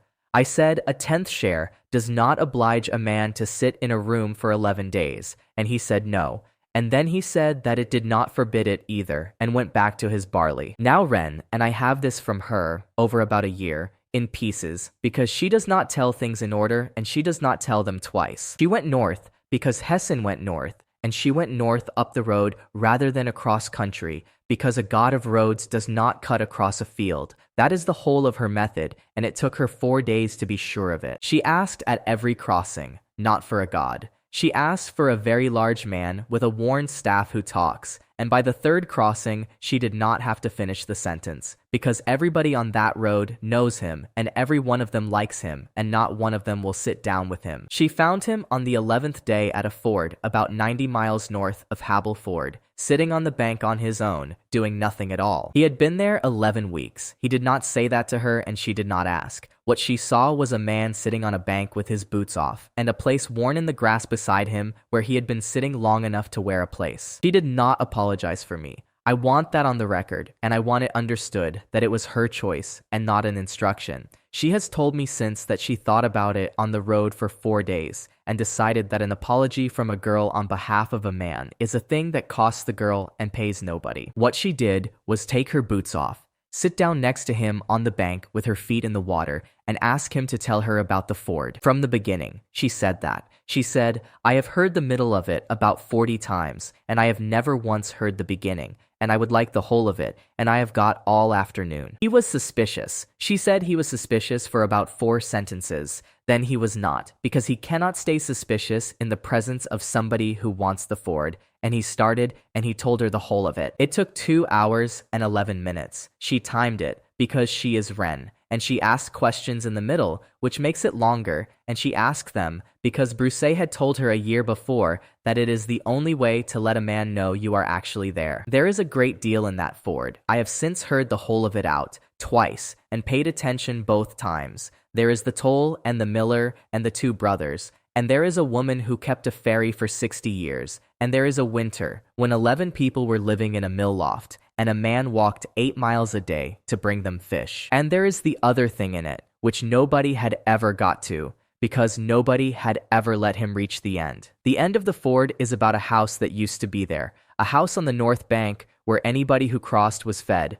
200 years of it, 3 generations, and then the law, and then nothing. He was there when it shut. He walked past it on the day the fire went out, and he has been telling that tale for 1,000 years to anybody who will sit still, and not one living soul has ever heard the last 4 minutes of it. Ren heard the last 4 minutes of it sitting on a bank at a ford 90 miles north of Habel Ford. And then she said, "Thank you," and then she stood up and got on the cart. She did not ask him to come. She has been very firm with me about that. What she said, with her back to him, doing something with the reins, was that there would be a hearing at the kettle on the 18th, and that if no god ate there, the house would shut, and that she was not asking him for anything. Then she drove south, and he walked behind the cart for 11 days, because he does not ride and never has, and she stopped every evening and made a fire, and he sat at it and told her things, and she has never told me what. The day came, and it was a Thursday, and it was clear and cold with a wind off the open ground, and Marta had that yard swept by the 6th hour of the morning. They came at noon, 2 from the order, and one of them was Dor, and the other was a secretary who wrote everything down with a face like a closed shop.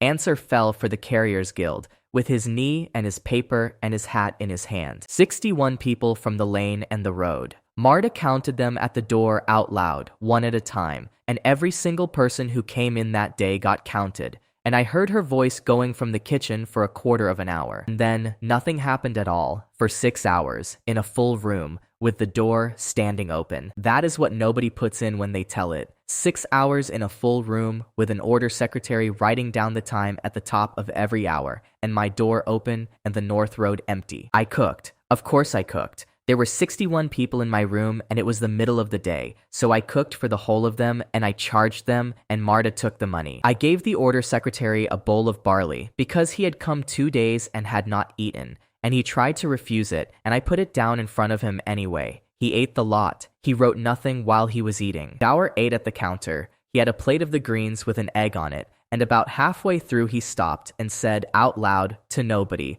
that the greens were better than his, and he could not work out why. And I told him, and he wrote it down. At the 5th hour, Fell said, quietly at my counter, that he would give it until dark and not 1 minute after, and that he was doing that on his own authority and would have to answer for it. And then, at about the 7th hour, with the light going out of the yard and Marta already reaching for the lamps, Hessen came through my door. He filled it the way he does. 11 days of walking on him and his coat steaming and the staff worn down another finger's width. And the room did not cheer because they did not know who he was, and about 8 people did know, and none of those made a sound. He came up to my counter and put the staff against it, and he did not sit down, and the whole thing hung there for a moment on what I was going to say. So I said it in front of 61 people, an order secretary and the cook of the order, and I said it badly because I had 11 days to get it right and had written none of it down. I said a cruel thing to you in this room, and it was true, and that is what made it cruel.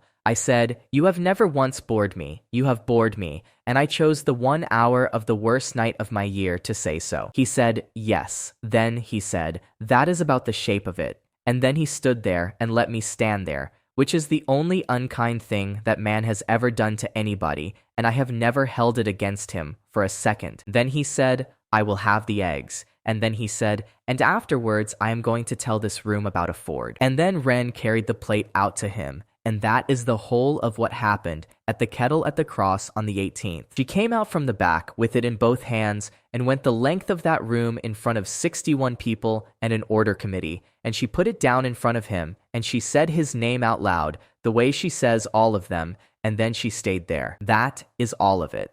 That is what the order had come 2 days to see, and what the guild had come to close. And it turned out to be a girl of 18, putting a plate down, saying a name, and not walking away afterwards. He ate. It took about 90 seconds, the way it did the first time, and about halfway through his shoulders came apart the same as they had at 3 in the morning in Frost Month 2 years before, and this time there were 61 people watching. The secretary stopped writing. I watched him stop. He put the pen down flat on the table and did not pick it up again for the rest of the day. And at some point after that, he was crying and taking no notice of it. Fell took his paper out of his coat, looked at it, and tore it across twice, and then put the pieces back in his pocket, because a guildman does not litter. And Dor did not look at Hessen at all. He watched Ren. He watched her put it down and say the name and stand there the entire time. And when it was over, he sat back and put both hands flat on the counter and stayed like that for a long while. He said one thing to me before he went, at the door, with his bag over his shoulder. He said, she does not go away afterwards. He said it like a man reading a word he has been mispronouncing for 11 years, and then he got in the cart and went south. And then, with all of that settled and a guildman putting torn paper back in his pocket, Hessen told the room about the Ford. 2 hours and 11 minutes, in a room with 61 people in it, and not one of them left, not one. Marta stopped counting and sat down on her own stairs to listen. Sennett cried when he got to the ferry woman and then denied it for 2 years. And when he got to the end of it, to the house on the north bank where anybody who crossed was fed, and the day the fire went out, that whole room sat there in the dark with the lamps not lit because nobody had wanted to get up. Ben cut the 10th mark at about the 2nd hour of the morning, and she cut it in front of 40 people who had stayed, and Pell read out the sign to nobody on his way home. The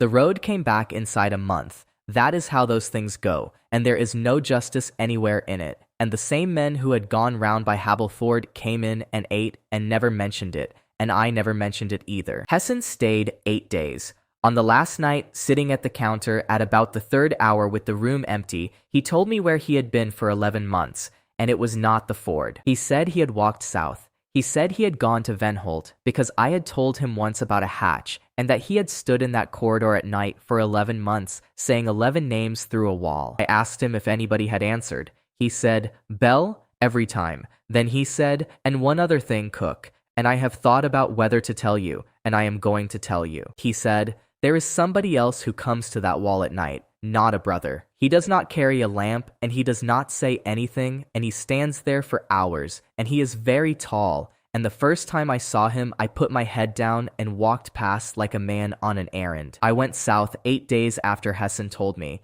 and I went to warn Sarian Vosk, which is a sentence I did not expect to write down when I started this. She was not there. She was on visitation in the West and would be 4 weeks, and her secretary, the one who had eaten my barley and stopped writing, met me in the cloister and told me so, and then stood there. Will you leave a message? He asked, and I said no. He said, Cook, leave a message. He said, she is 62, and she is doing 11 men's work, and if it is about the wall, then she will want it in her own hand. So I dictated 4 lines to a man who had come 2 days north to close me down 11 months earlier, and he wrote it out and read it back, and I signed it. And that is the whole of what the order and I ever agreed about. Then I did the thing I had told myself I would not do, which is that I stayed the night in the town below the bluff, and at about the 2nd hour of the morning, I went back up and into the great hall and stood at the hatch. There is no lamp in that corridor after midnight. There is a window at the far end,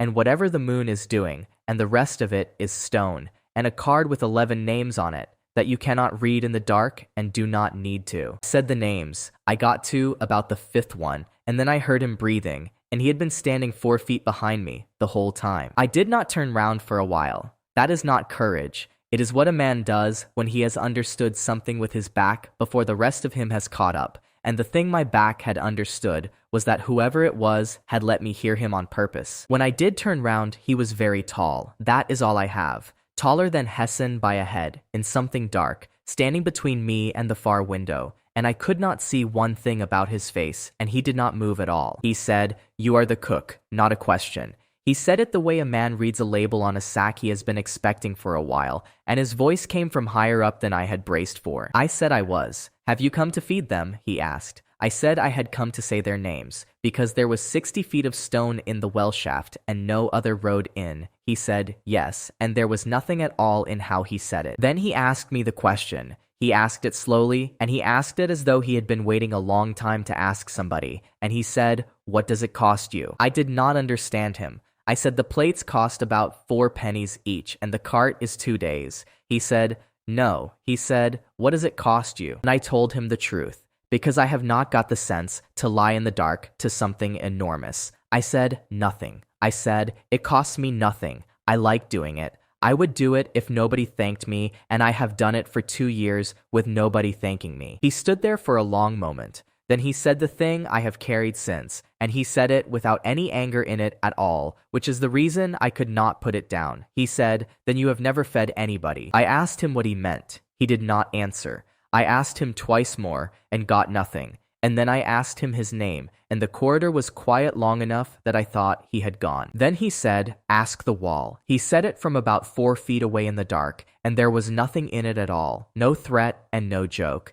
And it took me 11 months to understand that he had answered me. He walked past me down that corridor and out through the far door, and he had to stoop to go under it. And I stood at that hatch for another hour saying names to people who mostly did not answer. I went home, and I did not tell anybody about it for a year. Marta has never forgiven me for that, and she is right not to. Then we had a good year, and I want to put the good year in properly, because everything that gets told about that crossing is either the burning or the beginning, and there was a whole year in the middle when we were happy. 180 plates a night through the summer, 51 roofs in the lane. Rel had 30 children in the school and had taught 2 of them enough to teach the little ones themselves. Senate doubled her goats and put her prices up twice, both times with an explanation, both of which I agreed with, and neither of which made any sense. Ott's eldest married the smith's apprentice in my yard, and Marta counted the wedding at 109. Gods came back. The beam went to 11, then 12, then 13, and on a wet night in autumn to 14. The 14th was a god of the hinge, whose entire office is that a door should not shriek, and what he left is that no door in that building has made a sound since. 11 of the 14 came at 3 in the morning, and not one of them has ever been able to tell me why that hour. Hessen says it is because that is when a road is honest. Nith says it is because nobody who matters is awake. Ith says it is because that is when doors are easiest, which is either the deepest thing anybody has said in my kitchen or nothing at all. Renzin asked all 14 of them the same question that year, one at a time, without telling me she was doing it. She asked them what they had been before the law. 9 of them could answer. 5 could not. And one of those 5 sat in my room for 4 hours trying. Ith was in once a month to tell me my coals were stacked wrong at the back, and by then she had started staying 2 days instead of 1 and denying it. And there were men coming over from Habel Ford that year for no reason except to sit through the ford and hear how it finishes. Aud came in the spring, sideways, and stood in my kitchen and said at some length in that hinge of a voice that there had been 3 coins under 3 doorsteps in that lane since frost month, and that he did not know who had put them there.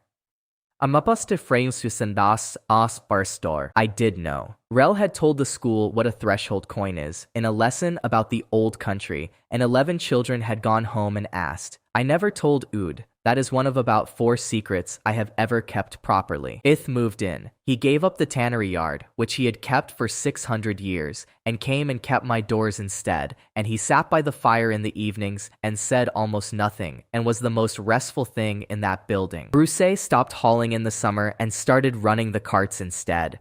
4 of them by autumn, 3 drivers, and a share of the crossing, and he still came in every night and paid 4 pennies for his barley, and I still charged him. He built a room onto the back of his house that year for a woman called Anna who came up from Hableford, and he told me about it 11 times in about 4 weeks, and every single time he told it as though he had not mentioned it. That is the year. I could go on about it for a great deal longer, and I am not going to, because a happy year is a happy year, and there is nothing in it that anybody needs. Fire was on the 9th of Frost Month, at about the 2nd hour of the morning, and it started in the new building, and it started in 4 places at once. I want that in early, 4 places: the West End, the stair, the store at the back, and the roof over the wash house, and no 2 of those are connected by anything a spark can cross. And every man who looked at it afterwards said the same thing, and none of them would put it in writing. There were 31 people asleep in that building, 22 in the loft and 9 in the lower beds, and we knew that number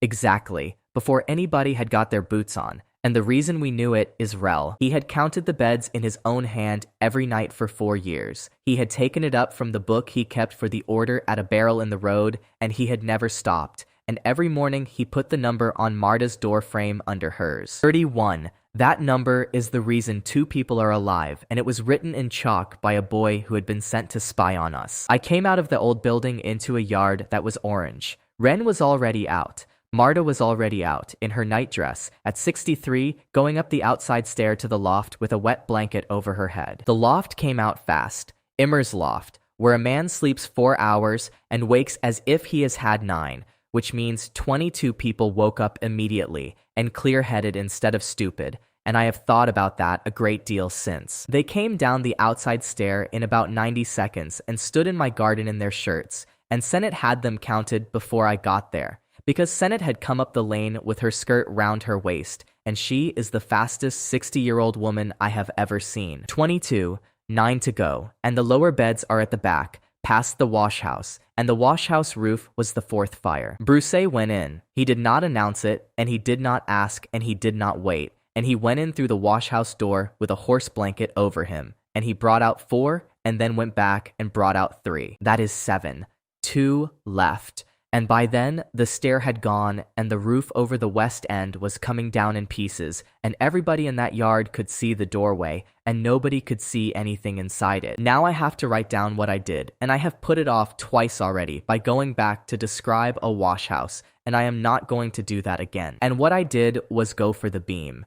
The old building was not burning. It never burned.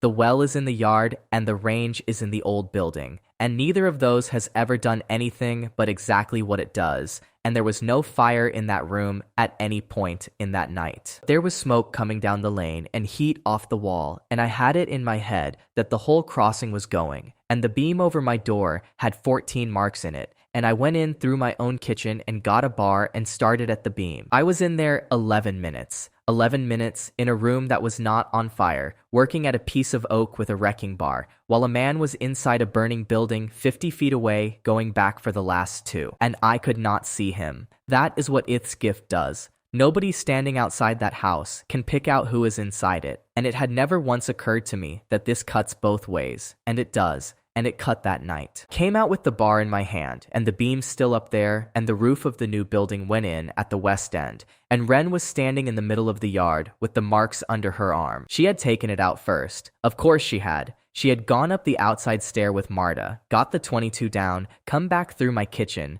taken my knife off its nail and the beam off its brackets in about 4 minutes, and carried it out to the middle of the yard where nothing could reach it. Then she had gone to the wash house door to stand where Bruce would come out, because somebody should be standing where a man comes out. And she was there, and I was not. And I was 11 minutes inside a room that was not burning, taking down a thing that was already in the yard. He came out on the 9th minute of the last go, with a woman under each arm, and the washhouse roof came down about a second and a half behind him. Both of them lived. Both of them are alive now. One of them is Anna, who had come up from Hableford in the summer, and she was in the lower beds because Bruce's room at the back was not finished, and she was the last one out from under his left arm. His back went, not in the fire. In the yard, 4 steps out when he put them down. Something in the middle of it let go, and he sat down in the mud very slowly and could not get up again, and he has not carried 300 pounds since, and he never will. He is not crippled.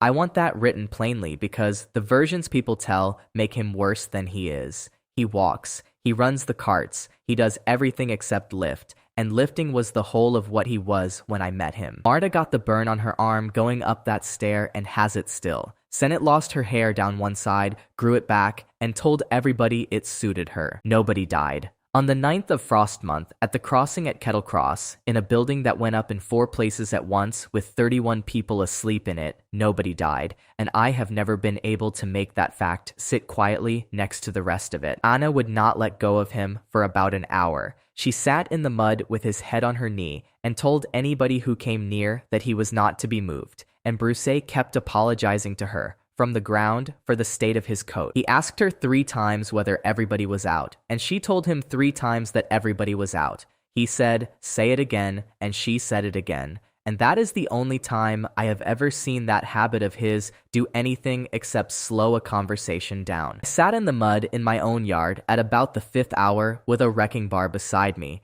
and Wren came over and put the beam down in front of me and sat on it. She did not say anything for a while. Then she said, "I got it out." And I said, "I know." And she said, "Cal, I got it out at the 2nd minute." And then she stopped because she had decided not to say the rest of it. I said it for her. I said, "And I was in there for 11. And she said, "Yes." And then she got up and went to see to the people in the garden because there were 31 of them standing in a vegetable patch in their shirts in Frost Month, and somebody had to start on breakfast. I made 200 plates that day off one range in a building with no beds. Everybody in that lane ate in my room that day, and nobody paid for anything, and Marta never counted a single one of them, which is the only time in 9 years. The new building was gone to the ground. 30 beds, the wash house, the piped well, the store, and every stick we had put up in 9 weeks with a man from Hableford who said it could not be done. 4 places at once.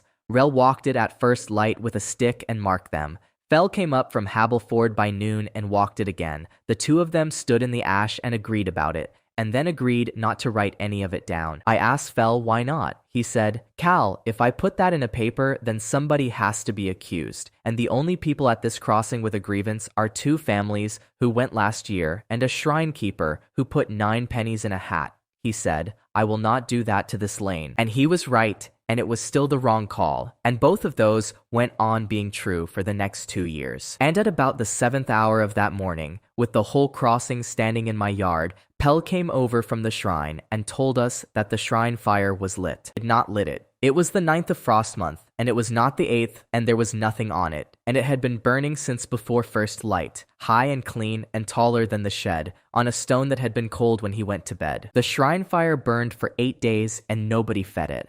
Pell sat with it for the first 2 nights because he thought it was his job, and then Marta told him to go to bed, and it went on burning without him. He came over on the 4th morning and asked me, quite seriously, whether he should put something on it. I said I did not know. He said he had swept that shed for 34 years and had never once been in a position where the fire did not want anything. It went out on the 9th day at about noon, all at once, with nothing left on the stone. Pell wrote the dates on the wall of his shed in charcoal because Rel had taught him to write, and they are still there. Hessen would not go near it. That is the only useful thing anybody said about that fire in 8 days. He came up on the 4th day, walked to about 30 feet of the shed, stopped, and would not go further. And he could not tell me why, and he did not pretend he could. I have never had an explanation for that fire, and I have stopped asking for one. There are 2 kinds of thing at that crossing, and one kind I can tell you the mechanism of, and the other kind happened in Frost Month in front of about 60 people. We started clearing on the 10th, not me. I want to be exact about the order of it, because the order is the whole of what I learned that winter. Ott started clearing. He came up the lane at first light on the 10th with 2 of his boys and a barrow, and by the time I got out there, he had a line of a dozen people on the west end and a plan for the ash. I went out to tell them what to do, and Senate told me to get back in the kitchen. She said it in front of everybody, at volume, with her hair burned off one side, and she said, "There are 90 people at this crossing who have nowhere to sleep, and you are the only person here who can cook, so cook." So I cooked. For 8 weeks. And a lane full of people who had lost 30 beds and a wash house put up a building I did not design, in a shape I would not have chosen, and it is better than mine was. They put the beds on the north side, away from the range. They put the wash house in its own building with stone between. They made 4 doors instead of 2. The outside stair is stone now, and it comes down at both ends. Every one of those decisions was made by somebody who had come down the old one, in a shirt at the 2nd hour of the morning, and not one of them was made by me. I argued about the doors. 4 doors is 4 doors to keep warm, and I said so at length, holding a plan. Ott listened to all of it. I counted 22 people at one stair, he said, and I would rather be cold, and that was the end of the doors. Rel costed it. He sat in my room for 2 evenings with a slate and worked out the whole of it, and the number was 111 marks, and I had 90. I sold the charter share, not mine. Bruce came into my kitchen on the 3rd evening and asked me what the shortfall was, and I told him 21 marks, and he said, "Sell my 10th back to the crossing." I said no, and he said, "Cal, say it again." So I said no again, and he said, "Then buy it back off me and pay me when you can. That is the same thing with more steps," I said. "No, it is not," he said, and he was right. And that is what we did. He held that note for 6 years. He never mentioned it once. He came in every night and ate his barley and paid 4 pennies for it, and never once said the word owed to me in either direction. The other 12 marks came from Senate, at interest, in writing, with Rel holding the paper, and she charged me a rate that Fell said was daylight robbery, and I would not have taken it any other way, and neither would she have given it. Ovard Sim came back to that crossing in the spring, 4 years after the last time, and I want to give this its own space, because Bruce had asked me once to keep my hands still, and I had kept them still for 4 years. Ovard Sim, corn factor of Hableford, who had held Bruce for 11 years over a thing that was not his. 2 men and a good coat, 4 years older, come up the North Road to sell grain to a crossing that now took 40 tons a year. He still did not recognize him. That is the thing about that man that I have never got past. He came into the room, saw an enormous fellow sitting at the near table with a woman beside him, and went straight past to me at the counter and started on the rate. And then, in the middle of the rate, Bruce stood up out of his seat. Did it as he does everything, which is slowly and with his hat in his hand, and having plainly thought about it for a fortnight, he came over and stood in front of Ovard Sim and said his own name. He said, "My name is Bruce." He said it once, in a completely ordinary voice, the way you tell a clerk who you are. Then he said, "Say it back to me." Sim said it back, because there is nothing else a man can do with 300 pounds standing in front of him in a full room. And then Bruce said the rest of it, and it took about 4 sentences, and there was no heat in any of it. He said, "You had me for 11 years over my brother's paper." He said, "I paid you every penny of it, and you never once looked at me." He said, "I run 4 carts, and I hold a share of this crossing, and I am about to buy grain off you, and I wanted you to know who was buying it before you sold it." Then he put his hat back on and sat down, and the room, which had gone very quiet, went back to what it had been doing. And then they did the business. That is all of it. Bruce bought 40 tons of grain off Ovard Sim at a rate that Rel says was fair to both of them, and Sim went back to Hableford, and nobody was thrown out of anywhere, and nothing was broken. I asked him afterwards why he did not put the man on the road. He said, "Because I wanted the grain, and because I have been in a room where I did not exist, and I did not want to make one." That is the best sentence anybody has ever said in my kitchen, and it came out of a man who cannot tell an anecdote to save his life. Duer came in the summer, on foot again, with no cart and no brothers and a bag, and he did not call himself anything at all this time. He looked terrible. He had lost weight, and he had lost the flour on the cuffs, which sounds like nothing and is not, and he asked whether he might sit at the counter, and he sat there for about an hour before he said what he had come to say. He had spent the whole year trying to build it, not the food, the other thing. He had understood it at the hearing, watching a girl put a plate down and stay standing there. and he had gone back to Venhold and tried to put it into 400 rooms. He put a brother in the room. That was his first go, and it is the right answer, and I would have given him the same one. A brother who sets the dish down, says the name, and then stays, sits down at the table, asks how the road has been. It half worked. He tried it at 11 houses, and it half worked at all 11, and worked properly at 2. And the 2 were the houses where the brother liked doing it, which he says he should have expected and did not. Then the order stopped him, not Vosk. The order, which is 11,000 people and 400 houses, and a rule about who sits where, and the objection came up from the houses themselves, and it came up fast. A brother who serves a god and withdraws is performing a duty. A brother who sits down at the table with him is a servant of that god, personally, and that puts a man of the order under a god instead of under the order, and there is no room in 400 houses for that. He explained it to me for about a quarter of an hour, and he was not bitter, and he was not making excuses. He was doing what he has always done, which is describe a mechanism accurately. And the mechanism he was describing was the one holding his own hands. I said, brother, you cannot do it. Not you personally. The thing cannot be done by 400 houses because the 400 houses are the reason it cannot be done, and there is no arrangement of them that gets round it. He said he had worked that out in the spring. He said it took him 5 months and a great deal of paper, and that he had got to the same place I got to in about 10 seconds 2 years ago by being ignorant. Then he asked me what he should do.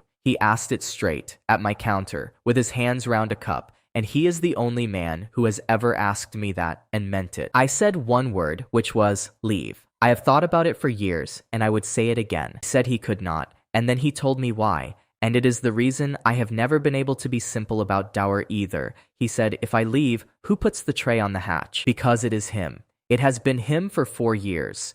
11 names on a card, made by his own hands most mornings, and a brother taught to say them properly, and the whole of it exists because a middling kitchen brother with flour on his cuffs will not let it stop. If he goes, it goes back to what it was, which is offering made to burn, put through a hatch by a man who has never been told who is behind it. I did not have anything to say to that. I stood in my own kitchen and looked at a man I had called a clerk with a spoon in front of 40 people, and I did not have one single word for him. So I did the only thing I know how to do, which is that I made him something to eat at the 3rd hour of the morning and sat down opposite him while he had it, and neither of us said anything for a quarter of an hour. At the end of it, he said, "Thank you, Cal." He had never once used my name in 4 years. Then he said, "That is it, is it?"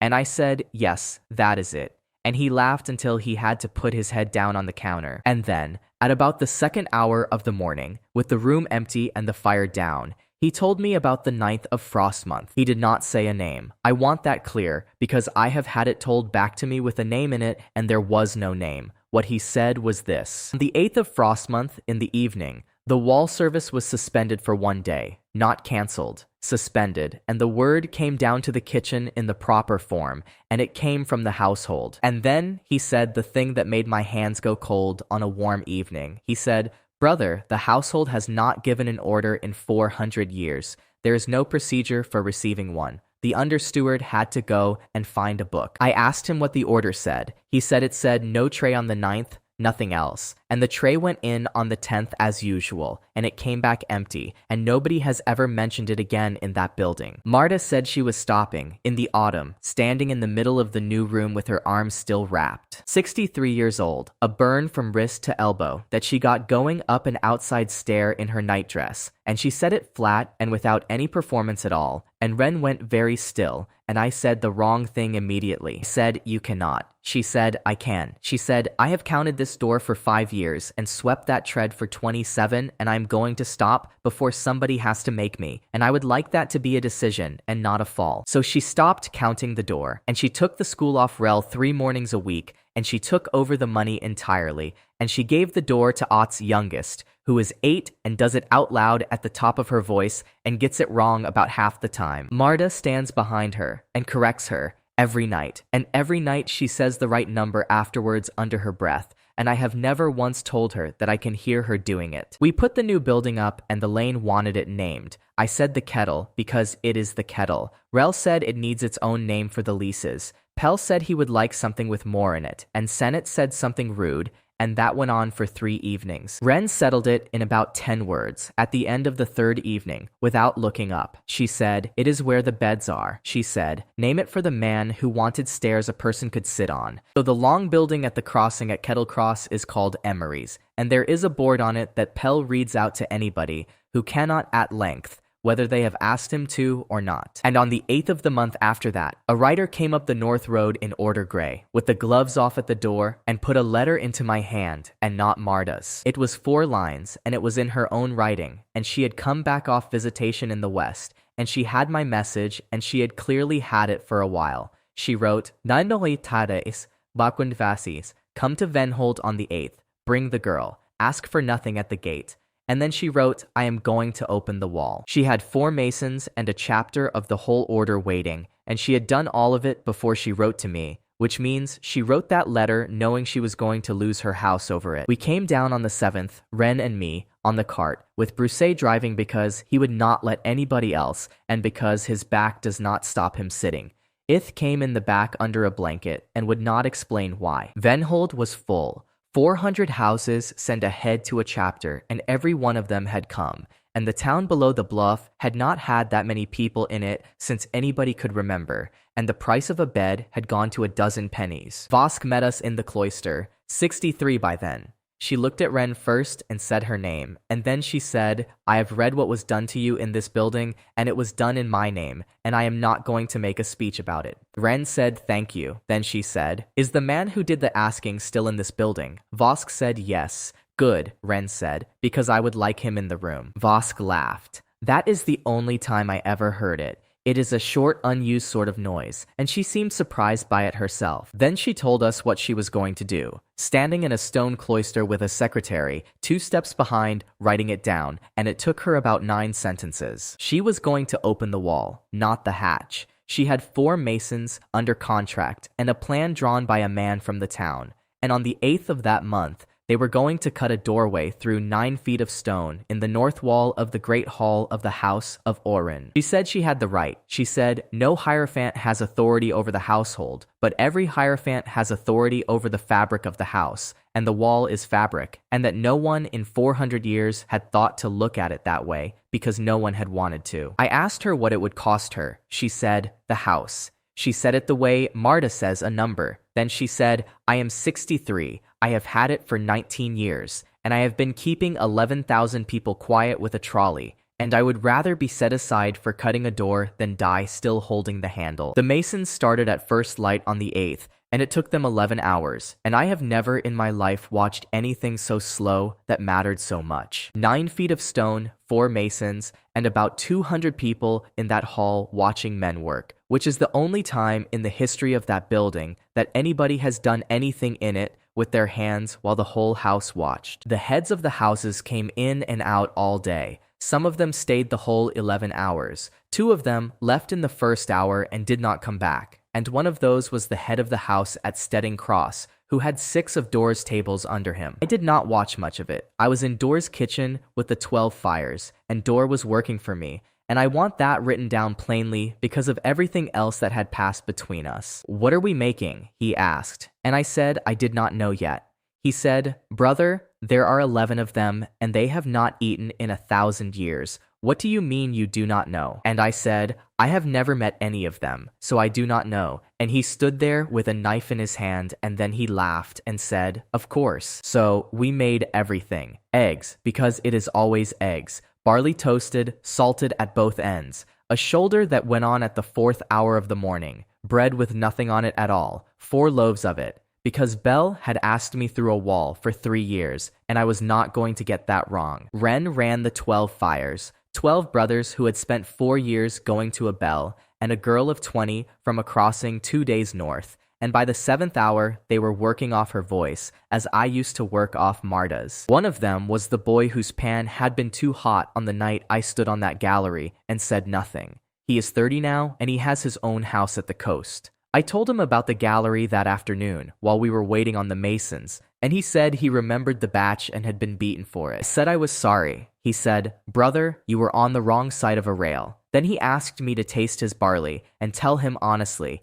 and it was over salted at the front end, and I told him so, and he was delighted. She never told one of them how to cook anything. She learned their names in the first hour and used them, and by the afternoon, 4 of them were tasting things in that room for the first time in their lives because she stood next to them and said, "Well, is it right?" They broke through at about the 5th hour of the afternoon. The last stone came out sideways, and 2 men caught it. And then there was a hole in a wall and a great deal of dust, and nobody in that hall said anything at all. There's no good way to write what came out of that hole. I have tried it 11 ways, and every one of them is worse than the plain one. So here is the plain one. They came out one at a time, over about an hour, because there were 11 of them, and none of them wanted to be first, and none of them wanted to be last. And they came out into a hall with 200 people standing in it. And every one of them stopped in the doorway and put a hand on the cut stone. Yvonne was 4th. I would not have known her. Nobody would, because nobody living had ever seen her,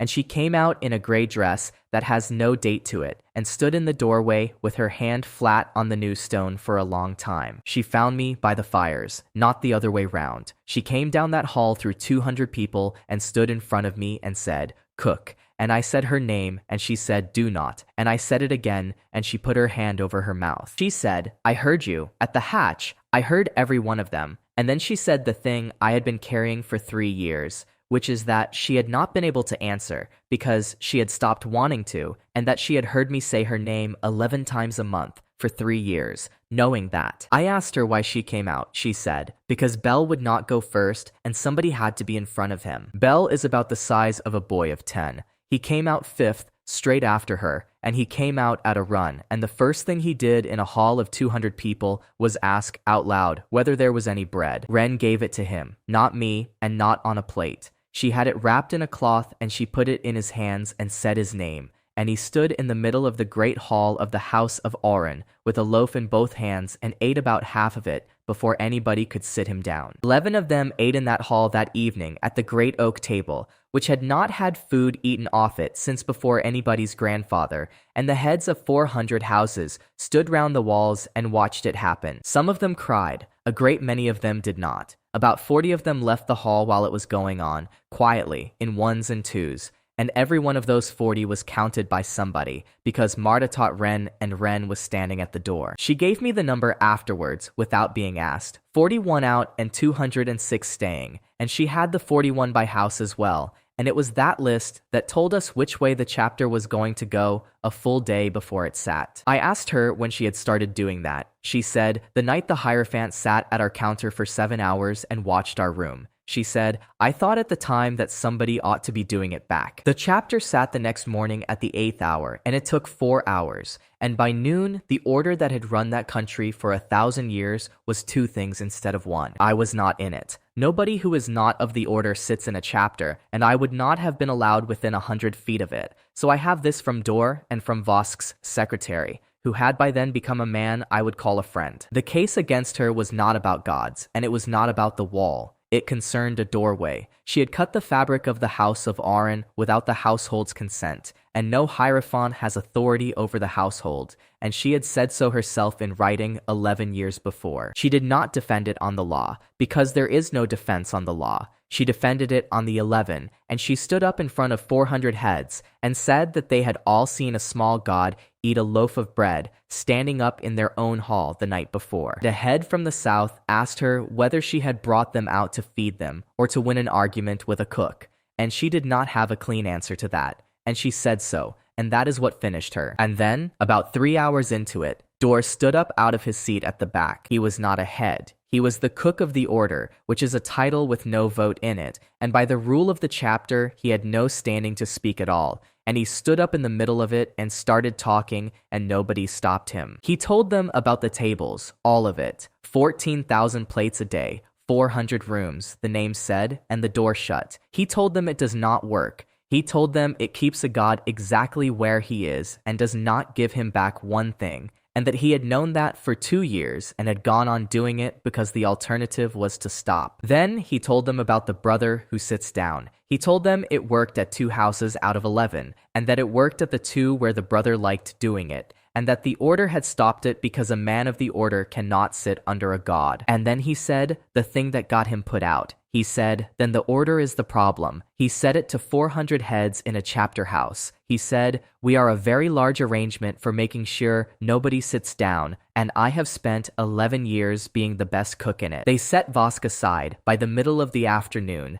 and they took the tables off Dur by the end of it. And both of those were voted by the same room in the same session, and the head from Stedding Cross carried them both. Vosk came out and found me in the yard where the well used to be. She had her gloves on. She said, well, and then she said it again differently, which is a thing Marta does, and I have never worked out whether one of them learned it from the other. I said I was sorry. She said, do not be. I have been Hierophant for 19 years, and 11 of them were spent losing this exact argument in smaller rooms. Then she said, and I have never once, in the whole of it, been in a room where somebody ate. I asked her what she would do. She said she had a sister at Hableford whom she had not seen in 9 years. Then she said, and I am told there is a house at a crossing north of there that does a barley worth eating. I said the door is open. She said she knew that is what the whole argument had been about. And then she said, cook, watch the household. She got into a plain cart with one bag, and that is the last thing she ever said to me inside that building. Dur came north with us on the cart.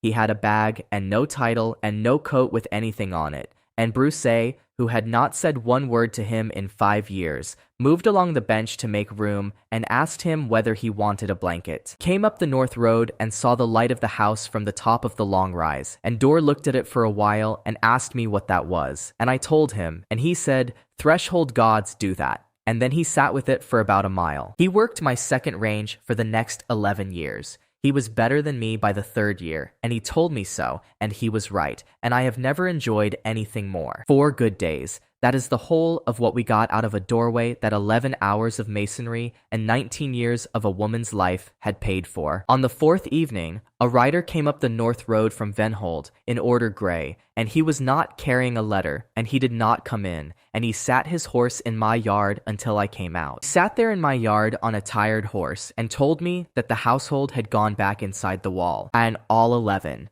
between the 2nd and 3rd hour of the morning, in the dark, on their own feet, back through a doorway that 4 masons had spent 11 hours cutting. Nobody drove them. Nobody was in the hall. A brother going to the bell at first light found the doorway empty and the hall behind it full. I got on the horse. I did the 2 days and a day and a half again, which at my age was foolish, and I came into that hall at the 9th hour of the evening and went to the doorway, and there was no hatch and no card and nothing between me and them any more, and none of them would come out. Yvain came to the doorway. She stood on the far side of the cut stone with her hand on it, in the same place, and she would not put her foot over the line, and she looked at me, and she looked sorrier than anybody has ever looked at me in my life. I asked her who made them. She said nobody. I asked her again, and she said it again, and then she stood there a moment longer and said the sentence. She said it very quietly, because there were brothers in that hall behind me. She said, "Cook, he asked us to." And then she said the rest of it,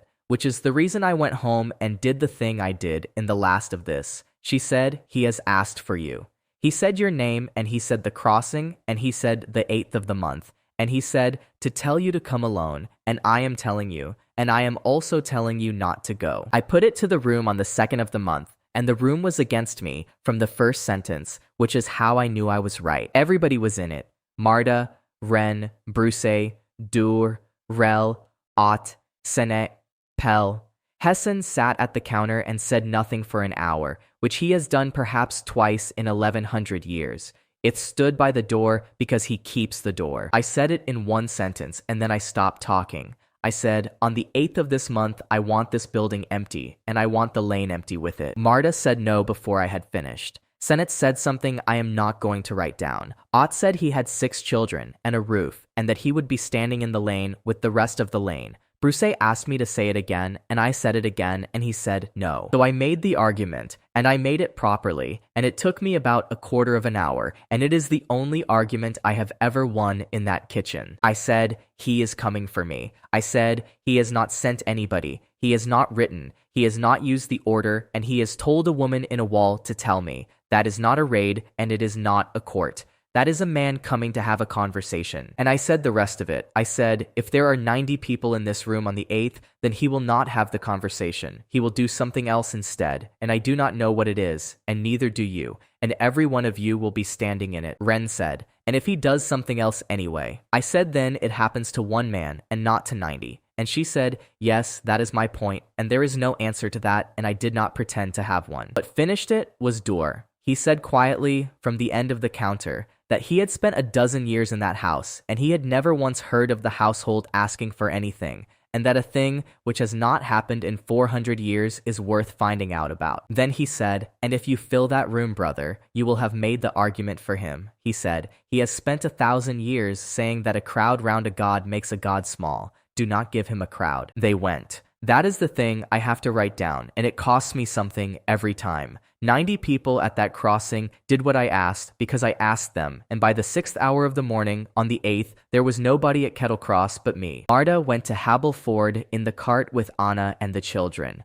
Ott took the lane out along the west road to a barn Sennett knew about. Bruce would not go until Ren told him to, and Ren went last, at about the 5th hour. And she did not say goodbye, and she did not look back at the beam. Dor stayed until the 7th hour, and then I put him out. He is the only one I had to argue with twice. Hessen would not go. He sat at the end of the counter and said he had walked 1,100 years and had never once left a house because he was told to, and then he went and stood out at the shrine, about 200 yards off, and he stayed there the whole day. Ith did not go either. Nobody could find him to ask, and I have never got a straight answer out of him about where he was that day, and he keeps my doors, and I have stopped asking. So I banked the fire and I swept the floor, because I did not know what else to do with my hands, and I opened the door and I sat down at my own counter in an empty room, and I have never been so frightened of a quiet building. And then he came, and he came at noon, not at 3 in the morning. Everything in that country that has ever mattered to me came through that door at 3 in the morning,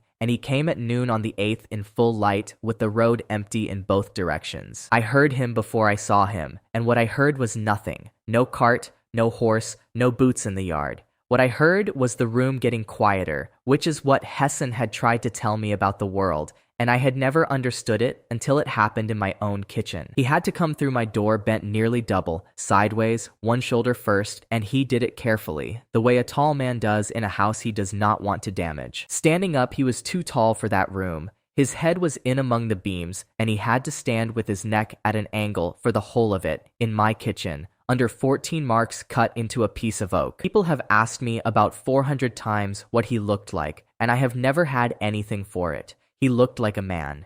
He was in dark clothes of no particular age. His face is a face, and I could not describe it to you an hour after he left, and I sat 4 feet from it for 6 hours. He said, cook. I said, sit down, you will hurt your neck. And he stopped and looked at me, and then he sat down at my counter on a bench built for haulers. And that is the only time in 6 hours I ever surprised him. People ask me why I said that. There is no good answer. It is the thing I have said to about 9,000 people in 2 lifetimes when they come through a door and stand about, and my mouth said it before the rest of me had finished being afraid. Then he talked for 6 hours, and I want to set it out the way he said it, because he was not raving, and he was not gloating, and he did not threaten me once. He said the Pantheon ate 1,000 years ago, and for a long time before that, they ate. There were houses at fords and at crossings and at the ends of bad roads, and people fed them, and it went on for longer than anybody has a number for. And he said, that is what I ended, and I want you to understand why,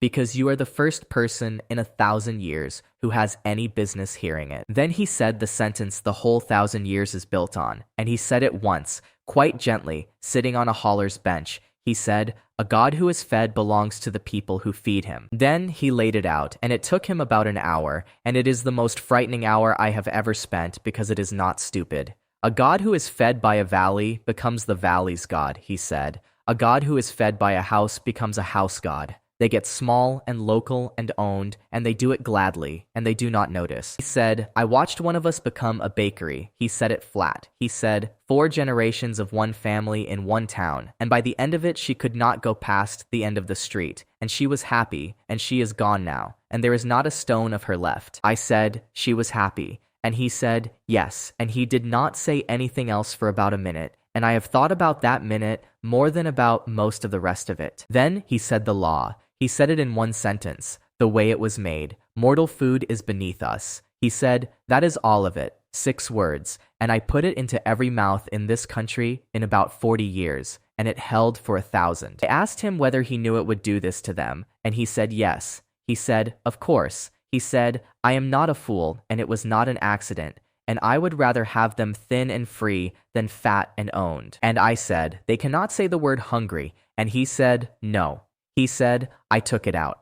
He said, they were going to feel it for the first 200 years, and there was no point in that. So I took the word out of the language, and after 2 generations, they could not feel a thing they could not say. He offered that as a mercy. That is what I cannot get past. He meant it as a mercy, and I think it was one, and I think it is the worst thing anybody has ever done in that country. Then I asked him the thing everybody asks. I put both hands flat on my own counter and asked him what every single person I have named would have asked him. I said, and you have been eating the whole time. He answered it straight away, without any performance at all, and without once looking away from me. He said yes. He said, every day for 1,000 years. Then he said, somebody had to stay strong enough to hold it, and there was nobody else. And I was not going to ask one of them to do it, because asking would have told them. There is a kitchen inside the household at Venhold, 11 servants in it, none of whom has ever seen him, cooking for a hatch on the far side of a room. They set it down and go out, and it is taken, and the plates come back. 400 years, then another 400, then 200 more. They are chosen young, and they do not leave, and they are looked after very well. He was particular about that. He said it twice, unprompted, which is the only place in 6 hours where he sounded like a man defending himself. I asked him whether any of them had ever worked out who was on the other side. He said one had, about 300 years ago, and had started putting a flower on the tray. And he said, I had her replaced, and I said, why? And he said, because she had begun to feed somebody. I asked him what they cook. He said he did not know. He said he had never asked and never gone in, and had made a point of never learning one of their names, because the whole of it only works if nobody knows who they are feeding. And that is when I got up and made him something to eat, without asking him, because it was the 8th of the month and about the 4th hour of the afternoon, and I had been sitting still for 4 hours. I made the eggs, 4 of them, in butter, with salt, in a pan, in an empty room, for the being who had emptied it. I put the plate down in front of him, and I said his name out loud. Aro. It is the first time I had said it anywhere except to Bruce at a table, and it did not sound like anything, and the room did not do anything at all. He looked at it for a long time. Then he said, you understand that this will not work. And I said I did not understand anything of the kind, and he picked up the fork and ate the whole of it. And then nothing happened at all. He put the fork down and sat there with his neck bent under my beams and said, in exactly the voice he had used for the last 4 hours, that it stopped sometime around the 6th century. I asked him what stopped. He said, the tasting. He said it went off gradually across about 100 years, and that he had put it down to the century being a poor one, and then it had gone entirely, and he has eaten every day since out of discipline, because the alternative was to find out what happens when he stops. 600 years. He said the number without any weight on it, the way Marta says a count. 600 years of a man eating 3 times a day, alone, behind a hatch, out of food cooked by people whose names he has made sure not to learn. And I sat in my own kitchen and understood the whole of it in about 4 seconds, and I could not say it,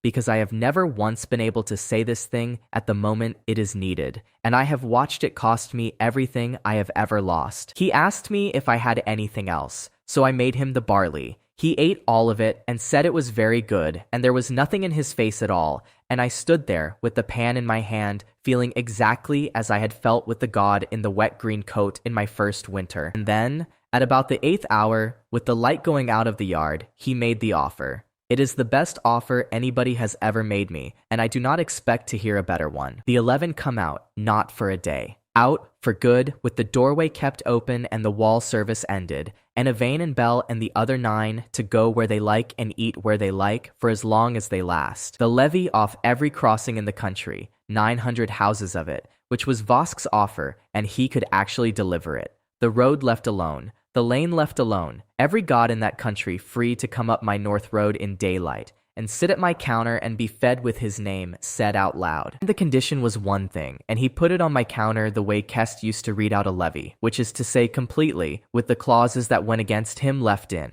I close the kettle and I go. Not the practice. He was very clear and he was not lying, and I have gone over it 1,000 times, and there was no trick in it anywhere. Let Ren have the room, and let Dor have the range. Let it go on, and I go, and I do not cook again, anywhere, for anybody. I asked him why, and he told me, and it is the only answer he gave me all day, that he seemed to be working out while he said it. He said, because you are the only one who does not want anything. He said, all of them want something. Vosk wanted her house to outlive her. The one with the flower wanted to be called a cook. Every priest in 1,000 years has wanted something, and I have always known what to do with a man who wants something. Then he said, you do not, and I have watched you for 4 years, and I have no idea at all what to do about you, except ask you to leave. Professor Anandoy spy. I said no to the whole of it. I did not say it well. I did not make a speech, and I did not tell him about the Fords, and I did not say one word about Ivan, and I have wished ever since that I had said something worth writing down. I said no, and then I said, and I will do you the courtesy of not explaining why, since you have not explained anything either. He was not angry. He got up in stages because of the beams. He stood in my doorway, bent over with his hand on the frame where Aud touched it, and he looked back at the beam with the 14 marks in it. He said, count them again in a year, and then he said, cook, I am not going to burn anything. I did that once, and it was beneath me, and it did not work, and I have had 4 years to think about a better way. Then he went out into my yard and up the north road on foot, in daylight, and Hessen watched him go past the shrine from about 200 yards and did not move until he was out of sight. 9 days later, at every crossing and every temple and every ruined field and every walled yard in that country, the gods stopped eating. Nith came first, and she came to say it to my face, which is more than most of them managed, and she stood in the middle of my room with her arms folded and would not sit down. She said, I am not going to eat here anymore. She said it flat, as she says everything, and then she stood there and let me have it. I asked her whether she had been told. She said no. I asked her whether she had been threatened. She said no, and then she said the sentence I heard 8 more times that autumn in 8 different mouths. She said, he asked us. I said, that is not a reason. And she got angry, properly the way she gets. And she said, Cook, you have known us for 4 years. He has been the first of us since before there was a road to walk on. He asked, and I said yes. And I did not even feel myself do it. Then she said, and I am still coming. She said it as though it settled something. She said, I will come and I will stand here and I will tell you your fire is badly banked and I will not eat. And if that is not enough for you, then say so now. I said it was enough. I have never been more wrong about a thing in my life, and I have never been more glad to be wrong about it. Hessen stopped the same week. He came in and sat down at the counter and asked for nothing. And when I put a bowl in front of him out of habit, he looked at it for a long time and then said, Suritsis ois esir adseit paris do not. I asked him if he was sorry. He said yes. Then he said, and I would like to tell you about a Ford. And he told it, all of it, 2 hours and 11 minutes, to a room with about 60 people in it, and not one of them left. Stopped and would not discuss it. He went on keeping my doors. He sat by the fire in the evenings and said almost nothing, which is what he had always done. And the only difference in that whole building was that there was no plate in front of him. And then it started coming off the house, one thing at a time, over about 4 months, in no order that anybody could see and with no warning before any of them. Nith's fire went out on a Tuesday in the 2nd week. 5 years it had held, through 2 winters and a burning. I came down at noon and there was a cold range in my kitchen, and I stood in front of it for a while and then lit it with a flint like anybody else. She was in the room that evening. She stood in the middle of the floor with her arms folded, looked at what I had done with the coals, and told me it was badly banked. Then she told me how to bank it in detail, for about a quarter of an hour, in front of 40 people. That is the only apology that woman has ever made to anybody, and it is the best one I have ever had. Avani's milk soured on the 11th of the month. Senate found out before I did, because Senate had been selling me milk at a robber's rate for years, on the grounds that mine did not sour, and she came up the lane at a run to tell me, and then would not take money for a week. Osik's cold room warmed through in about 8 days, from the outside wall inward. We lost 109 pounds of beef in it, and I salted what I could and gave the rest to the lane. And Rel wrote down every pound, and I told him not to, and he did it anyway. Immer's loft went in the middle of it, and that is the one nobody expects, and the one that emptied us. 30 beds where a man sleeps 4 hours and gets up as if he has had 9. And then one morning, 30 men got up tired, and by the end of that month, the loft was half full, and by the spring, it was a room with beds in it. Kelter's grain went to Weevil. 5 years of clean sacks, and then a store I had to turn out with a shovel, and I stood in it with a lamp at the second hour of the morning, and I have not once told anybody what I said. In its ground stopped in frost month, which is the month it existed for. 8 paces by 4, green in the frost, 5 years running, and that year it went black in a week, and there was no green anywhere between Hableford and the North Country. Cloud's light went out in the 4th month, and that is the one that killed people, and I want it said plainly rather than saved for the end of a paragraph. You cannot see that house from the long rise. You never could. 5 years of teams coming off the North Road in the dark toward a light in a dip, and then one night there was no light, and the men who had been doing it for 5 years had stopped looking at the road. And in the same month, without anybody noticing for a fortnight, Sabra stopped keeping the last mile. Nobody had died on the 4 roads out of Kettle Cross in 5 years. I did not know that until Marta told me she had worked it out in the first month and had not said anything, because she thought I would get strange about it, and she was right. Odia died on the West Road in the 3rd week of frost month, in a storm, about 200 yards from a door with a fire behind it. It was the older of the two who had stood on the toll bar in the first winter and taken bulls off a barrel because his orders would not let him take them off a girl. He had worked in my yard for 4 years. He was about 60, and he had a bad chest, and everybody liked him. Sennett's goats got out in a storm, and he went to bring them in on the West Road in the dark at the last mile, and the boy found him at first light, about 200 yards from the lane. The boy is not a boy now. He is a man of 25, with a wife and a cart, and he still has no name that anybody uses, because Odia never gave him one, and by the time it mattered, he had got used to it. We buried him on the 9th, and the whole crossing came, and Pell read the words out of the shrine book, slowly, because he had only been reading for 4 years. He got 2 of them wrong, and nobody said anything. The boy stood at the head of it with his hat in his hands and would not speak, and afterwards Ren went and stood next to him for about an hour and did not say anything either, which is the correct amount. I cooked for 109 people in my yard that afternoon and charged nobody, and that is the first day I did it, 4 weeks before I stood up and said we were going to do it always. That is what Oren did. He did not burn anything, and he did not send anybody. He asked politely, and every god in that country said yes, and then a well-kept water and everything else in my life came off the walls one piece at a time, and an old man with a bad chest died 200 yards from a door. The well-kept water. I want that in here, in the middle of all the rest of it, and not saved up for a better place. Hessen would not take it back. He was asked, I am fairly sure, and he never said so, and I have never asked him, and that well has run clean and cold every day, from the night he wept over 4 eggs to the day I am writing this. He cannot take a thing back. It is the whole of what he is, and it is why he is the most tiring man in that country, and it is why he was the first through my door. Now, what we did, and it is not clever, and there was no plan, and I have had it told back to me as a strategy about 11 times. What I did was open the room, and it took about 4 minutes to decide and a decade to pay for. On the 1st of the following month,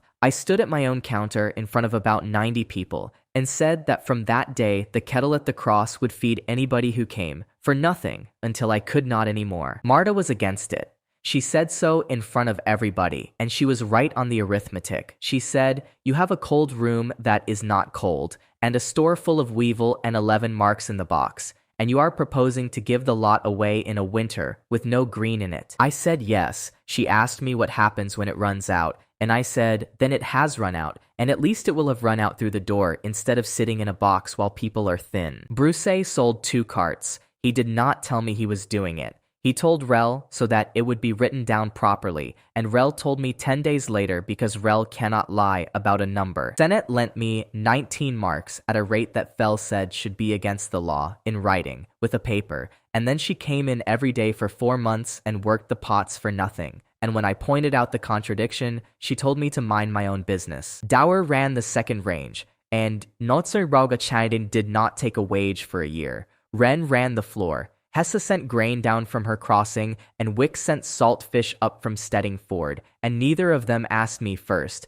and both of them were short themselves. Fell put the guild's carriers on, to bringing it for nothing on the return legs. He did that on his own authority again, and he had to answer for it again, and this time they took his route off him, and he went and ran a house at Habel Ford and is still there. We fed that crossing all winter, and the lane never got below 51 roofs, and nobody else on those roads died that year. And the reason nobody else died is that 11 men from the lane went out every night with lamps and walked the last mile in shifts, because Sabra was not doing it anymore. They organized that themselves. Ott ran the roster, and Rel wrote it out, and Senate found the lamp oil.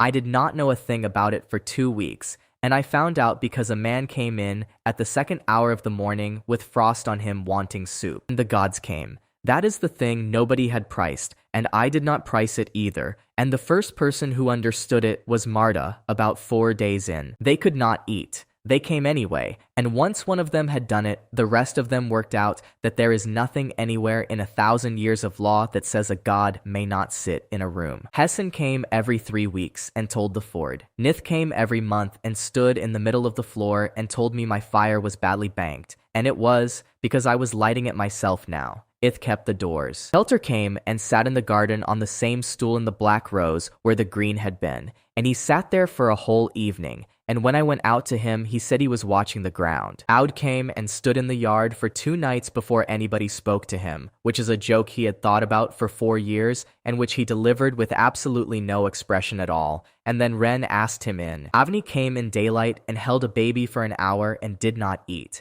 Immer came and slept in the loft that no longer works, and said it was fine.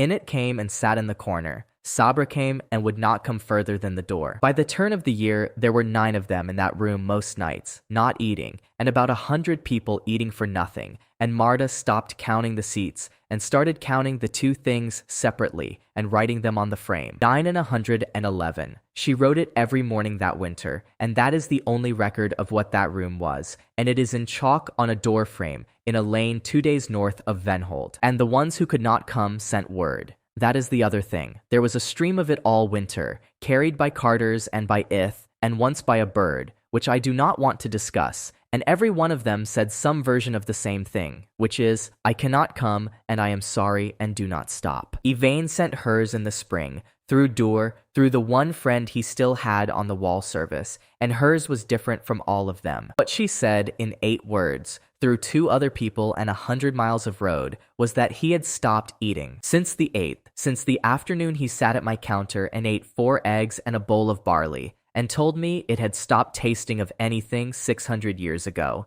The trays go into the household kitchen and come out again, and the 11 servants have been told nothing. I asked Dor what it means. He said he did not know. He said 1,000 years of discipline stopping on a Tuesday could mean he has given up, or it could mean he is angry, or it could mean nothing at all, because nobody alive has any way of knowing what that does to something like him. And then Ivani sent the second thing, 4 days later, and it is the reason I am able to end this account at all. She said, Cook, he did not come up that road to make you stop, and I have had 400 years of him, and I know what he does when he wants a thing stopped. She said, he could have made me stop with a sentence, and he came 2 days north and sat in a low room for 6 hours. She said, he has eaten alone behind a hatch for 600 years out of food made by people whose names he made sure never to learn. And then she said it. She said, you are the only person in this country who would put a plate in front of him knowing the whole of what he is, and say his name over it, and stay standing there. I read that out to the room, because by then everything got read out to the room, and there were about 60 people in it,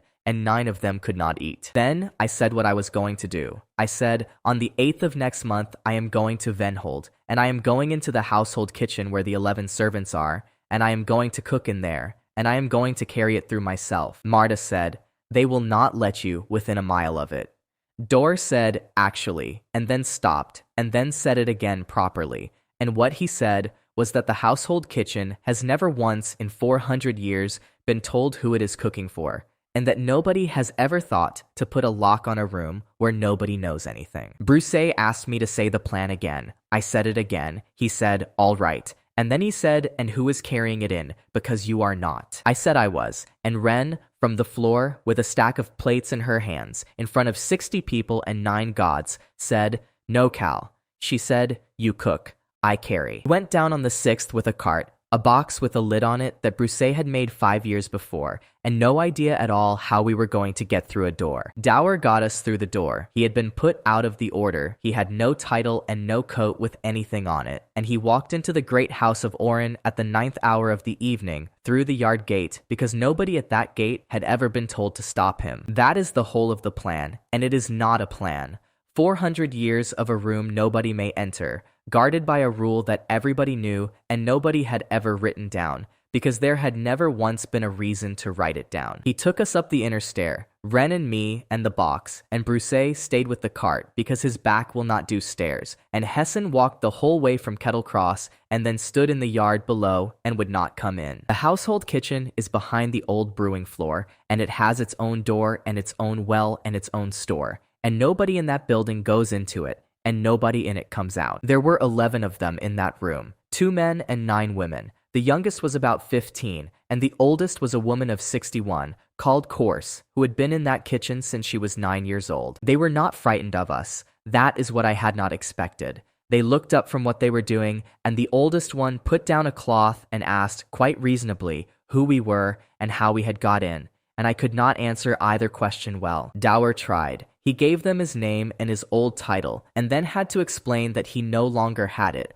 and it went badly, and he stood there with flour on nobody's cuffs, looking like a man who has knocked at the wrong house. Then Ren said, "We have come from a crossing 2 days north, and we have brought a box, and we are not from this building." And 2 of them relaxed at once, which is when I first understood how those 11 people felt about this building. So I said the true thing, which is that I was a cook from a crossing 2 days north, and that I had come all that way to ask them about their work. That is what got us through the second door, and the second door was harder than the first. Nobody had asked those people about their work in 400 years. They have a duty, and they do it, and they are looked after very well, and they are the best fed and worst spoken to people in that country. Corse asked me what I wanted to know. I said, "What do you cook?" And she looked at me the way Nith looks at a badly banked fire and said, "What everybody cooks." Then Ren put the box down on their table, which nobody had invited her to do, and said, "And who is it for?" The room stopped. 11 people in aprons in a warm kitchen at the 10th hour of the evening, and a girl of 22 asked them a question that nobody in that room had ever been permitted to ask out loud, or said, "We do not know." She said it fast, the way you say a rule. Then she said it again slower, and it was a different sentence the second time, and I watched a woman of 61 hear her own answer for the first time. Then she said, "I have thought it was Orin since I was 11 years old." She said it looking at the cloth in her hands and not at any of us. That is what I had not understood, and what nobody at Venhold had understood in 400 years. They knew. Of course they knew. You cannot put 11 intelligent people in a kitchen for a lifetime and expect them not to work out what is on the other side of a hatch. They had all known. They had never once said it to each other, because the whole of their life was a room where you do not say things, and every one of them had been carrying it alone since they were about 11 years old. We were in that kitchen for 2 days, and nobody in that building came looking for us once, and that tells you more about the great house of Arin than anything else I could put down. I did not cook. I want that written plainly, because it is the only decision in this account that I am completely certain about. I stood in the household kitchen at the great house of Arin for 2 days, and I did not touch a pan. What I did was learn 11 names and say them. Corse, and Olin, and Bry, and Maddie, and the young one called Sim, who has no connection to the other Sim, and did not enjoy the joke, and 6 more, and I said them all every time I spoke to anybody. And on the second morning, I asked them the only question I had come 2 days to ask. I said, "If you knew for certain who it was, what would you send him?" Nobody said anything for a very long time. Olin went and did something to a fire that did not need doing. 2 of them looked at Corse, and Corse looked at the wall. Then a woman of about 40 called Bry said, "Something with butter in it." And Olin said, "No, bread." And then they argued about it for a quarter of an hour, and it is the first argument that room has had in 400 years, and I stood in the corner and did not say one word. Course settled it at about noon. She had been quiet the whole time, doing her work, and she said it without stopping what she was doing. She said, "My mother made a thing with barley and milk and a little honey in it, and it took all morning, and I have not made it since I came into this house because it is not the sort of thing you send through a hatch." So they made it.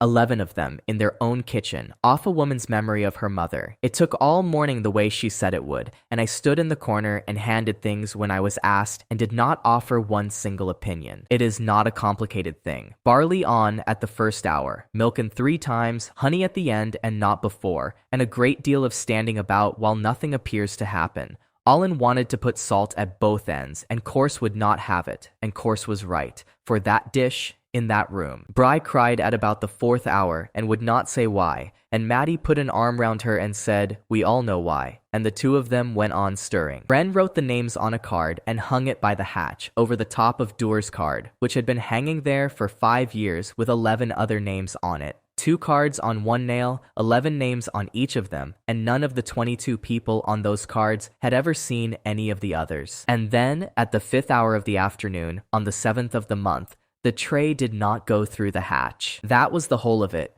That was the entire operation. 4 days on a cart, and 2 days in a room, and a thing Course's mother used to make, and then 11 people stood in a kitchen and did not put a tray through a hatch. He came into the kitchen after 2 hours and 11 minutes, and Ren was counting, because she always is. He came through the household door, which they had never once seen open, and he had to bend to do it, and he stood in that kitchen at the 7th hour of the evening, looking at 11 people in aprons who had been feeding him for their whole lives. Nobody moved. Nobody said anything. The young one, Sim, was holding a pot when the door opened and went on holding it for about 4 minutes, and afterwards had to have his hands looked at. And then Course picked the bowl up off the bench and walked across that kitchen with it in both hands, and nobody had told her to. She is 61. She has been in that room since she was 9. She walked across her own floor to a thing that had been on the other side of a wall since before her grandmother, and she stood in front of him and looked up, and she said his name. She said, "Orun," and then she said, "This is barley and milk with a little honey in it. My mother made it. It takes all morning." And then she put it in his hands, and she did not walk away. That is it. That is the whole of what we went 2 days south to do, and I did not do one single piece of it myself. And I have thought about that a great deal since, and I have not once minded. He ate it standing up, because nobody had told him he could sit, which is the sentence I had written down about Ith 5 years before, and which I have never been able to look at since. He got about a third of the way down, and then he stopped. And he stood in that kitchen with a bowl in his hands and his neck bent under a ceiling built for people the size of Course. And he said quietly, "What is it called?" She said it did not have a name. Her mother just made it. And he said, "Then it should have one." And Bry from the back of the room said, "Call it Courses." And about 4 of them laughed and then stopped, appalled at themselves. He laughed. That is the thing nobody believes. The first of them, who took the word hunger out of a language as an act of mercy, stood in a kitchen and laughed at a joke made by a woman called Bry, who has washed pots in that room for 26 years. Then he sat down on the floor of that kitchen with his back against the store door and finished it. 60 years I have been in kitchens, and I have seen a great many people sit on that particular kind of floor. Did not say anything about the law. I want that on the record, because every version of this that gets told has a speech in it, and there was no speech, and there has never been one. He did not repeal anything. He never has. What he did was ask Course her name, and she told him, and he said it back to her, and then he asked the other 10, one at a time, and said each of theirs back, and it took about a quarter of an hour, and it is the longest anybody in that country has ever spent doing nothing. And the law did not get taken away. It stopped being obeyed, which is a different thing and a better one. Word went out of that building inside a week, and it went out through the servants and not through the order, which is exactly why nobody could stop it. The first of them ate a bowl of barley and milk in a kitchen, off a woman who said his name sitting on the floor. After that, there was nothing anybody could enforce anywhere. The rule had not gone. What changed was that 11,000 people in 400 houses had heard from their own kitchens that the man who wrote it had sat on a floor with a bowl. The household came out of the wall for good in the spring and did not go back. Yvonne went north and stood in my garden in the onion rows where Kelter had sat, and Belle went to Hessa's crossing and has been there ever since, and eats bread with nothing on it, daily, on principle. We came home on the 11th. Hessen walked, Bruce drove, Ren slept the whole of the second day with her head against the boards, and I sat and watched the road go past and did not think one useful thing. It came back over about a year, in no order that anybody could see, the same way it had gone, and it did not all come back. Nith's fire came back in the spring, and she was in the room when it did and pretended not to notice. Aud's light came back on a night in frost month, and a dozen wagons came off the north road in the dark that week that had not come in a year. Nith's ground came back and has gone green in the frost every year since. Avani's milk, Immer's loft, and Senate put her prices back up inside a fortnight. Is Kelter's Josnei. Sabra took the last mile back, and nobody has died on those 4 roads since, and the men still walk it with lamps on bad nights, because they had got used to it and would not stop. Osik's cold room never came back. Nobody has seen him since he stood over my well in my first winter and asked me whose it was. I have looked for him twice more since. That is the one that did not come back, and I am not going to pretend it balanced out. He came to the kettle at the end of that year, at 3 in the morning, on foot in the dark, as every single one of them has come to that door since the first winter. There was nobody in the room but me and Ren and Ith, who keeps the doors. He came through bent double and sideways, and sat down on the same bench, and put his hands on my counter. I made him the eggs. 4 in butter, with salt, and I put the plate down and I said his name, and he ate the lot in about 90 seconds, and then sat there for a while. He said it was very good. Then he said, it is not as good as hers, and I said no, it is not. And that is the only exchange he and I have ever had that I would call comfortable. Ren cut the 15th mark while he was sitting under it. There is no room on that beam for a 16th. She measured it before she cut it, and she cut it anyway, and she has never once mentioned what happens next. He left nothing behind. He has nothing left to leave, and he said so, and he said it without any weight on it, as he says everything. And then, in the doorway, bent under the frame with his hand on the place where Oud touched it, he gave the only thing he had. What he gave, standing bent over in my doorway at the 4th hour of the morning, was the word back. I cannot tell you what it is. It is not in my language, and it was not in anybody's for 1,000 years. And he said it once in my doorway at about the 4th hour of the morning, and then he went up the north road on foot. Hessen used it 10 days later in my room in front of 40 people. He put down his cup halfway through the ford in the middle of a sentence about a toll man, and he said out of nothing at all that he was hungry. And then he sat there with his mouth open, like a man who has found a coin in a coat. And Nith, who was standing in the middle of the floor telling me my fire was badly banked, stopped in the middle of the word. That is the end of the account, more or less, and there is exactly one thing left in it, and it is the smallest thing that happened in 5 years. It was about a month after that, on an ordinary Thursday, with 190 plates gone out, and the room down to about 11 people, and the fire banked.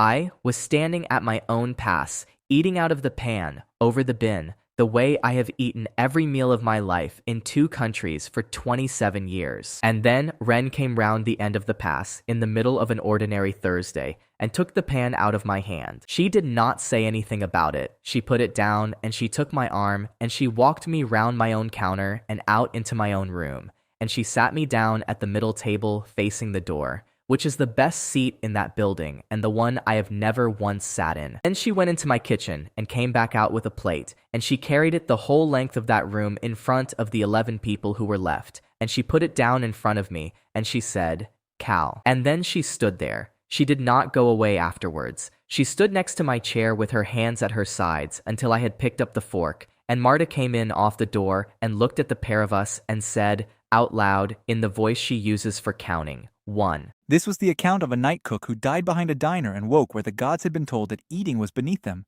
They believed it for 1,000 years and went hollow, and none of them could say why, because the word had been taken out of their language. He defeated nobody. He lit a cold stove at a crossroads and fed whoever came through the door and learned the slow way that the food was never the thing. What fed them was somebody standing there afterwards who knew their name. He got it wrong 4 times, and other people paid for all 4. A plate put down by a hand is a different object from a plate pushed through a hatch, and that difference is the whole of it.